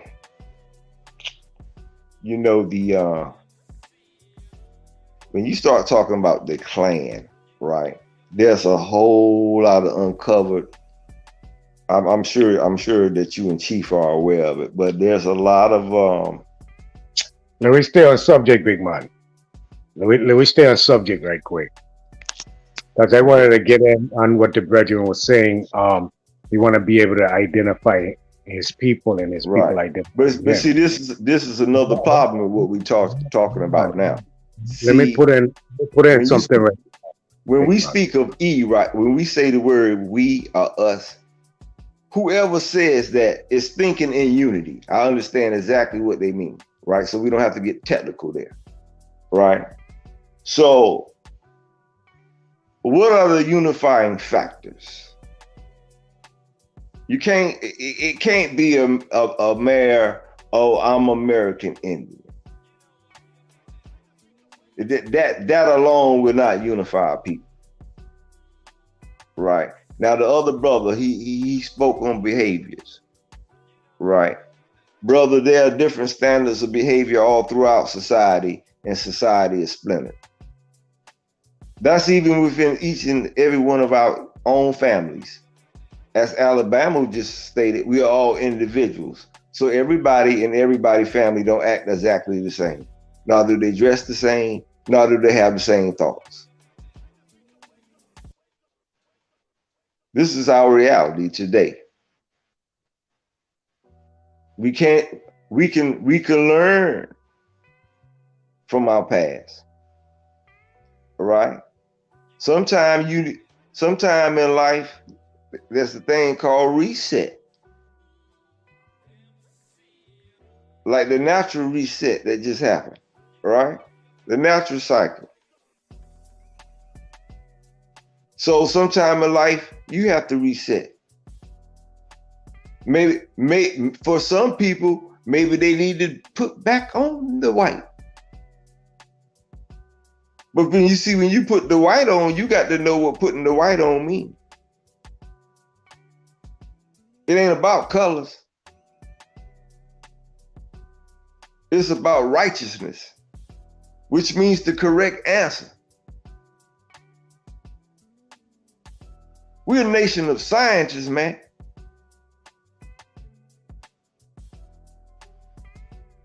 That's why we're very creative. When you're created by nature, parasites gonna be chasing your ass all day, every day. Leeching, blood sucking. Well, let me ask you a question. Because their nature is not to create. Their nature is to be a savage and suck somebody else's remains. Well, let me ask you a question. Do you think we're acting in our nature? And if not, or if so? No, because we got away from nature. Everything, our entire foundation was based on nature. Well, then that our should language, be identified. our original language is based on nature. If something A isn't just an A. A is an atom. A is atomic. B isn't just a B. It's bonding. It's biological. You understand what I'm saying? So that should be got to get back to nature. Factor. That should be the identifying factor. We have to get back to nature. If a person is acting in their nature, that should identify them. They don't need to be uniform in nothing. You see what I'm saying? So if we acting in our nature, just like you said, when you leave house, you see somebody acting out of sorts, you'll say that person ain't got no home training. But is that really the case, Super? Or are they an unnatural person acting in what is their natural behavior? Now, this is borderline getting good and evil discussion here. But even demon seed, because they refer to children in that, mothers and grandmothers still love the demon seed child. But what is their nature? Right. To be in contention, to be the author of chaos, to be in opposition. If I'm correct, Alabama, didn't you teach one time? No, you speaking to me? Yeah, weren't you a teacher one time? An educator? Yeah. During a period of what some might say a jack of all trades, a master of none. Right. But go Okay. ahead. Anybody else on the panel that's been an educator? Superman. Okay, so you got me and you, Alabama, and now dealing with kids, man. No, I taught school before Superman. Okay, so that's great. We got three of us up here. And then we got the sister who's a mother.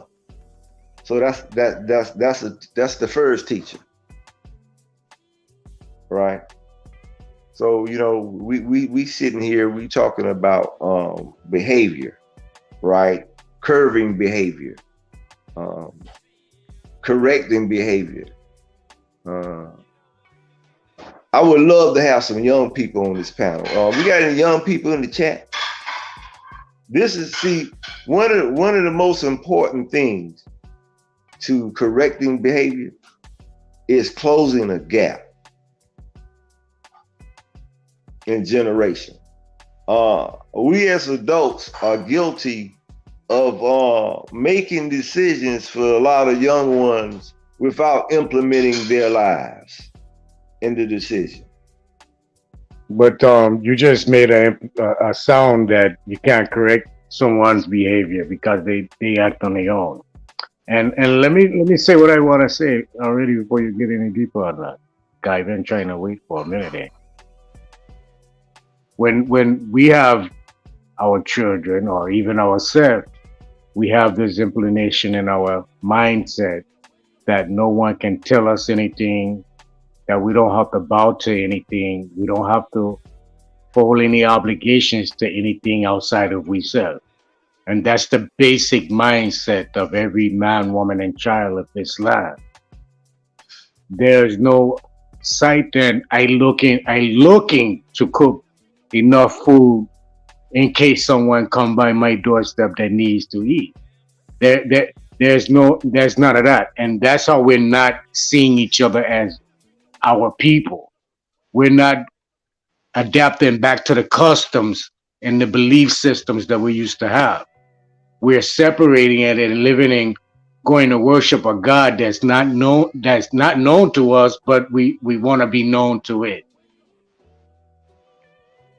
And until we come into that realization, we're going to steady be asking these questions. We're going to be right back here 5 years later asking the same question because we ain't even trying to do nothing different. We're steady doing the same thing, but talking about the complaining, but still say no one can come over here. We don't want to listen to no one. We don't want to do nothing to no one. We don't want to, I don't trust no one. And all of these things there. So we really have to look at ourselves in the mirror. We got to check ourselves first and then try to correct the rest of the world. Correct what's inside. Because we are the problem to everything else, and everything else is a problem to we. And isn't that the definition of insanity, Nadi? Doing the same thing over and over, expecting different results. Yeah. Now, what was we? Now we are at the different time frames because again, this may not be taught in current K-12 curriculum. But what was your understanding of model behavior, Nadi? Being a child being speaking when he's being spoken to, when you're out in public, you're moving as royalty. Like the brother said, my name carry a lot of weight in the community as far as helping people, and don't tarnish my name. My children know the order of how we carry ourselves and the fashion we move. And it's not no singular fashion. It's a fashion that we got to communicate with everything. Everything is in sync. That's how that was. And people like to use big words like etiquette and customs. Yeah. Right. But until the behavior is modeled, that is setting an example, right, Nadi? Right. Now, how do we address these demon seeds, or Smoke lovingly calls wild nigger Indians? Look in the mirror. Every day. I got you, but feel me because I'm stating in the classroom setting that Ali was proposing. Those forces that are disruptive have to be removed because you cannot tolerate discord and chaos because the confusion is not conducive to educating or representing the model behavior, right? Correct.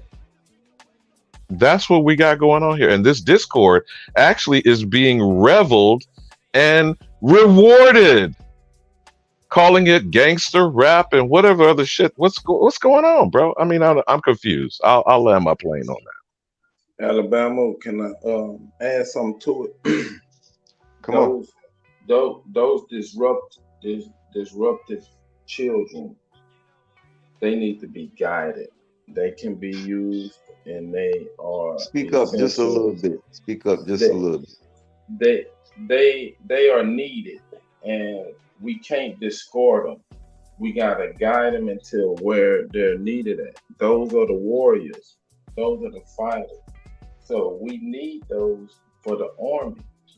It's not the education of the kid is not up to the kid. It's up to the educator. And just like when I was in school, I was disrupted because I was bored. the shit was too easy for me. And it took one of my teachers to say, hey, you bored. He gave me an algebra book in 7th grade. So it's not that it's up to the child. It's up to the parent and the teacher to guide the whatever attribute the kid has. If they're, docile or whatever, or if they disruptive or whatever. It's Now, up to the Super, I person. didn't, and I thank you for that example because I did not hopefully come across as saying they would be Man, discarded. that's deep. That's deep, ain't it? No, Alabama hold West on, Ali, because I want to stay on point with him and what he was saying. That was not my intentions if it came across that way. Okay. As a matter of fact, I could share a simple example as you just did. I had a similar experience.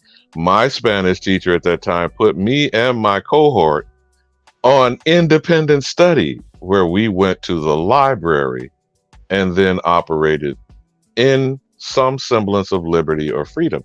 But I'm trying to explain to you about how it must be dealt with so that it doesn't disenfranchise, as Chief is trying to teach on what is disenfranchisement currently, that it doesn't disenfranchise the larger group at the expense of one or two. You feel what I'm saying? Super?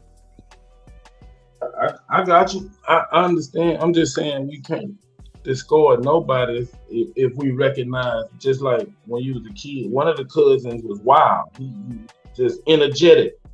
You got to get that out of him, but put him in a positive situation. Give him a bike to fix, or teach him how to work on the motor, or Now that goes to having something available, and you know what's happened in the public school system. Wood shop has been taken out, mechanic auto shop has been taken out, trades have been put into supposed trade schools as opposed to being options available. But you got it, brother. Run with your wisdom. We get out of environment again. I had all those pleasures coming up.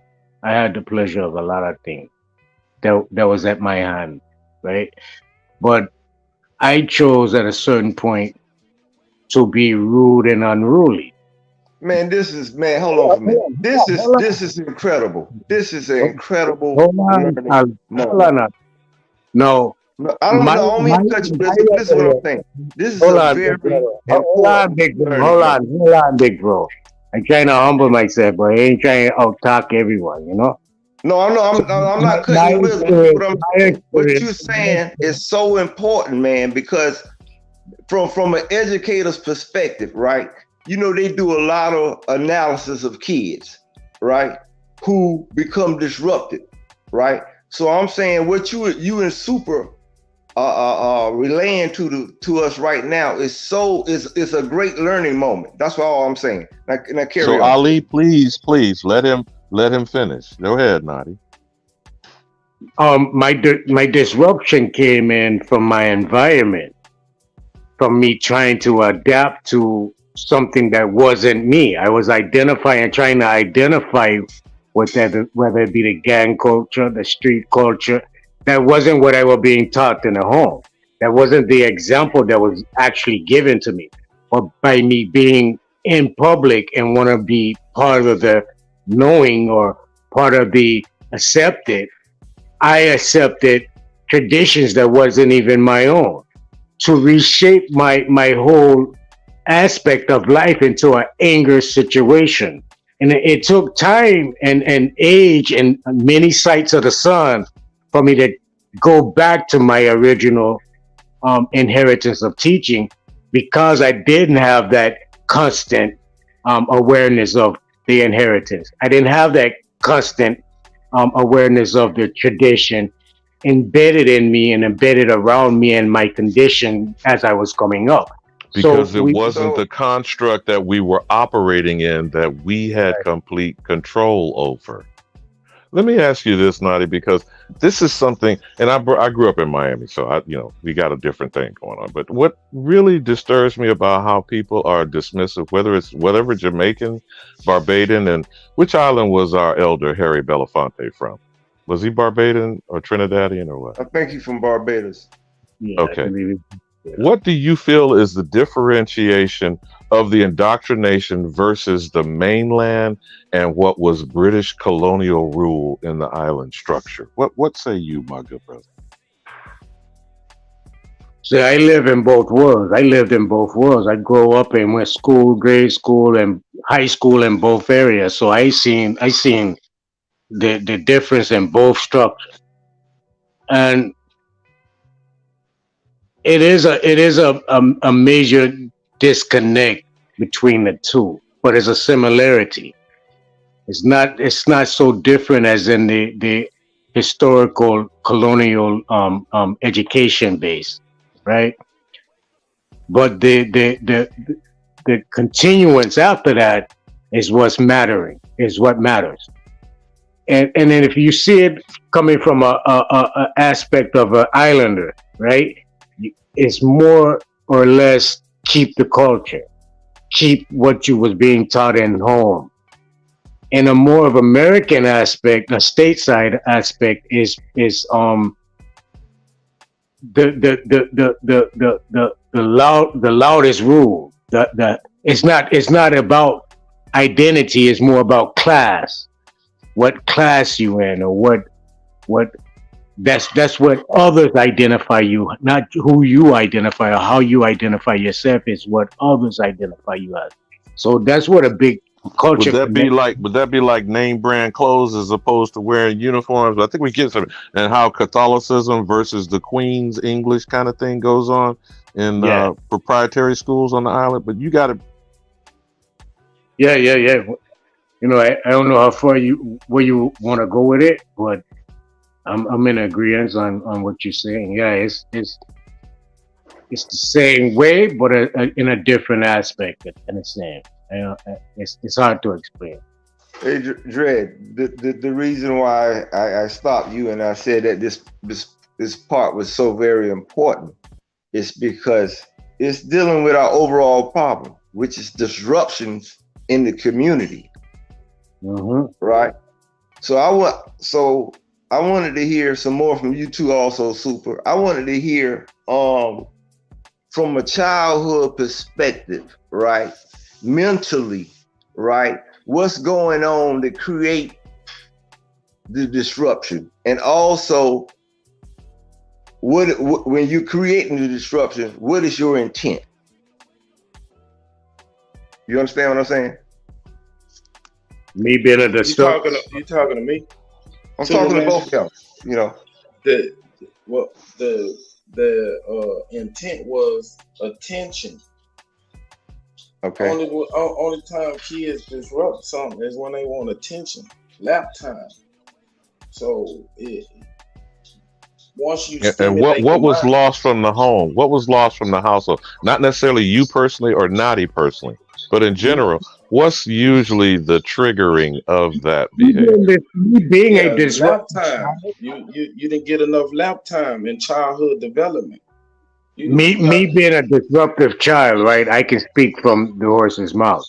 Mm-hmm. It wasn't truly an intention thing. It was where I learned the true thing of respect, and I didn't feel like I was being respected as a person. Despite my mindset. So let me ask you this.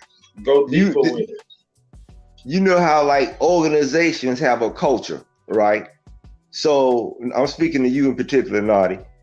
When you went to school, did you feel culturally pressured? Yeah, definitely.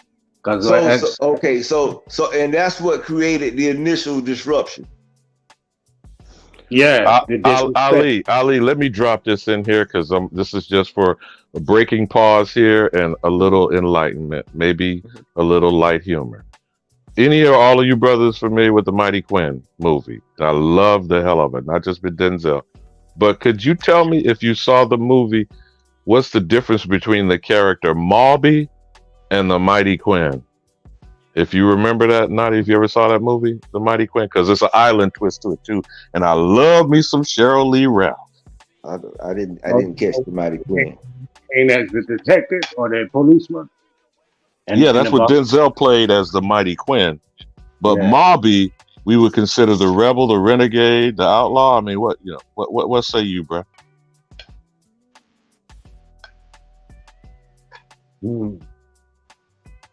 Mobby was a real gunman. Mobby was Mobby. Everybody wanted to be like Mobby. You know?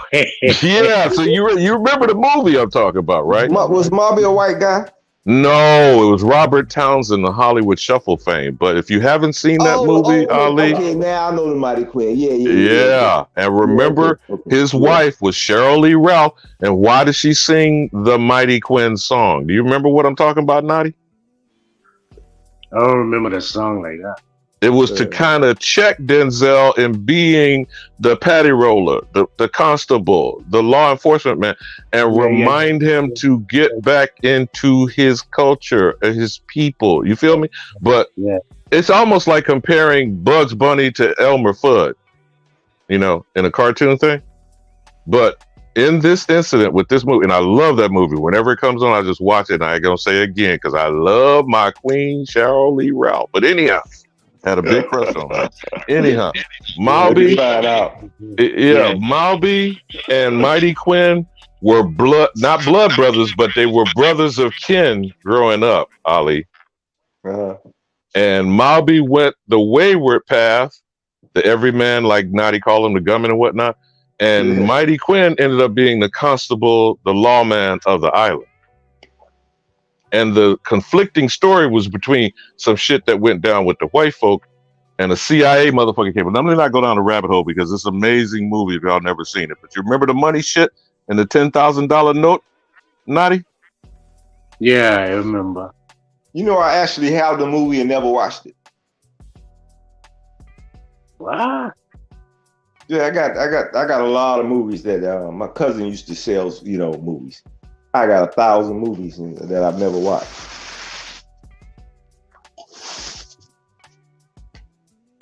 The Mighty Quinn, Ali, actually talks the narrative that I'm trying to chop it up with Nadi about the mainland controlling the island under the British colonial rule and that CIA black ops shit. It's a lot of tricks to the story, man, but I think you enjoy the hell out of it. Plus the culture, the music, and you know I listen to Denzel read a motherfucking phone book. But go ahead, Nadi. No, but I was just speaking on the disruptive part that I experienced myself. You know what I'm saying? As I wanted to do, what I was into. And I don't know what other people, you know, some people mindset might not be as equal up in them brain, and certain cells might not be functioning to cause certain behavior activity, right? But Nadi, were you saying that you were trying to be the boss of yourself as opposed to being oppressed by the cultural situation in the classroom? Or were you following the crowd type shit? It conformed me into following the crowd. It was a pressure. It was a pressure to follow the crowd because the crowd at the same time was in a disrespectful of my self identity. They didn't respect my identity that I had on my own. So by being in a pressurizing system like that, it made me lash out against everything. All kind of any type of control of order that was trying to show me how to be under a rule of conformity. You understand? Right. So that's what really made me in an anger. It wasn't because a father wasn't there. It wasn't. I had fun coming up and let's go a little further in detail into this. Let's go a little further in detail. What I mean is you personally, right? How did this explain to the youth that may be listening how this disrupted behavior, how did it harm you? And if you can, explain emotionally and mentally, what did you have to go through to recognize this and do something to correct it? It harmed me where it actually didn't allow me to be in the position I was destined to be in. It took my eyesight off of what was true, my true calling. which it took a long time for me to learn that, but it took a lot of knots upside of my head and a lot of solitary for me to come into a loving conformity of what I need to be and what I was created to be. You know what I'm saying? Right. In so small of a word. But it took a while. I was in my 30s before I actually started to seek a remedy. Not it. That's called learning by trial and error. Because the father was taken out of the home. I can't say that because my mother, she was my true queen, right? And Yeah, but a woman can't teach a boy how to be a man. hold on. My mother involved with the men she involved herself with, as far as my stepfather and them thing there, it was meant to teach me trade and teach me things to be able to survive and go out to do manly activity. They showed me what it was to be a man.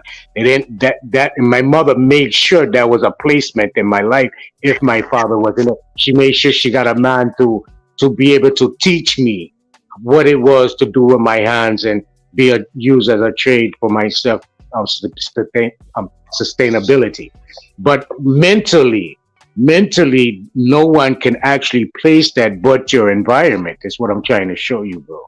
Your environment is what shapes your sight of mind state. Right. So you have to go deeper in your personal environment. It's just like when I was growing up, I moved with my dad when I was 16. I was angry and I was homicidal and suicidal. But he explained me to me because he was me. And it gave me a grounding. No other man can teach me that because that's my progenitor. You understand? All right, bro. Real quick, man. Salute, man. Yeah, power to the motherfucking people, man. Salute to the channel, the panel. What's up, Smoke? And Power to the motherfucking smoke signal. What's up with you, bro, man?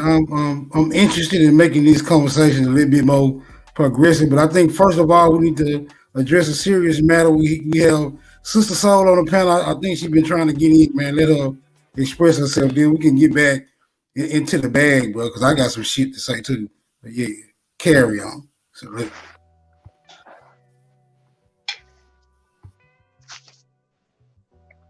You got the floor, Queen Mother. How you, Sister Soul Main Radio? Welcome, sister. Grand Risings, brothers and sisters on the panel. Peace to the chat. Great bliss to everyone. Earlier, I got tied up in some business, so I just jumped back up because we was having just a few minutes.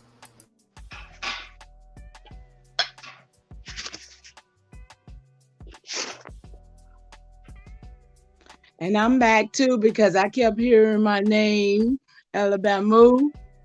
Mama Chief, Empress, did you hear us? Hopefully correct Ray, the Jose trigger nigga. That's why I came back up, because I didn't want it to be so much that he triggered me. I wanted to express the fact that anybody that I see that seems to have a contentious way about themselves is asking questions like we should know, and it seems like you're trying to throw a monkey wrench in there, you know. So that and I do want to apologize if I called him out, you know, but I wasn't the only one in the chat that was going after it. But I just wanted to be clear that I have. I think Ray will apologize also. Won't you, Ray? I'm just saying I have no contentions with Jose. Welcome. You know, but like I said, I come in cutting off heads with people that look like they are drawing dissension, because that's not what we need. We need to be trying to figure out what do we do now. You know, Mama Chief. Time. Yeah, Mama Chief. I land. Come on without. Come on within. Hey, you Ray, ain't seen nothing like the mighty Quinn. Got it. You got it, sister. No, Ray, you want to apologize? That'd be a beautiful thing. She just apologized, Ray. He stepped away. No, he dropped. He dropped. He's not Oh, on he the dropped. panel. Oh, okay. Mama Chief, big up yourself now. Yeah, Big come up to you, oh, Naughty. Big up to you, Naughty. Always. You always. You know yes, that. set order, set order. Hey, Mama G. Hey, Mama G, I'm gonna say this on behalf of Ray. Even though he dropped and didn't apologize, based on from the way he came in and the way he left, I think he apologizes. So No the doubt. next time y'all have interaction, I think you might get an apology. Honestly, I'd accept that without him even saying Yep. anything because I do understand what he was doing. You know, now with him coming, he made himself perfectly clear what But he was doing. he just made it very clear to us. He got some attention issues. Well, actually, I'm gonna be honest. What I got from him, the biggest thing is the brother plays sports, and he like, man, I just need to see who on my team. Sometimes who got the same colors. Right. I need the colors of war if we're gonna do something. I need the colors of organization at the times of, when he's looking at it for his specific self. And can I say something to that, Cut? I Yes, get that. And that's why I'm here too, because we got to establish everything we need, y'all. We did it before, we did it for them, we got to do it for ourselves. So at this junction, this is where we come in and okay, what's our solution? We know we got big problems, we got big enemies, we got everybody against us, but they love us the most because they following us, trying to see what we up to. But we got to come with what we supposed to be doing. First of all, we all say we gods. And I don't know where y'all get y'all God from. But at the same time, when we God, that means we got power. And then it says, well, if my people, which are called upon my name, will humble themselves and seek my face, what? I'll heal the land, I'll heal the water, I'll heal the air. But that's the only way that I see us getting out of this shit is that we better call on our gods. Because right now, these people done killed the water, the air, everything we do, y'all, they got us. They give us what we eat. And I don't trust nothing they got, y'all. So we got to create everything we need. And that's the only reason why I'm here, for a solution, not to create a problem. I land right there. Yeah, I appreciate the fire, Mama Chief, and I also share that particular sentiment. Yeah, but I ain't gonna get all into my bag right now. You niggas carry on. See if we can break up some of this weird ass energy. I relinquish the flow. Smoke, are you saying self-reflection and self-analysis is weird energy? I mean, we can be contentious. We know we expect a wild nigga Indian to come in and do what you gonna do. Don't you bite that bone if it don't apply to you, bro. Don't you bite that damn bone if it don't apply to you, bro. No, I'm asking for clarity for the people that are listening. What is this weird energy you're referencing, good brother? Bro, you just gotta know weird energy when you feel it, bro. You've been that's like the definition of pornography. You've been I highly know engaged. it when I see it. You've been highly engaged. You've been highly engaged in the conversation, so you might feel a certain attachment to it. But yeah, you just gotta recognize it when you see it or when you feel it, bro. What conversation you talking about? The conversation, I'm not quite sure. That's why I was asking for clarity. What is it that he felt was weird energy? The conversation y'all been engaged in, y'all been y'all been all over the damn place. Yeah. Oh, sister. Well, we were in the wake of this. Go ahead, Kutty. Go ahead. No, I didn't know Sister Soul left. Go ahead, my brother, please. No, we were in the wake of the trigger nigger. That's why I paid homage and respect, acknowledging Mama Chief being back up here. Oh well, So yeah, okay. My bad. I missed that part. I didn't know y'all had I didn't know y'all had a confrontation up here. My bad. That's also y'all saying the energy weird because I wouldn't say it was a y'all had some ops. Y'all had ops up here. We just had like I guess you could ops. No, the brother was just brought up some interesting questions. It got Mama Chief rolling, and I came up to defend her originally. But he came back and did some clarification. Go ahead, Kutty. You were saying? I just was gonna sum it up. It was where's your flag moment? Something like that. You know, where's your flag moment? Where's our flag moment? Smoke, if that makes sense. Where's the flag at, Nick? Gee, what flag? I think that'll make it easier for us to be infiltrated because For we real. easily recognize. So if somebody else put on a uniform, how we gonna know who is on our team?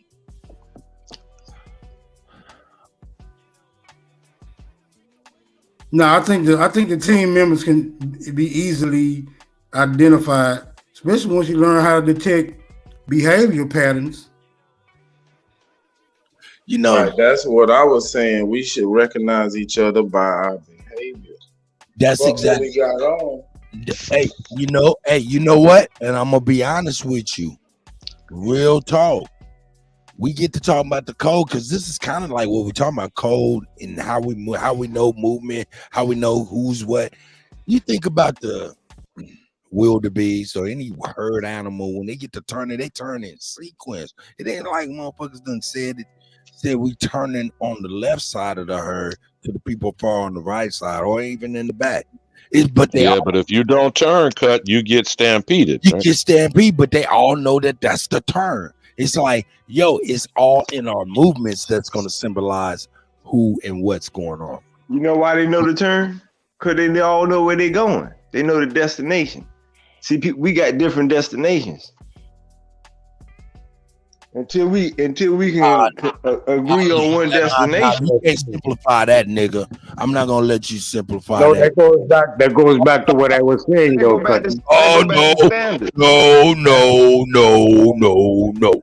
The final destination I'm not is gonna in let you time. simplify that. Hold up, gentlemen, please. I'm not gonna let you simplify that with that type of response because there's a destination, of course, in life.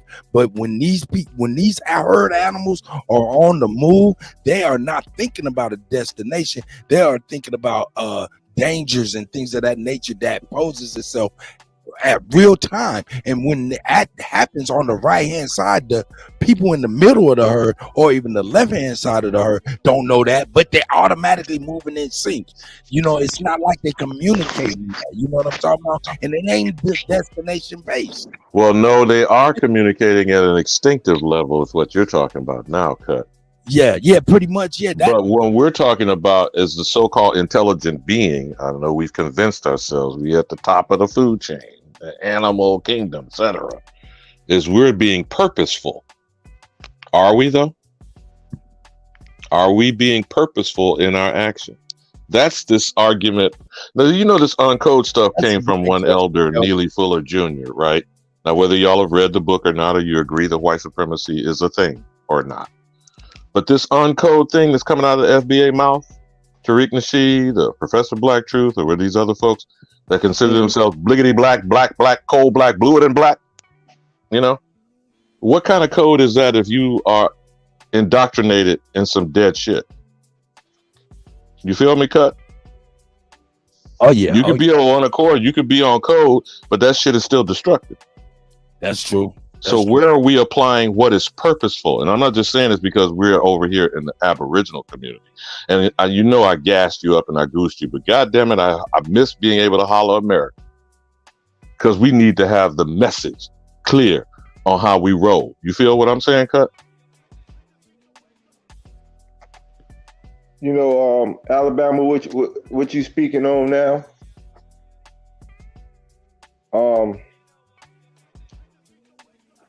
I say the 70s, and the 80s, up into the early part of the 90s. Detroit, Atlanta, Washington, D.C. That's what was going on, basically.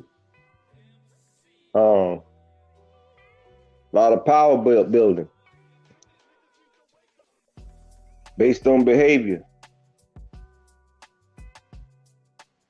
And then, you know, that's another discussion, what happened. But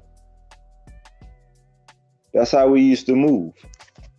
When Cuz moved up to stay with you, he moved up with you because he wanted a job, because he wanted to go to school, not because he wanted to hang out. You know,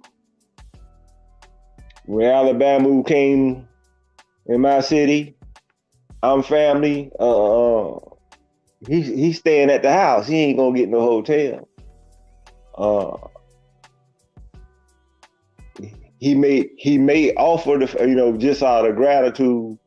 He may. But Ali, let me tell you something that I've, as a traveler, whether you are or not, when we go to whatever city is, you find the tracks and cross them. Why? Because who do you need to know who's on what side of the tracks? You feel me? But go ahead, bro. Go with your wisdom. Right. So, you know, we used to understand, you know, economics, saving money, spending money, what they're spending on. Perfectionists. Over the years, I've heard the dissension in the ranks. You hear people say stuff like, in situations, in conversations, stuff like, he think he perfect. She thinks she better than us. And mentally over time, if that's your surroundings, you start lowering your standards. I need to get my standards where they at because I don't want them to think I'm better than them. Man, I was an A student. But isn't that misunderstanding a class discussion when it isn't really about class? And I don't mean class in the sense of, I know what you're you know, saying. how much money you got, but whether or not we consider the person was being classy. Remember back in the day, you was a classy, especially for women when we were applying it for women. Listen, even I'm talking about internally with your families, right? There's always, I mean, even in nature, right? At the so-called kill, right? Somebody always want more than the other one. I just need one more bite than my sister. Now that's being greedy and selfish. You know the difference. Right. So I'm saying, I'm trying to separate the animalistic nature that's natural in us, that's competition, versus what you're saying now. You understand what I'm saying? Can I ask a question, please? By all means, Sister Soul. This is Mama Chief. I mean, I'm sorry about that. I just let Sister Soul. I'm sorry, Mama Chief. It's okay. I don't mind being. But I just wanted to know how many people. I heard y'all say y'all was educators. That meant that you taught a lot of the bullshit that was taught, because you had to. You know, I understand that. But well, I didn't. All righty then. That's why they got rid of my ass. Okay, I got you on that. This is the elders hour. I'll tell you what. Shout out to the elders. We got Sister Soul and Sister Betty with the rest of the elders. Mama Chief. All right, Sister Betty. How you doing, sweetie? Sister Soul, everybody on the panel. What up? Hey, what's up? But Don't be calling me no damn elder. I'm 34. I got my hair done. I'm an elder. And all the women are looking fine and classy was the last thing that Ali and I was talking about. That's what we was talking about. We was trying to get more of them up here. But my question is, how many of us, I mean, I know the culture that we all had. And I don't care what state, what city we was in. You know, on certain days, on Friday, everybody just about, I know, we're eating fish. You know, on Sunday we was eating a Sunday dinner cooked by Big Mama and Grandmama. Everybody in the house was cooking. That right, cuz. That right, cuz. You know, everybody was at the house eating. I don't care. We knew Sunday dinner we going over Big Mama house. You know. That right, cuz. That right, cuz. And everybody laying around eating watermelon, spitting seeds. You know. Yes, sir. Yes, sir. But see, Mama Chief, I don't know what part you came in and heard. Nadi was saying that as far as we were talking about being disruptive and why, because the structure we were dropped in as calling K through 12 was not what we control. When remember that the narrative and the myth of the little red brick house, the little red brick schoolhouse on the so-called plantation. But when we were amongst ourselves and controlled the process of bringing the next generation forward, that has transitioned into what we call public schools. You feel what I'm saying, Mama Chief? We had a little long house. You still with us, Mama Chief? I'm here. I'm here. So is that where we're going with your question that you're asking? What is the structure and what is the curriculum, and do we control it? No, not the structure or the curriculum. Because what we got was from home. Okay, what I got from school in the 8th grade when they started segregating us in the 1970, that's when I first encountered pale skin trying to tell me I was from Africa and monkey shit. Okay, talk to him now. So the 70s on up is when I learned about being anything other than what I already. It wasn't no question in our house about who we was. It was grandma and them said it was Indian, and that was it. Right. We didn't question none of this stuff. You know, the men's our brothers at that time when I'm coming up, they weren't worried about no job. They was on the street with their ham boning and their buckets, and they were playing music and singing Temptation songs. And I mean, this is what I grew up on. So my question is anybody on here, did we grow up like that, or did we grow up with some other kind of culture? Because that's the culture when people want to know what's our culture. That's all I know. I relinquish. You grew up. Kutty, you still with us, or did you step away? And you missed the ham bone, the mouth organ, the harmonica when we was talking to your music man. Hey, who missed? That's what we were talking at that time. So if you heard Mama Chief there, she was expressing the cultural time frame of the ham bone, the soft shoe, the tap dancing. Do you know who the Nicholas brothers, Cab Calloway, et cetera, the Cotton Club, et cetera, et cetera? But go ahead. Mama, we were speaking on that earlier to a degree. You just said about the 70s, right? The early 70s was that turnover period. Right? Now, young people don't understand this today. And some of the older people don't understand this. You know, when you discussing history, you know, policies and organizations and the way people do things change, right? So what masonry is today is not what masonry originally was. Masonry is the first form of educational system. That's what masonry is. Masonry was the educated versus the uneducated, which would give them what they call in accounting terms, a clear balance, white balance. Rite of passage. Right? So, and if you in the dark, you in the black. That's an old But hold on, Ali. Hold on.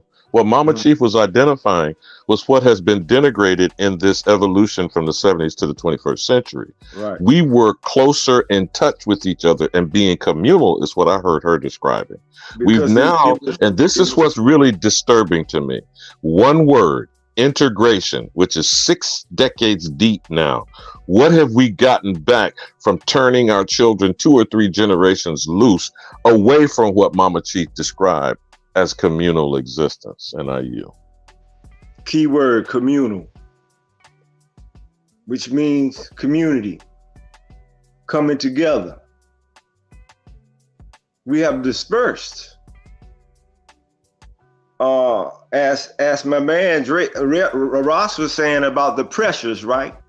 Succumbing to the pressures of others, society. Going back to what the sister was saying. Also, sister, when we was young, right? Grandma stayed at the house with us, right? In a lot of cases, right? Our auntie stayed with us, right? Our cousin stayed with us, right? Absolutely. Grown people stay at home, right? They got married and the husband is staying there too, right? And they done had a kid and they staying there too, right? He on the cot, right? But then what happened? What's that pressure? Family dynamics. I'm saying they'll wait. Like as Dred was saying, you 18, you got to get your ass up out of here. That's right. That's right. You need to get away from me. You need your own damn house. To the wolves. Now watch. That's what it's Now watch this. That wasn't in our houses. Throwing the baby to the exactly. wolves, brother. When you throwing them to wolves, right? You're putting them out there in a way to be in danger. So they pump us up to try to enforce that. So they're 18 and they're grown. Get them out your house. You don't need them to be there. They're incapable of allowing still age in a home to be growing with the parents. That's because right. they know if they're not under their construct, it's going to be easier for them to stray straight to the left, mess up, screw up, find ways to take care of themselves. But what they do, they encourage their particular genre of people to stay home. Don't run out. We get to that thing because it's like, I'm so tired of taking care of these kids and this and that. Because why? A lot of the mothers are doing it alone and by themselves, and they're not having You know what's sad, sister? The mom's not having that support, and she doesn't have that system to assist her in raising this child properly. She's overwhelmed. She's tired. It's like, hey, get him out. I remember I had a friend that was telling me my son, this was a couple of years ago before I moved to Texas. She came to my house. She hadn't visited me in a while. She said, oh, girl, your son's still with you.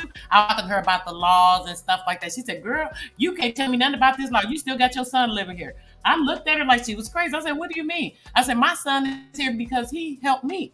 My son know that he has certain responsibilities as a grown man. Him to do this per se, but he feels that because he loves his mom and he want to make sure I'm good. So until he needs to do what he needs to do, he's a responsible grown man. But he helps his mom, and that's what he wants to do because I help him mentally. I still help him grow. His mom with certain areas of his life when it comes to. I've always said over the years, right, that I respected a guy that stayed with his mom. That's a very respectful thing to do. My brother didn't have that opportunity. And I'm talking particularly in the elder years. You know what I mean? Everything. May I respond to Sister? What years are you talking? She was breaking up. I'm talking like sometime I've seen this happen. Let's say, sister, you stay home with mom, right? And then let's say you fall in love, right? You gotta give me a year, bro. And you get married and have kids. So this is how they do it now. They started by making the homes with what they call it, the mother-in-law suite. No, Ali. Yeah. There's either a delay, the women aren't able to hear. They're trying to talk to each other. So Ali, could you hold for a moment? Mama Chief, Sister Bethy, y'all got it. Sister Bethy, I was speaking on the 70s, okay? Yeah, I was trying to. Okay. When I came in, I was speaking on the 70s. And during the 70s, if I will, I'm going to paint a picture for y'all. That was during the time when wounds was being taken up out of our great American women. Okay? They were doing the Henrietta Lack on our women's big time during that time. And they was telling women that that their wound was bad, that they had to take them out because they had fibroids, with the fibroids that done came along because of some old stuff. And y'all know I'm on that stop that genocide shit. Now, when I say that the 70s was the biggest time that I can remember, because it was when I was introduced to Birth pale control. skinned people. I'm sorry. Birth control. Yeah, Planned Parenthood, IUDs. They was doing the most to us. And this was the Eugenics Society, and this was in the 70s. But remind you, they started in 1920s. So at that point, they would get my mamas. They was getting my mama people, the people in my mama age. You know. What did they call the arm implant that they was doing? I forgot what they did, That but came out later. Yeah, that was way Yeah, it later. came out like early 80s. 90s. What was it? 90s. What was it called? I don't forgot, but the one that they was putting in the womb is the one that they were doing. IUD. Yeah, that IUD. See, and so Depot shot. Yeah, the depot shot. You're right. Do you know anybody personally that you had to deal with and Ali, impact? please let the sisters work. They cooking with Pam. Get out the kitchen, brother. Go ahead, I'm Mama sorry, Chi. I'm just lost at what question we're trying to answer. I was asking a question.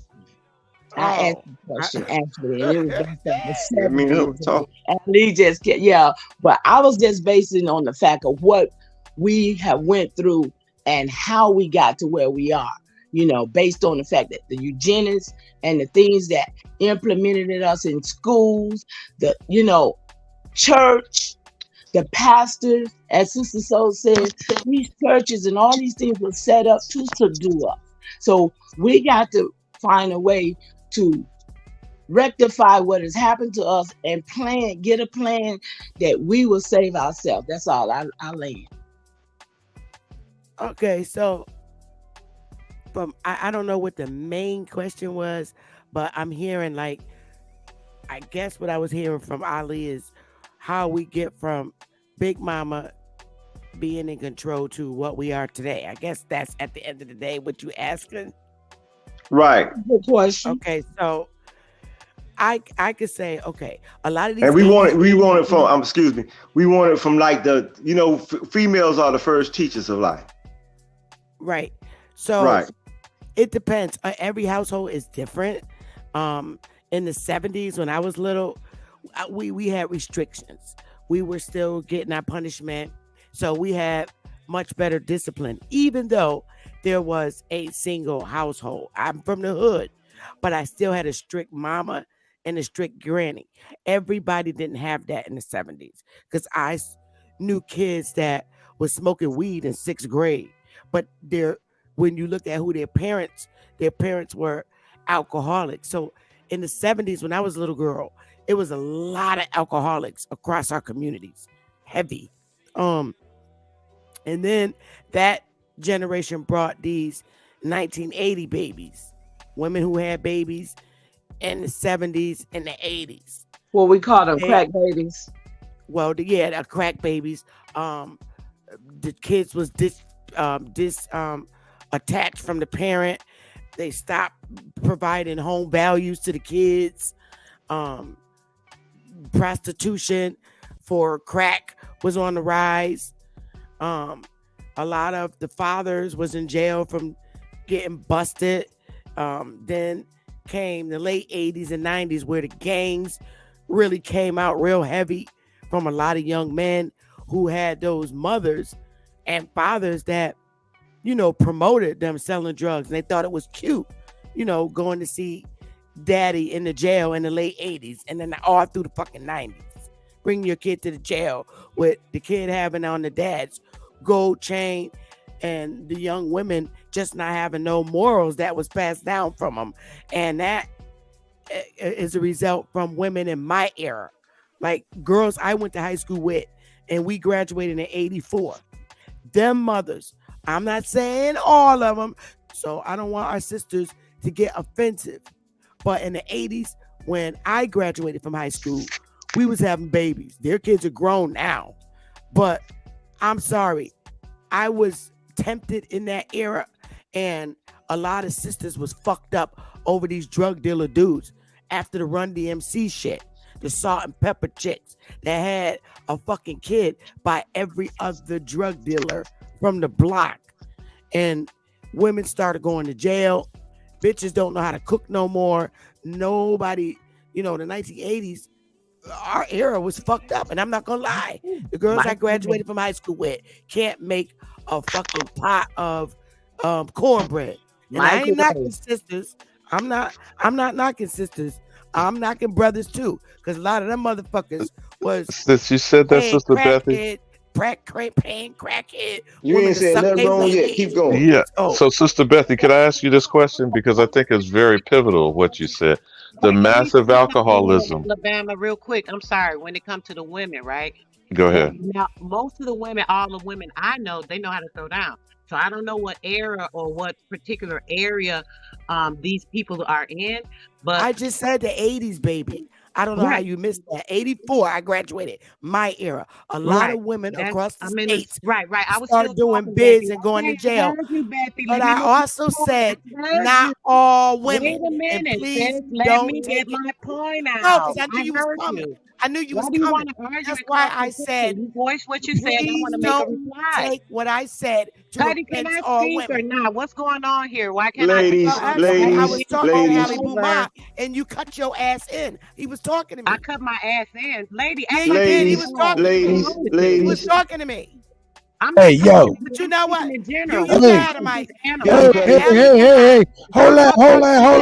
What the hell did I walk in on? What happened? What happened? She need to calm the fuck down. What's wrong with her? What I can talk happened? later. I'll mute. Y'all got it. What happened? Good. Ladies. I was trying to talk, Kutty, and the lady gets upset because I'm responding to something that she was saying on regards to women, and I have a right to do that. I can't voice my opinion. Her opinion. Yeah, you can definitely do that. Y'all take a deep breath. You guys are definitely women. The fuck? This is some weird shit. I don't know why people have this animosity and jealousy towards certain people. They got to be. Hey, that's over. That's over with. Hey, sister, that's over with. Go ahead and talk. Hold you up. got the mic. There you go, Bobby. Hold up. I don't know why this Hold on. Everybody be clear. Let these I ladies got two fucking eyes. Hey, Smoke. Okay? Smoke. Come on, I got Smoke. both of my eyes. So there ain't nothing for me to be jealous of you. Hey, Smoke. Come on, Smoke. Hey, yo. You're ugly. Put him in the back. Put him in the back, dog. Come on, Smoke. Bethy. Always Hold on, remember ladies. that. You're ugly. We can do You got better one than eye this. and you're ugly. Put him in the back. Come on, Smoke.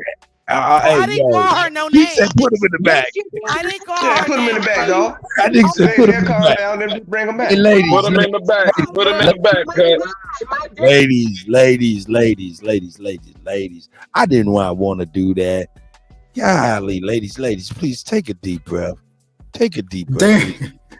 Damn, that was fun though, Cut. You should have let him stay with at least 2 more minutes. You should get 2 more minutes, bro. I knew Smoke was gonna gas some shit up with that. Okay, Salute, Smoke.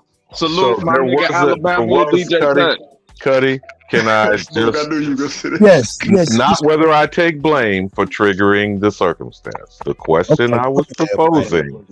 So you walked in on the question I was proposing. Sister Bethy commented on massive alcoholism in the 70s. And I was going to transition it this way with the question, because I said it earlier about the 60s and integration is the downfall of us as a people and a community. Would the alcoholism reflect that we gave up our neighborhoods, besides the fact that we were bombed, burned, lynched, and flooded from the 20s to the 60s? Would that cause you to get massively drunk, Cutty? Yeah, it definitely would. So then, by the time the 70s rolled around, where Bethy was in her commentary, Kutty, was graduating in the 80s, we transitioned from alcoholism to crack. And we even used the denigrating term of crack babies. You skipped one. I know there's something in transition, but I'm trying to bring Cut up to the. I got you, bro. That was nodding off. That was 60s, 70s as well. Right. But do you get what I'm talking about, though, Kutty? No doubt. The transition of alcoholism, self-medication, then what is the crack transitioning to fentanyl in the new millennium? Do you see what I'm going with this, Kutty? Yep, no doubt. And we are completely now narcotized, zombified, facts, totally clueless, without direction. And can we get back to the communal discussion that Mama Chief started this line of discussion? And I yield. That's right. That's right. Can I finish what I was going to say, Kutty? Because I think I have my own opinion, and I don't give a damn what nobody else saying. I should be able to voice what I feel without. Yeah, by all means, go ahead. By all means, go ahead. That. Thank you very much. Like I was saying, the women of our era, right, even in the 80s, all these things affected them. It wasn't just a certain thing coming in. They've been doing this stuff with us forever. If it's not one thing, it's something else. There's excuses made for certain things that have happened in our community, and it's all put on what's going on in the community. It all ties back to the same thing. Government plans to go against us. All the alchemic things, all these, any of these things that give you the alcohol, the drugs, all these things, they inebriate you. Yeah, they are doing this, and it all comes from the same people in the same place. It doesn't matter what the particular thing is. The crack, yeah, that was a horrible thing, but it was just another vice, and it's always the same things all the time. I don't understand what y'all saying as far as the transition. I was trying to get an understanding because I was popping in and out. My internet was acting up. So I didn't hear everything that Mama Chief said. That's why I had to come in on my phone. I was trying to commend unto the women that have been strong in doing what they are doing, because I heard a lot of negative stuff. That's all I was saying. So I don't know the entire conversation. I was just trying to get in on it, if that was okay. But go ahead. I'll proceed from here. I just want to say what I had to say. Okay. So, Sister Soul. Can I rebut and respond back? Do I have a right to do that? No, because there's nothing to respond and rebut back. I'm not talking to you. I'm talking to Ladies. Excuse me. I'm talking to you. The game again. Put this bitch off. I'm talking to you on your channel. Ladies. Excuse me. I'm talking to Hey, look, let me talk. Everybody. Let them work it out. Hey, it's nothing to work out. Sister Bethy. Go ahead and talk, Sister Bethy. Hold on 1 second. Everybody chill out. Sister Bethy talk. Calm down. Everybody calm down, please. Sister Bethy, you have the floor to be able to say whatever you want to say as well. Dumbass bitch. Okay, see, I'm not gonna be nobody bitch about for so long. Yeah, I'm trying to ignore her. Bitch. All right, now put that ugly little, please, let's ugly be ass respectful. Sister Bethy has the mic. Please let her respectfully. Only in America. All right. Only in America. Hey. You want to get my daughter on your ass? Don't bring my shit up, bitch. Don't Look. talk about my disability. Hey, Kutty. Only in All America. right, we go, ladies. How's that, Kutty? Please, ladies. This bitch shouldn't start talking about my disability. I don't appreciate that. Hold on, sister. I need for y'all to calm down. This has gotten crazy.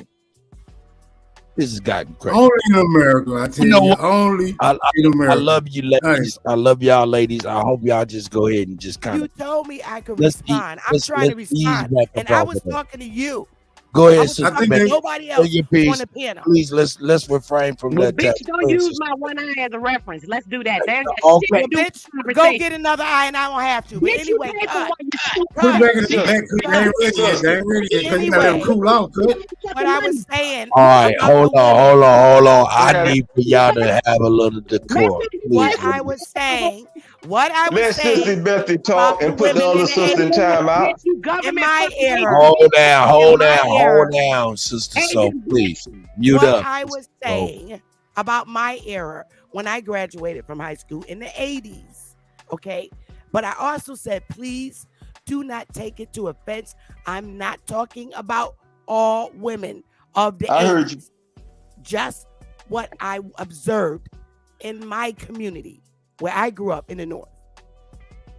Okay. So again, I'm going to say it again. When I'm speaking of the women in the 80s, I'm not referring to all of them. Got you. Well, hey, And I man, heard you say I tell that. you what, hey, I tell you what, hey, shout out to y'all, man. Hopefully y'all can, you know what I'm saying, take a deep breath and get back, man, and refrain from the insults, because I know you guys love each other at the end of the day. Hell fuck no, don't even imply Oh, that. and I know one thing, y'all got me using this shit right here. Kutty, let me respond. Let me respond. Oh, no, let me finish what I was saying. What I was saying is, y'all got me using these dogs. I need to go get me some. Dogs in the shed. Let me respond around here. Go ahead. Bitch. Go ahead. Oh, Lord. He said, "Oh Lord." I'm just saying, Kutty, come on. Right is right, wrong is wrong. First off, I mean, we're talking about something that everybody on the panel is talking about, right? So as soon as I say something someone doesn't like, that doesn't give them the right to go in immediately and start talking about my disability. Talking about I got a one eye. Where the fuck that even came from, bitch? I knew that since 10 years old. What the fuck you doing to help my situation? Okay, bitch. You I'm sorry. You're ugly and revealed to the Pope. No, you know what? You know what? The Pope said you African. So that's why you got one eye. Because you African. Tell the Pope he about to make another decree, bitch. All ugly bitches with one eye is African. Oh, The Pope Lord. about to make another decree, bitch. The Pope is about to make another decree. It's on the news. Cat fight. Black news. Pope coming out with another decree. You ugly with one eye. Cam up. Yo, cam up. I bet you I look better than you any day. Drop a bomb, Kutty. Drop a bomb. Turn your camera on. I go there, Turn your camera on. Turn your camera on. Bitch, you hit.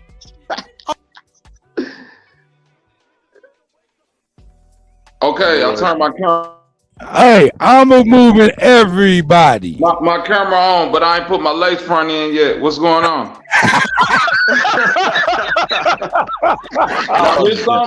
God damn it! Is that Bobby Knight with the shit? American! Bobby Knight with the comic review, comic relief. Thank you, my brother. I appreciate it. Damn, I don't know how to come in that with that. Was that She-Hulk was turned loose? This got some rampage going on. Cut. You know what? Cut. I'm sorry. Whether I made clear what I was intending with my question was Mama Chief originally, and all due respect to all of our elders and clan mothers, but Mama Chief was talking about 70s. Sister Bethy then brought up 80s. I was saying if there was massive alcoholism amongst us as a people across the nation. Chicago is North Mississippi, okay? Right. Detroit Speak is on North Alabama, I'm Louisiana. from Chicago. Speak on that. So when we keep perceiving ourselves differently than who we are, does alcoholism reflect it, Kutty?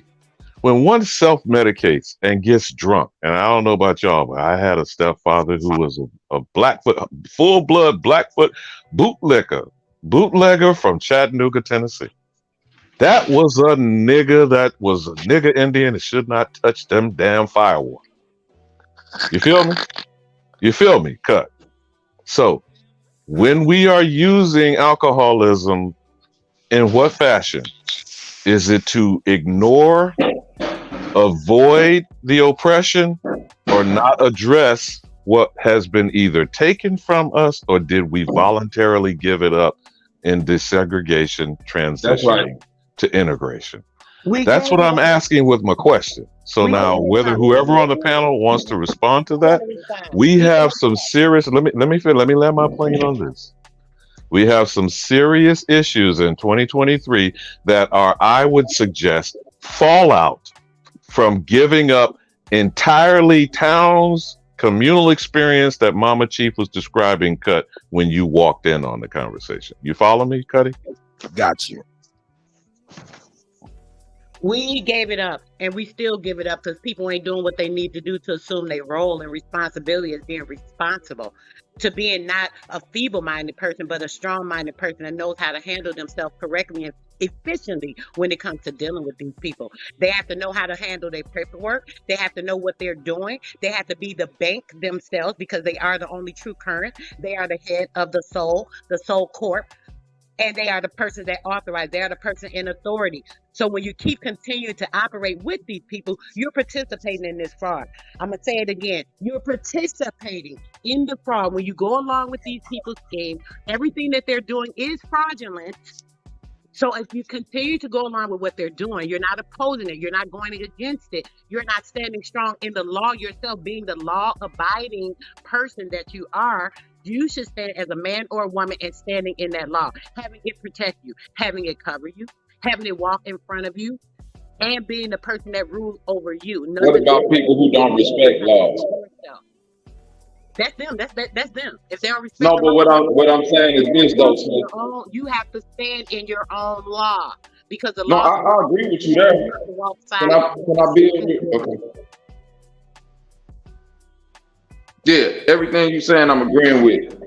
I think what I'm saying is that if we're looking at this thing like some type of opposition or something that's going against us.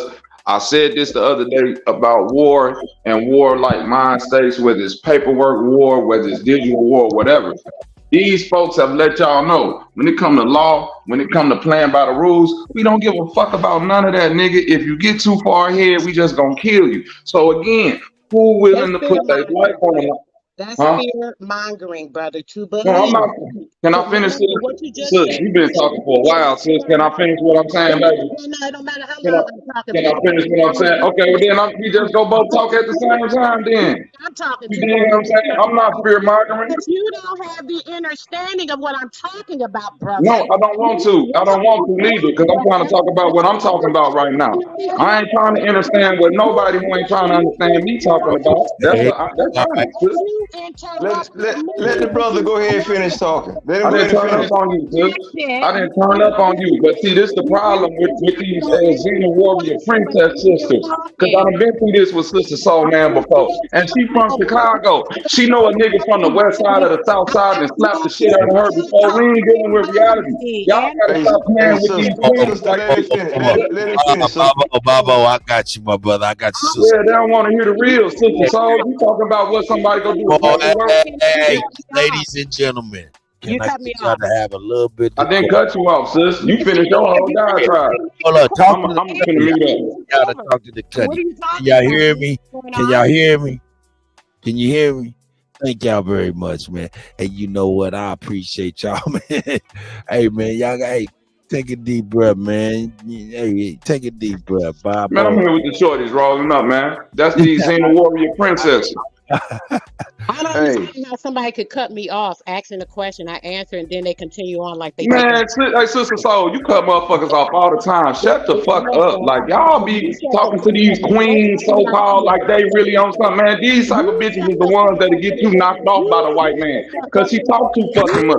the fuck up, bitch, and I talk as much as I Talk too much. You talk too much. That's why them niggas used to go upside your head in Chicago back in the day. You don't know when to shut the fuck up. Stupid bitch. Come on, man. This is look at it. Look at it. That nigga that you used to call that bitch used to punch you in your mouth for that. You used to call that nigga, that nigga used to slap you all around the house. Hey, can I say this to the panel? Yes, you can, please. If anything, right? We got to wrap this up. Listen, if anything amongst your arguments, shut up. Can y'all please remember that you on somebody else's panel? Can you at least respect him? No, agent, you're not respecting nobody. Who the fuck is you to ask somebody to respect somebody? You always disrespectful. Who the fuck are you? Look at that. Look at it. She don't even know who she talking to right now. Lord have mercy. Ali hasn't been disrespectful. Listen. Nigga ain't disrespecting you at all. Go ahead and get it on. I'm the one that always disrespects. I just talk too fucking much. I need everybody to start muting up. So we start to close out. I'm a motherfucker now, damn. Oh God. Calm down, sister. So what's up with it, TT Betty? I'm sick of these stinking pussy hoes too, TT Betty. Oh, shit. Hey, you know what? Feel the rap today. And Hey, here we go. What I do? I'm trying to figure out what I'm did I trying do to wrong. get you, Sister Soul. Goodness So, gracious. You ain't did nothing, man. All I did was come throw water on the Mute their gremlin and ass watch up, the Cut. multiply. You This ain't is what gotta you do when you be throw water apologetic. on Just mute gremlins. their ass up. Mute everybody up. That shit is When crazy, you man. throw water on a gremlin, this how they react. Don't you know a gremlin spaz out when you throw water on it? Look at it. Cutty, let's all right, get here back we to the go. show, Here we Cutty. go. Here we go. Here we go. Hey, I appreciate y'all, man, coming through, man. I'm about to if y'all just hold tight, I'm about to leave y'all with this here joint. Hey, love, piece of cooking grease. I'll see y'all at 6 o'clock in the morning tomorrow. Hit me Damn, up, Cutty. Cut, you ended on a good fight, bro. How you gonna do me like that, bro? All right, How you Smoke, gonna go do ahead me and like say that, what you bro? gotta say real quick. Yeah, I've been telling Smoke to No, come on. nigga. Nah, I was enjoying the fight, bro. It was one fight that I wasn't even involved in, nigga. I finally get to sit back and watch one. You gonna end the damn show? I'm about to Hey. end the show, man, and go right over to BAP. Yo, BAP News, everybody. I'm about to redirect everybody to BAP News, man. Y'all continue the foolishness over there. I'm about to go. All right. You owe us for this, Cut. You owe us for this. All right, I owe you, Smoke. I owe you. I love y'all, man. Sister Betty. Sister Betty. Hey, To my nigga DJ Cut. I love y'all. Bobby, I see you, Hey, man. shout out to hey, I want to say one quick thing. Shout out to Alexis and Sir Drop. Meth is a real drug. I wish my sister Alexis a strong recovery. Sir Drop is dealing with sickle cell anemia right now. That nigga just lost 100 pounds through his eyeballs. Hey, He's a fucking loser, but fuck it. Bye, niggas. Bye. I love y'all, niggas. I love y'all. I'm out. Y'all niggas is crazy. I'm bringing my song back, nigga. Hey, I love y'all, man. Hey, man, y'all take it easy, man. I'm redirecting everybody to BAP News. I'll see y'all in the morning. Peace.